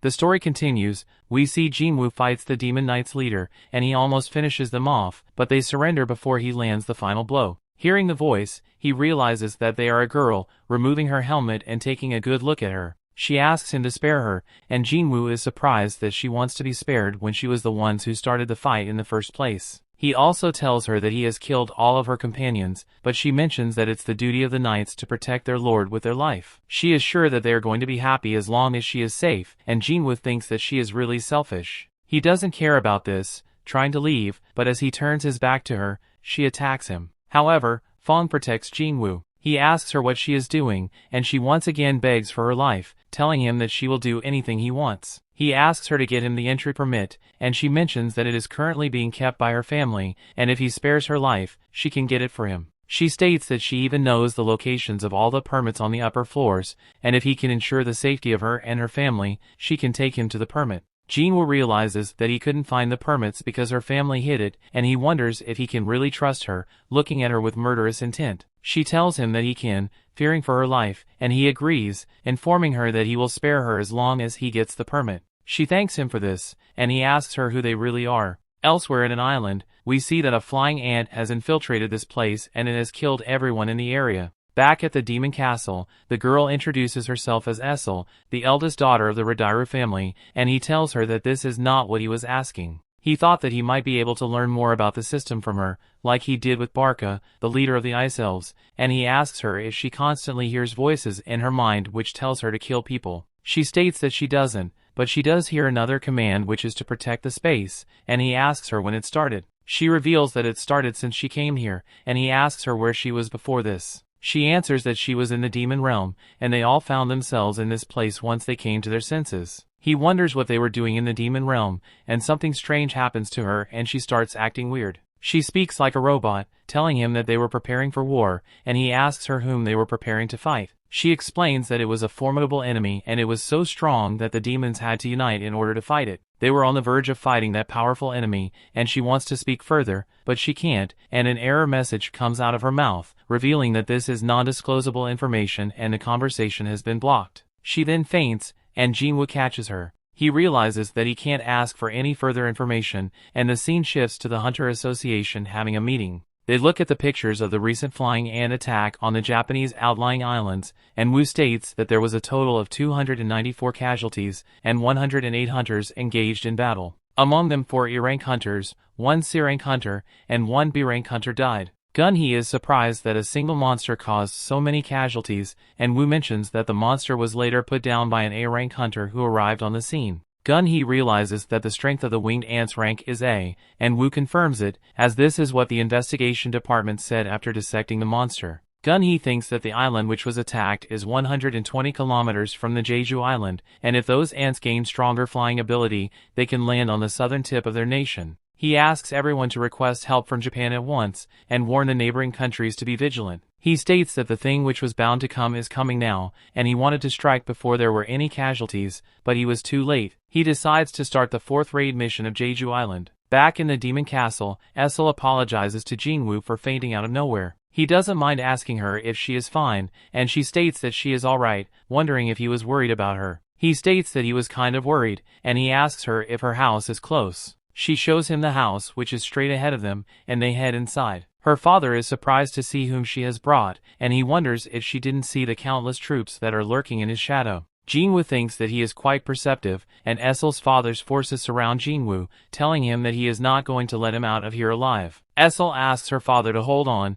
and Jin-Woo reveals that he promised her that he won't harm anyone as long as he gets the permit. Essel's father thinks that he heard that Jin-Woo defeated both Vulcan and Métis, and he knows that he isn't an opponent whom they can defeat. He gives him the permit, asking him to leave, but Jin-Woo asks him if he can borrow his daughter as well. He is surprised to hear this, and Jin-Woo explains that earlier she told him that she is aware of the locations of the permits on each floor, and he asks her if he can guarantee the safety of his daughter. He promises that he can, and Essel's father allows this. Jin-Woo then asks her to show him the way. Elsewhere, we see some scientists dissecting the flying ant, and they examine it thoroughly. Back at the castle, Jin-Woo proceeding smoothly through the floors of the castle, and we find out that he has arrived at the 89th floor right now. He notices that both Igris and Tank have now leveled up, and Igris has the rank of elite knight while Tank is a knight. He realizes that one of them is as strong as an S-ranked adventurer while the other one is as strong as an A rank. Meanwhile, Essel has prepared some gifts for the nobles on the above floors in order to negotiate with them,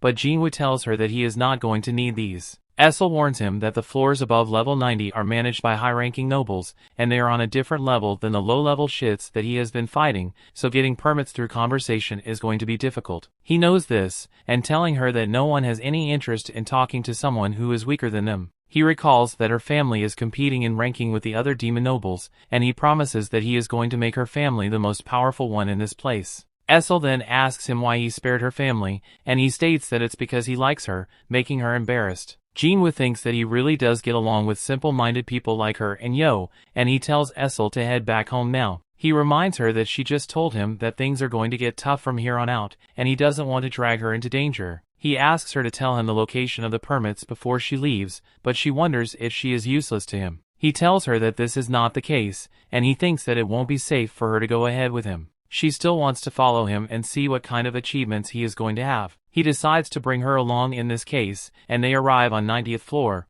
Jin-Woo fights the monsters proceeding ahead, and Jin-Woo thinks that Essel was right as both the strength and quantity of monsters in this place is higher than the other levels. He still manages to proceed ahead with little to no problem, and he arrives on the 97th floor. The scene then shifts to the Hunter Guild, and we find out that both Choi and Cha-Hae have received a call for the 4th raid on Jeju Island. Choi reveals that all the S-rank hunters in the country have been called to action, and Cha-Hae wonders if this means that Jin-Woo is going to be there as well. He informs her that they are going to cooperate with Japan this time around, as they are also within the attack range of the flying ants and they have decided to take action. Cha-Hae wonders when the raid is going to start, but it hasn't been decided yet. However, he thinks that it will start soon, and to discuss the situation the hunters from the ultra-large guild in Japan are going to arrive at their nation today. Back in the demon castle, we see Jin-Woo on the 100th floor, and he notices a wyvern flying around there. It lands on the ground, and riding it is the lord of the demons named Baron. Jin-Woo thinks that his aura is overwhelming, and he wonders if he can defeat it. Essel is frozen in fear seeing the demon monarch, and Jin-Woo thinks that he will have to bring Baron down from his ride first, as it's going to be hard to fight it in the air. The dragon then flies up, and Baron summons some demons to attack Jin-Woo. Essel wonders what they should do, and Jin-Woo summons his army which is enhanced by his monarch's domain. They fight the demons, wiping them out with ease, and Essel is surprised to see Jin-Woo's power. However, she is not sure whether he can win against Baron, as he is just an invader, and she wonders whose side she should pick. Baron then fires lightning in the sky, and it rains down on the ground as an AoE attack, wiping out Jin-Woo's soldiers and eating away at a large chunk of his mana. Essel almost gets hit by the attack, but Jin-Woo protects her, and he thinks that this was no ordinary lightning, it was a wide-range attack with a stun effect. He knows that his soldiers can be revived, but it's going to eat through his MP if they keep getting hit by it. He decides to act before this, and he uses dash and stealth skill to charge at Baron and attack his wyvern, but Baron blocks his attack, and he is surprised that he was able to see through his stealth. Baron then tosses him into the ground, and he attacks him with a homing lightning breath. He dodges the attack, and Fong intercepts it, saving him. Just then, Igris slices off the wyvern's head, bringing Baron to the ground. Jin-Woo is glad that he has come down, as he was getting tired of having to look up. The scene then cuts to the Hunter Association, having a meeting with the guild master of Draw Sword Guild named Gotoruji, and he has brought his interpreter Hankawa with him. Gun-Hee explains that the Draw Sword Guild is a super large guild in Japan with 11 S-rank hunters, and it's the second largest guild in Asia. Gun-Hee thinks that Goto has an inspiring aura, and he does live up to his reputation as the guildmaster of such a great guild. Hankawa then thanks the association on accepting their proposal to form a joint assault team, and Gun-Hee asks her to not even mention it, as they were the ones who asked for support first. Hankawa explains that they have come to many conclusions from the information they provided and the dissection results of the winged ants, and there are two key points of their research which is going to be vital for this mission. The first is that the flying ants grow rapidly after hatching, but they only have a lifespan of a single year, and this means that as long as they kill the queen ant, the others will die after a year. The other point is the behavior of the ants, and from the records of the 3 raid missions, they have found out that the ants are attracted to strong magic power. Hankawa mentions that this time they are going to use this habit to devise a plan, and Gun-Hee thinks that they have really analyzed the movements of the ants thoroughly. Hankawa then interprets for Goto, stating that their guild is going to dispatch 10 of their 11 S-rank hunters, and all of them are going to lure out the ants. The Korean hunters are going to kill the queen ant in the meantime, and Woo is not sure about this as they will have to face thousands of ants if they do things this way. But Goto has no problems with this as they are only going to be acting as bait and not really fight. Their AI simulation has also revealed that this is the optimum plan and Gun-Hee agrees to go along with this. Meanwhile, in the demon castle, Jin-Woo's army is still fighting against the demons and Jin-Woo is doing the same. He doesn't even have enough time to drink a mana potion, and he notices that he is going to run out of MP soon. We see that Igris, Iron and Fawn are fighting against the Baron, but Baron is blocking all of their attacks, and he blocks Jin-Woo's attack as well. He grabs him by the head, trying to finish him off, but Igris intercepts his sword, and Jin-Woo stabs one of his hands, while Igris stabs the other, and his shadow army holds down Baron. Baron fires another lightning breath, wiping out his army, and Jin-Woo notices that he is all out of MP. Baron then summons his blades, and both him and Jin-Woo exchange blows in high speeds with Baron overpowering Jin-Woo, and he manages to disarm him. He then tries to finish him off, but Jin-Woo holds down his hands, and Baron tries to use a lightning breath to finish him, but Essel throws her blade at him, diverting his attention, and Jin-Woo uses this opportunity to rip off his arms using his ruler's hand along with his strength. Baron then tries to fire another lightning breath, but Jin-Woo hits him with an uppercut, blasting his head off of his body and defeating him. He collects his soul, completing his soul collection quest, and he tells Essel to inform her father that the Radiru family is going to be at the top of the ranks in this tower from now on.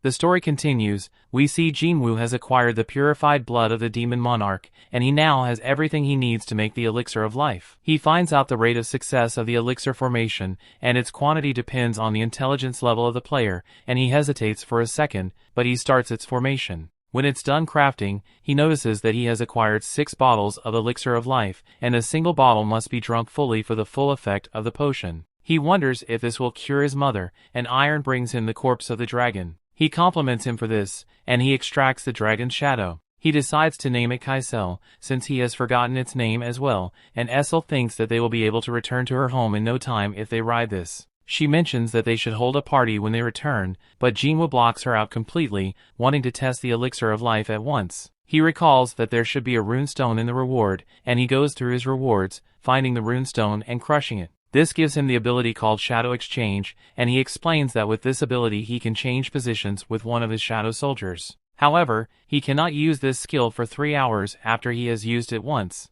Jin-Woo thinks that this is great, and he tells Essel to head home on her own. She wonders if he is not coming to the party, and he doesn't have time to take a detour to the 80th floor right now, so he exchanges his position with one of the shadow soldiers near his house. He notices that he can't use this ability now, and he summons Kaisel, riding it the rest of the way. Later, we see Woo and Gunhee going over their plan of action, and Gunhee states that they are going to use hunter magic power as bait to lure out the ants. Then they are going to use special interference waves to disrupt their sensory communication, and the special forces are going to seize this chance to infiltrate the nest and kill the queen. Woo mentions that the issue will be whether the interference waves are going to work or not, and Gunhee is also uneasy about this, but he thinks that the investigation results are accurate and the conclusion aligns with theirs. He thinks that there is no need for concern as they also have a retreat plan in place in case the wave fails, and right now they should just make thorough preparation to send hunters to that island. He changes the subject asking Woo if he has contacted Hunter Jin-Woo, and Woo mentions that he has tried to,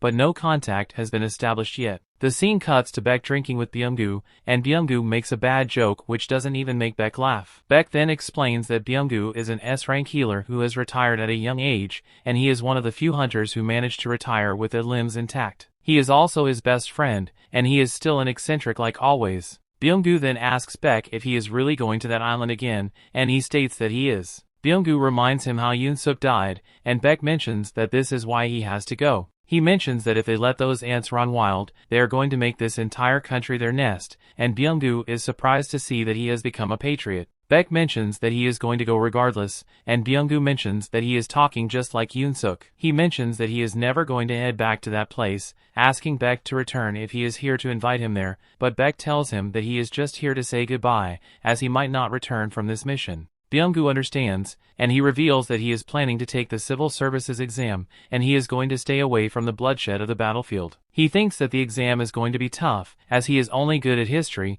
since he has seen many historical dramas. He mentions that he is going to live a normal life away from the battlefield, and Baek thinks that this is good. He mentions that it's hunters who are not normal, and there are not many who hate fighting magic beasts. There are some who even enjoy it, and he wonders if this is the condition for awakening. The scene then cuts to Jin-Woo sitting by his mother's bedside, and he sees the burn mark on her neck. He thinks that this injury was his fault, as he accidentally spilled some hot water on his mother when he was little, but his mother didn't even flinch at that time. He takes out the elixir of life, and he wonders if it's really going to work. He has no idea what will happen, but he decides to trust the system, as it has yet to disappoint him. He lifts his mother upright, and his hands shake as he tries to put the elixir in her mouth. He hesitates till the last second, and he makes his mother drink the elixir.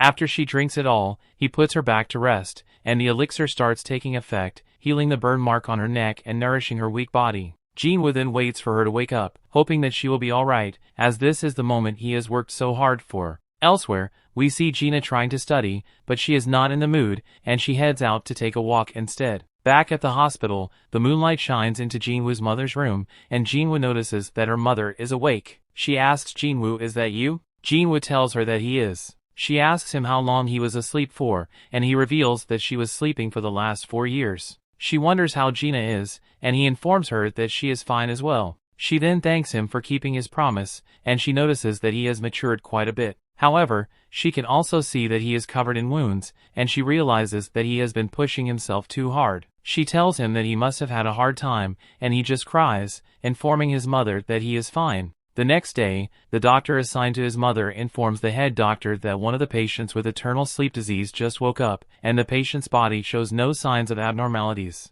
Their family is requesting for them to be discharged immediately. And in Jin-Woo's mother's room, we see Gina crying at the sight of her awakened mother. She hugs her mother, crying like a baby, and she apologizes for worrying them. Seeing this sight, Jin-Woo thinks that all of his efforts have been rewarded. Elsewhere, we see Gun-hee hosting a press conference. He thanks everyone for gathering here, and he addresses the disasters that are happening nationwide because of the winged ants from Jeju Island. He mentions that in response to this situation, the Hunter Association has decided to launch the 4th raid on Jeju Island, and this operation is going to involve 10 S-rank hunters from Japan, on top of their domestic S-rank hunters. Hunters of rank A and below are going to handle maritime surveillance and homeland defense to support this operation. He states that they are determined to succeed this time around, and Byung-gu watches this conference, recalling the time when Yoon-suk and Baek met up before the 3rd raid of Jeju Island. We notice that back then Baek was asleep after getting drunk, and both Yoon-suk and Byung-gu were scared. Yoon-suk knew that those who couldn't fight would be more afraid than them,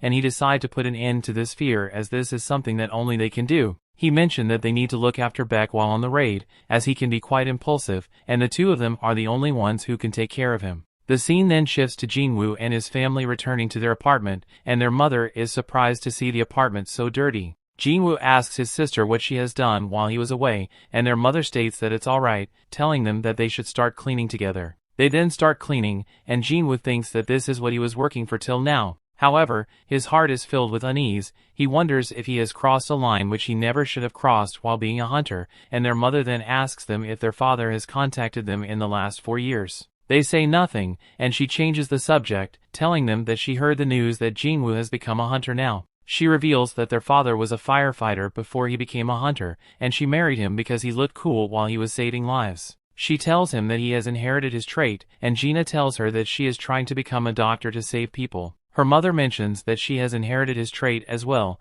and Jin-Woo receives a call. The scene then cuts to the Hunter Association, and we notice that Gun-hee has finished his conference. He mentions that he didn't expect that guy to approach them right after the conference, and we find out that they're talking about Thomas Andre, the American S-rank authority hunter. Woo states that he half expected that guy to come and help, as it was reasonable given the timing of everything. However, Gun-hee thinks someone with the power tantamount to a nation's military wouldn't normally intervene in a country's operations. Woo agrees, wondering why Thomas is interfering here, and Gun-hee states that he might be just passing by as he said, but there is a chance that he came here to intimidate them regarding Hunter Huang or to verify something. He wonders if Jin-Woo is still unreachable, but Woo states that they have already contacted him and he should arrive soon. Later, we see Jin-Woo at the association and he finds out that they are going to depart for the raid on Jeju Island in 4 days. Gun-hee wonders if he is going to lend them his strength, and Jin-Woo thinks that this is going to be a good opportunity for him to level up, since Jeju Island is practically an XP farm. However, he has achieved his goal and he has no further reason to keep fighting.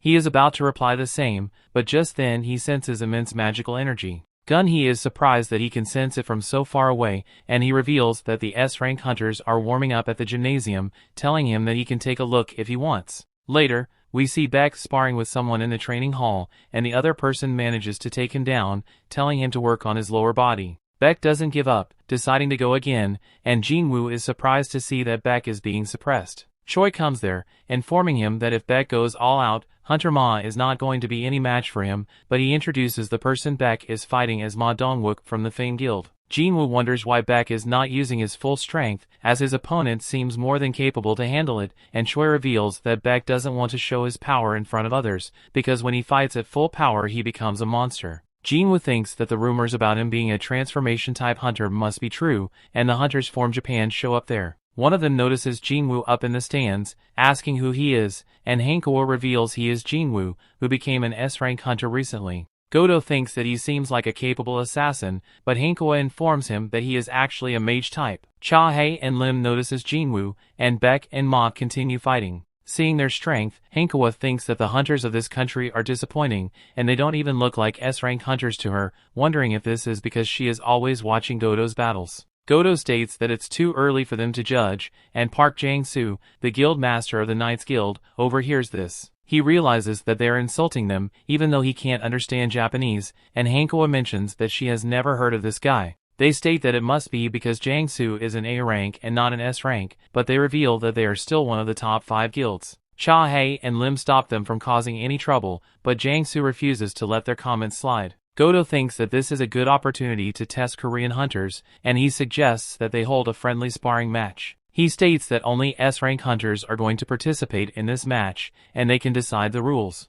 Gun-hee likes this idea, and he refrains from having mages fight in this session, as their strength is a little hard to judge. He also mentions that non-combat type hunters shouldn't be allowed to participate, and Baek lays out the rules, telling them that being grabbed at the wrist, touched on the back, and falling on the floor will be considered a loss. The match is not going to be one-on-one, it will be a battle royal because it's going to be chaotic on the island. Godo understands, and they decide to proceed. We find out that from the Korean side, Cha-hae, Lim, Ma, and Baek will be participating. And from Japan's side, Tawada, Kumamoto, Hoshino, and Tanaka will be fighting.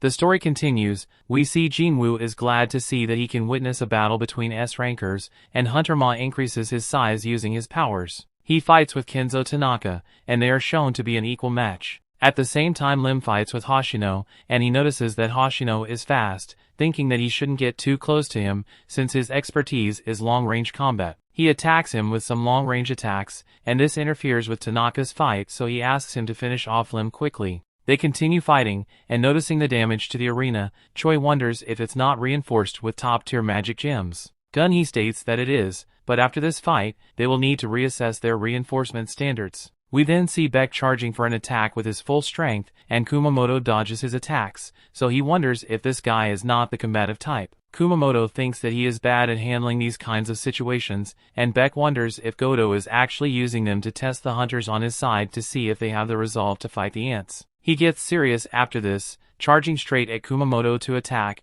and Kumamoto just dodges. Meanwhile, Tanaka has defeated Hunter Ma, and Hoshino manages to defeat Lim as well. Baek still keeps chasing after Kumamoto, and soon his way is blocked by Tanaka and Hoshino, as they are already done with their opponent. On the other side we notice Cha-hae fighting against Tawada, and she is being overwhelmed by her. Cha-hae manages to deal with her quickly, and she tries to provide backup for Baek, but Kumamoto tries to stop her, and she reflexively hits him with several strikes. This injures him, making him mad, and his teammates think that once he becomes like this, there is no telling what he would do. He then attacks Cha-hae at incredibly high speeds, and he tries to land the finishing blow, but Jin-Woo steps in, saving her. He mentions that this has gone beyond a friendly sparring match, and Kumamoto tries to attack him, but he subdues him easily. Seeing this, Godo wonders if he is really a mage, and Hanko tells him that he is, so he thinks that he will have to verify this himself. Jin-Woo then asks Cha-hae if they should admit defeat, as Baek has been eliminated as well, and she agrees. Later, Hanko tells Jin-Woo that Godo has requested a match with him, and Jin-Woo realizes that he is trying to gauge his strength. He thinks that this is the perfect chance for him to find out how much he has improved lately, agreeing to the match request. Godo is surprised to see him smiling his presence, and Hanko tells him that Jin-Woo has agreed for the match, but only if Godo goes all out in it. Godo gets more interested in him after hearing this. Elsewhere, we see Juhee watching the news, and she finds out that Korea is going to collaborate with Japan to launch a raid on Jeju Island. Her mother asks her if she doesn't have work today, and she reminds her that it's her day off. Her mother tells her that the hunters are working hard, so they should also do their jobs properly, and Joo-hee calls someone, asking them about the Sentry team for the Jeju Island raid mission. Back at the arena, Jin-Woo preparing to fight Godo, and Cha-hae wonders if he will be able to handle himself against an S-rank hunter. Beck asks her if she is alright surrounded by all these monsters, pointing towards her special smell condition, and she states that she is fine. She wonders if they shouldn't stop them,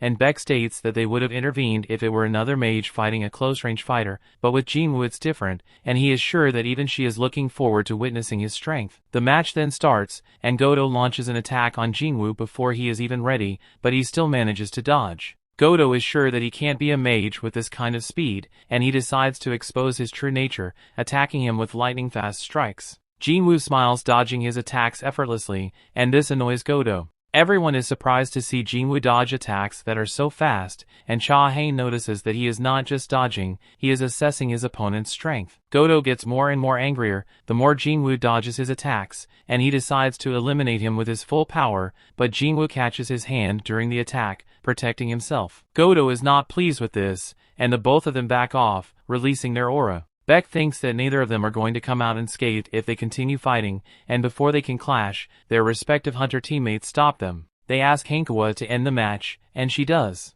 Jin-Woo then asks if he interfered too much, but Hunter Ma mentions that it was actually impressive that he only got a scratch after fighting Godo. Jin-Woo thinks that he got a little too carried away, but now he has an idea of everyone's strengths, and he has infiltrated shadow soldiers into their shadows. Afterwards, we see Godo leading the Hunter Association, and Gun-hee tells him that he will send him the list of raid participants later. When he leaves, Jin-Woo comes out, informing Gun-hee that he won't be joining them for the raid mission on Jeju Island. The scene then cuts to Godo talking to someone over the phone, and he tells him that there is an exceptionally strong hunter in Japan. The man is sure that he won't be stronger than Godo himself, but Godo is not sure about this, informing him that he is a reawakened, recently promoted S-rank hunter. The man tells Godo that there is no such person on the raid mission list, and in another car, we notice Cha-hae finding out that Jin-Woo is not joining the raid mission. Choi is sure that he must have his reasons, but they now have 15 S-rank hunters, and this time they are going to secure victory for sure. Later, Jin-Woo returning to his cozy home, and he has dinner with his family. He thinks that his mother has finally reawakened after 4 years, and right now she needs him, so he won't be going to Jeju Island. Meanwhile, at Jeju Island, we see that the ants have exhausted their food supply, and they have begun eating each other to nourish themselves. The queen thinks that they can't continue living here, and she looks at a giant egg, thinking that they need the power of this new child to guide them out of here. The egg then hatches, and from within comes out a humanoid giant ant. The next day, the news talks about the ants, and how they have been evolving really quickly. The anchor mentions that during the third raid, the ants could only crawl on the ground, but now they have gained the ability to fly. The Hunter Association has announced new strategies against them, and they are doing their best to stop them. The scene then shifts to Song-yi angry that she has to join the Sentry team, and Yo tells her that it's only because she is an E-rank hunter, but this doesn't make her feel any good. Elsewhere, we see Joo-hee meeting up with Mr. Song. Later, in the association, Gun-hee thinks that the raid is finally going to start tomorrow.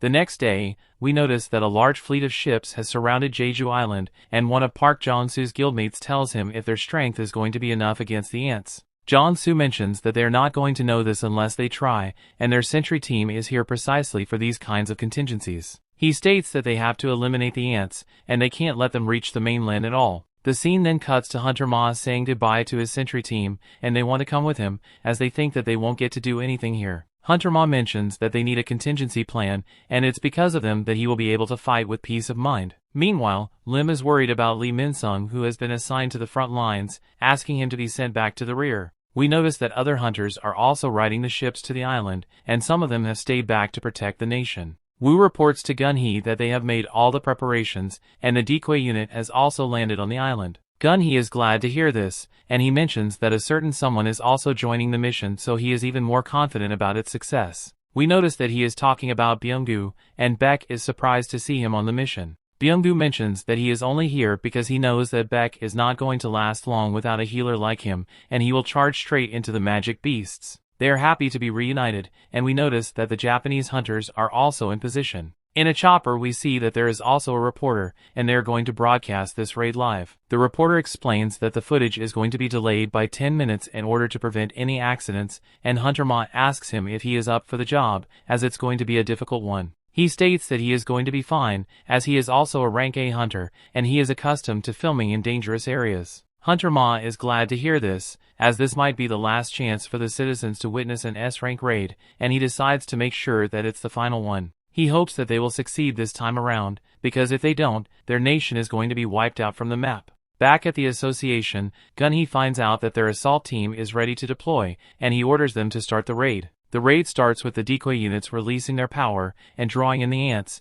but some of them head towards the chopper in which Choi and the others are riding. Choi decides to handle them, and he attacks them with his fire magic, but this is not enough to take them out, and he hits them with another fire spell. He smirks, glad to have reached this place again, and they descend to the ground. He tells the others that the Japanese hunters can only distract the other ants for about an hour, and they have to eliminate the queen in that time frame. Just then, the ships activate the interference waves, and the captain states that now the ants aren't going to receive the queen's distress signal. We then notice the Japanese hunters fighting the ants, and they wonder if they might be able to eliminate all the ants before the Korean hunters can slay the queen. Another group of them notices the smoke in the distance, realizing that it must be from the hunter Choi that they met earlier. We notice that they have eliminated some ants as well. Meanwhile, at the ants' den, Choi seals off the exits. They decide to move out quickly, but they are not sure which tunnel they should take to get to the queen, as there are so many of them. Choi fires a blast in every tunnel, and all of them emit smoke except for one,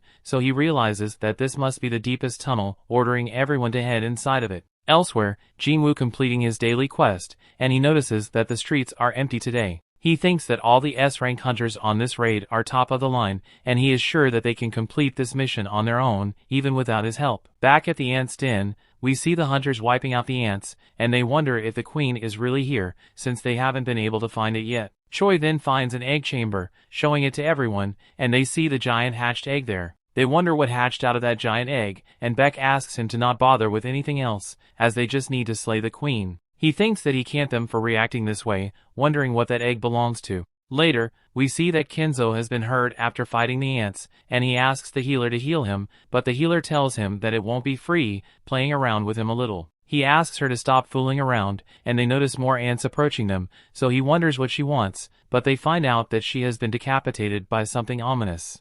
The story continues. We see Kenzo and the other hunter in their team realize that something powerful is in the area, and they put up their guard in order to fight it, but the monster decapitates Kenzo, and it does the same to the other hunter on their team. The scene then shifts to the ant nest, and we see the hunters fighting against white ants there, noticing that they all have strength comparable to S-rank hunters. However, their movements are too monotonous, and they are no match for hunters with various tactics. They take out the white ants one after the other, and Cha-Hae tells everyone that the exoskeleton of these ants is really tough, but Hunter Ma is glad that there aren't many of them. Byung-gu mentions that there is no need for them to worry even if there are many of them, as he is going to support them from the rear. Beck is surprised to hear this from someone who is afraid of fighting, and Byung-gu asks him to stop with the sarcasm, reminding him that these ants can live even if their heads have been chopped off, so he tells him to cripple them. Beck understands, crippling the ant he just slayed. Hunter Ma then mentions that the enemies are getting stronger the deeper they go, but they still haven't seen any ants walking on two legs. Choi thinks that they must be guarding the queen ant, and Lim realizes that they will have a long way to go,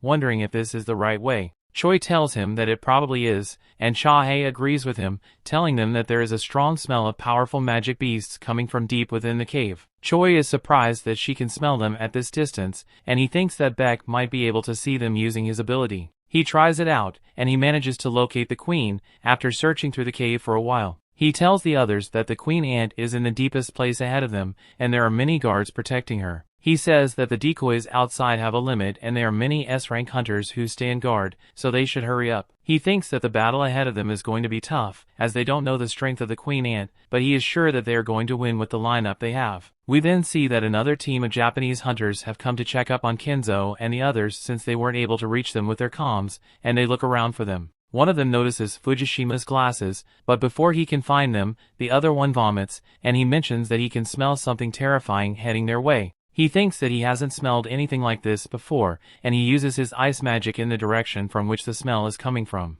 Elsewhere, Kumamoto and Tawada are also not able to reach Kinzo's team, but they decide to focus on the battle in front of them for now. Meanwhile, at the ant nest we can see that the hunters have reached the queen ant's chamber, and they are glad to see such a large force for their welcome. Byung-gu uses his skills to power up everyone, and everyone starts fighting. Choi wipes out the ants using his fire magic, and he reveals that he doesn't usually like to use such powerful magic, but he is making an exception this time around. Beck also decides to pull out all the stops, transforming completely into a white tiger, and he attacks the ants, killing them with his bare hands. Cha-Hae is in awe of his magic beast form, and the news reporter with them receives word that their viewership has surpassed 380%. They ask him to get closer and get some clear footage, and he tries to, but Byung-gu stops him, reminding him that this is an S-rank raid. He asks him to stay behind him, and everyone in the mainland can see the raid on television. They have high expectations of the hunters, and they continue fighting. Lim takes out a good number of ants with his arrows, and Choi keeps frying them up with his fire magic, while Beck rips them apart with his claws. Cha-Hae also slices through a bunch of them, and everyone around the country can witness this battle. The hunters manage to kill the last ant guard, and they now fight the queen ant. The queen attacks Hunter Ma, but he manages to block with its shield, and Lim attacks the queen with several of his arrows. Beck joins in on the attack as well, mentioning that a queen without her guards is just a living target, and the queen attacks Hunter Ma and Beck with its poison breath, but Byung-gu heals them instantly. He tells them that as long as he is here, he is going to make them stand up again no matter how many times they fall. And the queen tries to attack the healer, but Hunter Ma blocks it again, and Choi attacks it with its fire magic. However, the queen still stands, and it lets out a scream which echoes throughout the island. It then tries to run away, but the hunters refuse to let it, and Choi attacks it. Beck and Hunter Ma them hold it down, and Cha-Hae attacks it with her sword, taking out its legs, and making it fall. She then decapitates it, using her special skill, and this puts an end to the queen. Everyone around the country cheers for them when they win, and Gun-hee is glad that they finally succeeded in the raid mission. He is sure that since the queen ant is dead, the remaining ones are going to go extinct in a year, and this place is going to become a habitable area for humans once more. Back at the nest, Beck still worries about the final scream of the queen, and Byung-gu tells him to just relax, as they have defeated the queen and gotten revenge for Yoon-suk. Meanwhile, the ship emitting the interference waves reports to Godo that they have a problem, and all the ants are returning towards the nest. Godo asks them to collect information and report back to him, and Choi notices that the barrier he put up on the nest has been broken. Lim mentions that this was faster than they anticipated, and they wonder if the queen ant was calling for its companions with its scream. Cha-Hae thinks that even if it was, the ants outside shouldn't be able to break Choi's barrier, and they sense something strong approaching them. They notice that it's the black ant which hatched out of the giant egg, and the black ant releases its aura, making Cha-Hae feel sick by its smell. Cha-Hae realizes that it's not an ordinary magic beast, and Hunter Ma thinks that they will have to kill it, but he can't do anything even when it walks past him. The black ant then eats the ant queen, and it turns its attention towards the hunters. It blows Cha-Hae away with a single hit, and Hunter Ma turns into a giant in order to fight it, but it rips apart one of his arms along with his shield. However, Hunter Ma still tries to fight it, and it slices apart its other arm as well. Beck tries to fight him too, but the black ant takes him out as well, and it does the same to Choi. Lim shoots at it, but it grabs his arrow, attacking him too. When it's about to finish him, Hunter Ma intervenes, and we notice that he has been healed by Byung-gu. We find out that Byung-gu has gone into hiding using his camouflage skill, and he explains that he becomes invisible after using this skill. This also renders him immobile, but this is good enough for a healer. He mentions that their team is not going to lose as long as he is here, and the black ant fights Hunter Ma, beating him around the room like he is a toy. It then notices Byung-gu even though he is using his camouflage, and it stabs him in the chest before he even has the time to react. Byung-gu uses his last breath to tell Beck to run away, and the black ant bites his head off. Beck tries to attack him after this, but the black ant throws Byung-gu at him, and it grabs him by the neck, making him transform back into his human form. It then speaks the same words as Byung-gu, telling Beck to run away. And from this one little phrase, it figures out the human language, telling everyone that they are too weak. It mentions that their queen is dead, and just killing soldiers isn't going to make up for it. It asks Beck where their king is, and it senses someone strong outside, leaving the nest at once. Beck wonders if it was talking about Godo, but he thinks that they don't have the time to figure this out right now, they will have to leave here quickly. He then sees that the other ants have returned as well, and back outside Godo's team finds out that two of their teams are unreachable now. Goto thinks that it could be poor reception, but it's unlikely since they are in range of communication, and he contacts Tawada's team, asking them if they can reach the two teams that are unreachable. Tawada mentions that they can't, tells Goto if he wants them to go over and check on them. Goto states that there is no need, as they are already on their way to do that, and he tells them to wait for them at the rendezvous point once they are done. Goto and his team then arrive at the location of the unreachable teams, finding out that they are dead. Just then, someone from their country contacts them, asking them why they didn't contact him when they were scheduled to. Goto mentions that they have casualties here, and the person asks him if he didn't order them to only kill mutated beasts to avoid any risk. Goto states that they were simply too weak, and the man expected him to say something like this. He thinks that missing a few people isn't going to be an issue with their abilities, and he asks if the Korean team is still with the Queen Ant. Goto mentions that it is, and they recently confirmed that the interference wave is not working. All the ants outside have returned to the nest, and the man wonders what their chances of survival are. Goto states that it's 0%, considering their strength, and the man orders them to retreat temporarily and continue their advance with the second assault team at sea. He mentions that they are going to pretend that the Korean hunters died even though they tried their best to help them out, and this will gradually weaken the neighboring country's power, and Japan will be one to conquer the S-rank gate. Goto then informs his team that Chairman Matsumoto has asked them to retreat and regroup, but before they can do this, the Black Ant attacks them, taking out the girl in their group. Goto orders Hoshino to retreat at once, and meet up with the second team along with Kumamoto's group. Hoshino is not sure about this, but Goto tells him that he is only going to get in his way if he stays here. Hoshino then leaves, and the Black Ant reveals itself, releasing its aura. It asks him if he is the king, and Goto is surprised to see it speak, telling it that he is. The Black Ant then surrounds him with his power, and Goto notices that it's giving off the same feeling as Jin-Woo. Meanwhile, at the ant nest we can see the hunters fighting against the ants, and they're barely managing to hold on. They have all suffered fatal injuries, and they have no strength left to fight. They think that this is the end, as the ants charge in for the final attack, but Jin-Woo's soldiers come out of their shadows, holding back the ants, and Jin-Woo exchanges his position with one of them.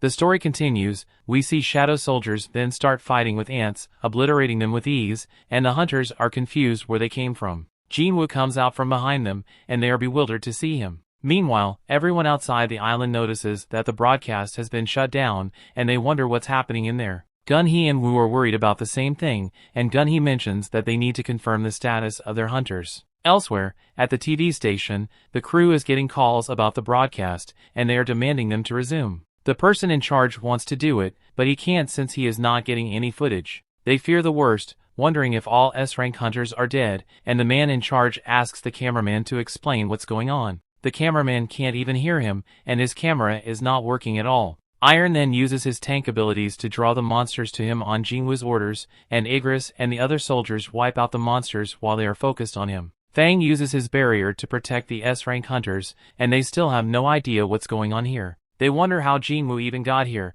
and they ask him when he got to this island. He mentions that he will explain everything later, and he asks them to drink his potions so they can heal up. He then recalls that he can't actually give these potions to anyone, and he puts it in their mouths himself. After he is done healing everyone, he tries to heal Cha-Hei as well, but she doesn't recover, and he finds out that the potion is not working because she has taken too much damage. He states that they have to get her out of here fast as he can't heal her, and he mentions that he is going to clear a path for them to escape. However, more ants arrive at the nest at this very moment. The hunters think that there are too many of them, wondering if Jin-Woo will be able to handle them all. Meanwhile, on the mainland, Gun-hee organizes a meeting and everyone there asks him how the strike team is right now. Woo mentions that they are still unaware of the situation as something has interrupted their comms, and they have been trying to connect to the Japanese command as well, but it hasn't been working. Gun-hee states that they will have to restore the signal soon in this case, and he asks everyone to make sure that the medic and retrieval team is ready to move ASAP. They understand, and he feels helpless for not being able to go to the front lines and help the hunters. He curses his aging body for this, and he hopes that they are all going to be fine.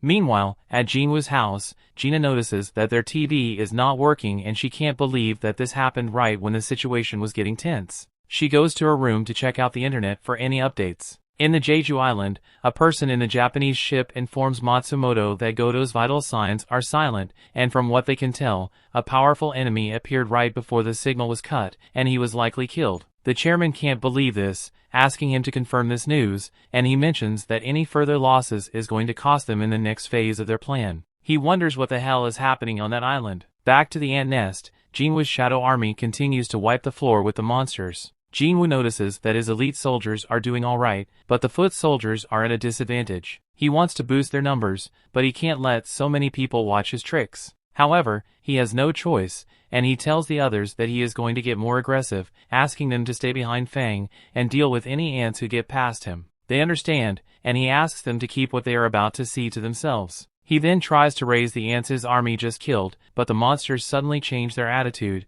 making way for something. They soon sense a dark aura, and they notice that it's the Ant King. Beck wonders if his presence here means that Godo has lost, and the Ant King lets out a roar, stating that there was no king outside. He wonders if he is in here, and Jin-Woo realizes that he is the reason that he can't sense the shadow that he sent after Godo. He heads in to fight it alone, and they both let out their auras. The Ant King asks him if he is the king of humans, and Jin-Woo is amused to see a talking bug. The Ant King can sense his strong aura, but Jin-Woo thinks that he is nothing more than a bug. The other S-rank hunters are sure that this opponent is going to be too much even for Jin-Woo, and the cameraman finally manages to fix his camera. The people at the TV station notice that their feed is back and the man in charge asks them to resume broadcast. They are not sure about this because if they start the broadcast now, it's going to be live with no delay and they will not be able to stop anything grueling from getting out. The man in charge doesn't think that things can get any worse than they already are, and they resume the broadcast. Juhee and Mr. Song watch it, and they notice Jin-Woo facing the Ant King.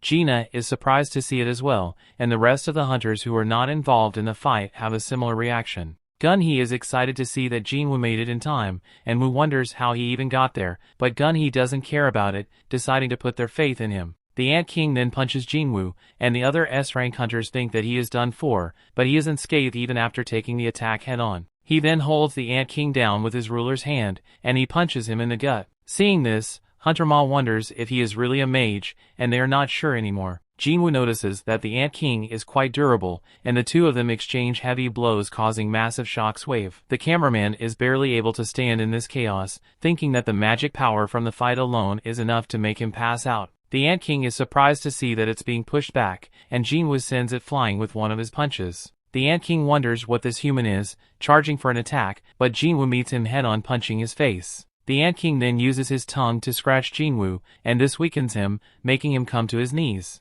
Ant King explains that he is feeling this way because his strike was laced with a mixture of toxins from marine life around the area, and his magic power is amplifying its potency. He is sure that Jin-Woo will no longer be able to move, and he tries to deliver the final blow to him. Elsewhere, Matsumoto can't believe that 7 of the 10 Japanese hunters have been killed, and he is pissed about it. The man in the ship informs him that there is also a powerful being at the nest of the ants, and it's most likely the creature that defeated Godo. Matsumoto is surprised that the creature is still alive, wondering what it's doing at the nest, and the man in the ship states that he might have gotten injured while fighting Godo, and he must have gone to the nest to recuperate. This makes Matsumoto think that the Korean hunters are going to run into that thing if they are still alive, and he is sure that they won't be able to defeat it when they are exhausted. He thinks that the ants will also be weak from all the fighting, and if they can strike down the strong one, the others will be nothing but fodder. He thinks that they can still come out on top, asking the man in the ship to tell the remaining hunters to join the second strike team at sea and get back to the island with them.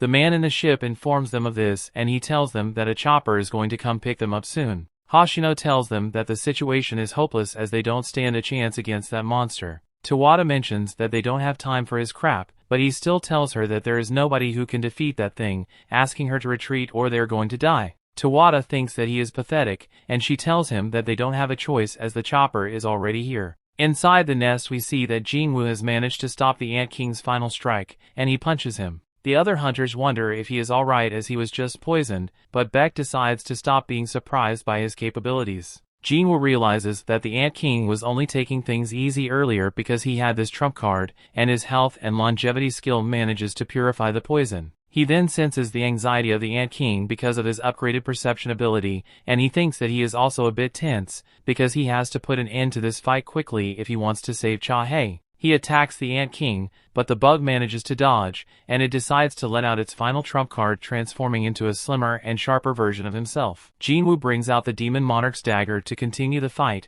and it has the buff of giving extra attack power, equal to his current strength stat. The two of them, the fight at high speeds, crossing blades and claws. The Ant King also uses magic on Jin-Woo, but he manages to dodge. He is surprised to see that Jin-Woo's speed is comparable to his own, and he is growing even faster as they fight. He wonders how this is even possible, and the two of them start fighting even faster than before. The other S-rank hunters aren't even able to follow their movements, and Jin-Woo soon starts to overpower the Ant King. The Ant King makes a comeback, landing a blow on him, and he tries to use this change to pierce his eyeballs, but just then Jin-Woo's Fatal Strike skill upgrades to mutilation, and Jin-Woo uses it to slice off his hands. He cuts the Ant King to pieces, but the bug regenerates and it tries to run away, but Jin-Woo chases it down and he makes mincemeat out of him, crashing him into the ground. The Ant King wonders who this human really is, and he signals his army to attack him, but Jin-Woo uses his shadow soldiers to deal with them, and within a matter of seconds they manage to wipe out a large chunk of the ants. Fang blows a hole through the nest, and the Ant King wonders how this is even possible, mentioning that he was supposed to be the strongest. He realizes that he can do nothing but run away now, trying to fly out of the nest, but Jin-Woo brings him to the ground with his ruler's hand. The Ant King still tries to crawl out of the mess he has gotten himself into, but Jin-Woo uses his mutilation skill to cut him like sushi, and this puts an end to him. Jin-Woo gains a few levels, and the other ants retreat seeing his power. He then goes to check up on Cha-Hae, and he notices that they are almost out of time. Choi mentions that they should get her out of here, as a recovery helicopter is waiting for them outside, but Jin-Woo is not sure that she is going to last that long. He decides to use the elixir of life on her, making her drink it, thinking that it's their last hope, but this also doesn't work since her condition is not an illness. Jin-Woo wonders what he can do now, thinking that he can't even use his shadow exchange because it hasn't been 3 hours yet, and he feels helpless. The story continues. We see Jin-Woo asks the reporter to turn off the camera, telling him to hurry up or he is going to smash it. The reporter does this, and Fang puts Byung-Goo's body right beside Cha-Hae. Beck asks him what he is going to do to Byung-Goo, and Jin-Woo doesn't have the time to explain. He uses his shadow extraction to extract Byung-Goo's shadow. Back in the sea, the Japanese hunters have made it back to their ship, and they mention that they have been ordered to carry out Plan Number 9. Hoshino doesn't want to go back to that island again, and he tells that they can only plan to do this because they didn't see that monster and how easily it managed to kill Godo. The man who is in charge of the ship tells him that the new species is dead, and it was taken out by a Japanese hunter. Back at the ant's nest, Byung-Goo starts to heal Cha-Hae on his own, and the other hunters realize that Jin-Woo's power is not to summon monsters, but to control the dead. Jin-Woo tells them that he heard Byung-Goo's voice, and he was asking him to use his power. Byung-Goo then heals Cha-Hae, and Jin-Woo mentions that he can see that he was a kind person when he is alive, as he went to heal Cha-Hae without him giving the order to do so. Choi realizes why Jin-Woo didn't want to make his power public, and he thinks that the fiercer battle he fights, the stronger he is going to become. Beck knows that Byung-Goo's power is going to be a big help to Jin-Woo as he continues fighting as a hunter, but he mentions that Byung-Goo never yearned for battle, and he requests him to not send him to the battlefield again. Jin-Woo notices that he is holding onto his shoulder just like he did after the Red Gate raid, but this time he is requesting something from him and not ordering him, so he decides to listen to him. He mentions that he was thinking the same thing, and he cancels the extraction of Byung-Goo. As Byung-Goo disintegrates, he smiles at Beck, making him cry a little. Meanwhile, Matsumoto wonders why the Korean hunters are still alive, and the man at the ship states that it's because Jin-Woo met up with them and killed the new species. Matsumoto can see this, but he wonders why Jin-Woo is on that island, as he never signed up for the raid mission. The man doesn't know, telling him that his magic power just appeared on the island, and he wonders how Jin-Woo managed to defeat that monster so easily when they lost 7 of their hunters fighting it. The man at the ship wonders if they should continue with Plan Number 9, as they won't be able to handle their domestic gates if there are any more casualties, and the balance of power between countries will be broken. Matsumoto tells them to retreat, but he is not happy with this decision. Afterwards, the remaining ants are starting to go berserk, and they attack the ships around the island, making their way towards the mainland. The hunters on the ship engage them, fighting them with all they have, and they wonder why they are attacking when the Ant Queen is dead. They think that the ants must have begun to lose control without the lack of any leadership, and they try to stop them from reaching the mainland. Meanwhile, we see the S-rank hunters hurrying up into a chopper, and they think that the situation is getting worse. They mention that they will have to hurry or they won't even have a way out, and Choi asks them to take off. But one of them worries about Jin-Woo. However, Choi tells him that he is going to stay behind to deal with the eggs and the other ants, and there is nothing they can do to help him in their state. Hunter Ma states that he might have saved Cha-Hae's life, but they still need to take her to the medical team. Meanwhile, inside the nest we notice Fang burning the eggs, and Jin-Woo gains some levels from killing them as well. He brings out the Demon Monarch's long sword,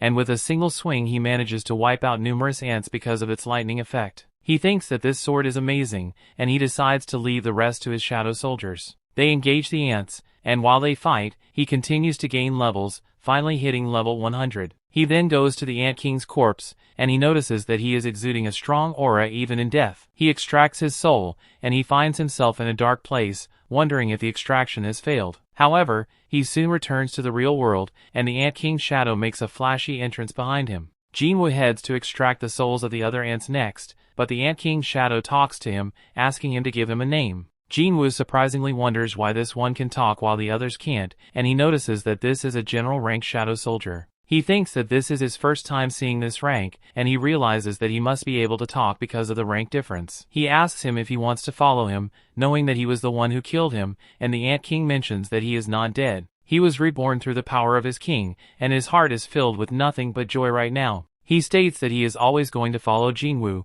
and Jin-Woo names him Baru. He then arises the other ants. Meanwhile, some of the ants have made it to the mainland. The hunters posted there they realized that the ants were able to breach the defensive line at sea, and they refused to let them enter the mainland. They fight the ants, taking them down one after the other, but there are a lot of them. Back at the nest, Jin-Woo can see everyone desperately fighting the ants, and Baru tells him that roughly 4,000 ants have lost control. Jin-Woo thinks that there are too many of them, asking Baru to reduce their numbers, and he heads out to do this at once. Back in the mainland, we notice Mr. Song slaying the ants with some other hunters, and one of the ants tries to attack him by surprise, but Baru saves him, killing the ant. He wonders what just happened, and he notices a blue streak of light wiping out the ants like they are nothing more than flies. Meanwhile, we see that Choice Chopper is getting attacked by numerous ants, and they are barely managing to get by due to the barrier cast by one of the hunters. Lim and Choi are fighting the ants to the best of their abilities, and they think that the chopper is not going to hold on for too long like this.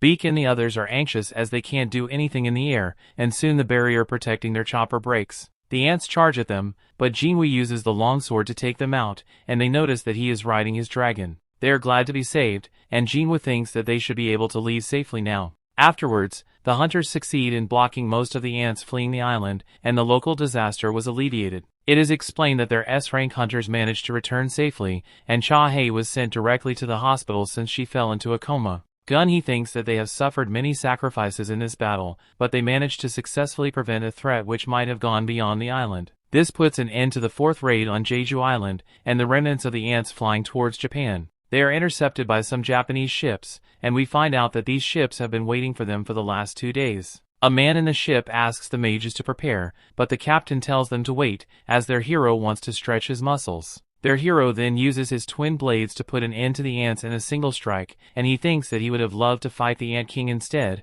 as he would have been more of a challenge than these minions. Days after the Jeju Island raid mission, a monument was erected to honor the dead, and many people have come to pay their respects. The camera captures Jin-Woo paying his respects to the dead, and the reporters mention that he made a huge contribution to this raid, and some people are even saying that the mission would have ended in failure if he didn't appear when he did. However, the others are saying that they could have prevented some casualties if he had joined the mission from the very start, and Beck tells him to not worry about what others are saying, as he is the one who put an end to this tragedy. Jin-Woo then notices Gun-hee as he is about to leave, and they head somewhere private to talk. Gun-hee thanks him for his help in the raid mission, and Jin-Woo tells him that there is no need for this, as there would have been less casualties if he had joined the mission from the very start. Gun-hee asks him to not worry about this, telling him that 5 S-rank hunters and many citizens were saved thanks to his intervention, and he assures him that he is going to repay this debt one day. Jin-Woo understands, and Gun-hee asks him what his future plans are. He states that the world saw his power in this mission, and they are no longer going to overlook him. Some of them are even going to approach him,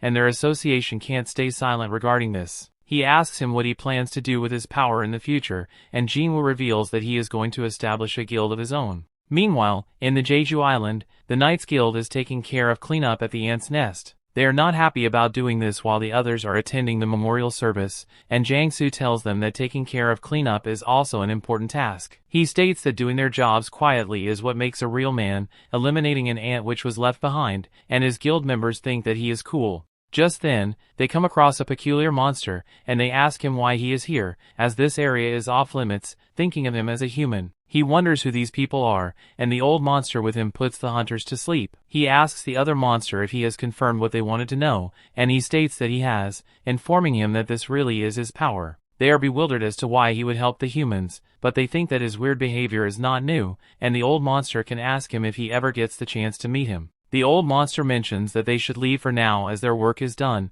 and he opens up a gate. He states that he is going to leave this area to him, and the hunt is going to proceed as planned, and he leaves. The other man then also opens up a gate and he thinks that it really stinks in this place, stating that a woman he knows is going to make a big fuss if she ever sees it, and he takes his leave as well. Jin-Woo's father notices all this. Later, we see that Jin-Woo is trapped in traffic. He is talking with Yo and he informs him that he has gotten President Go-Gun-hee's approval about the guild. Yo is glad to hear this, telling that he is going to start looking for an office, and Song-hee asks him to let her join his guild. She states that she is going to be useful, and her and Yo start fighting over talking to Jin-Woo, so Jin-Woo cuts the call. He then gets a call from Gun-hee, and he informs him that this traffic is because of a gate which has appeared ahead on the highway. He explains that it's B-ranked gate, and Jin-Woo decides to take care of it when he finds out that the hunters are going to take a while to arrive. He then goes to the gate, and the person in charge of the gate tells him that the other hunters are going to take a while to arrive, asking him to wait. However, he states that he is going to be fine on his own,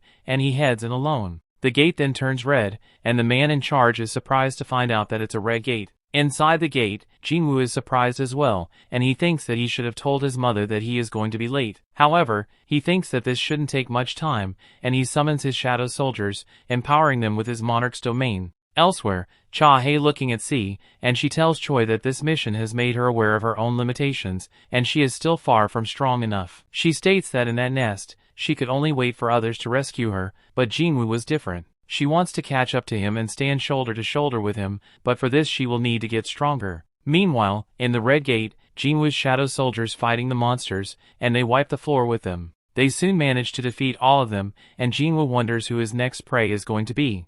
The end. Thanks for watching. Want more anime recaps? Subscribe the channels and turn on notification bell.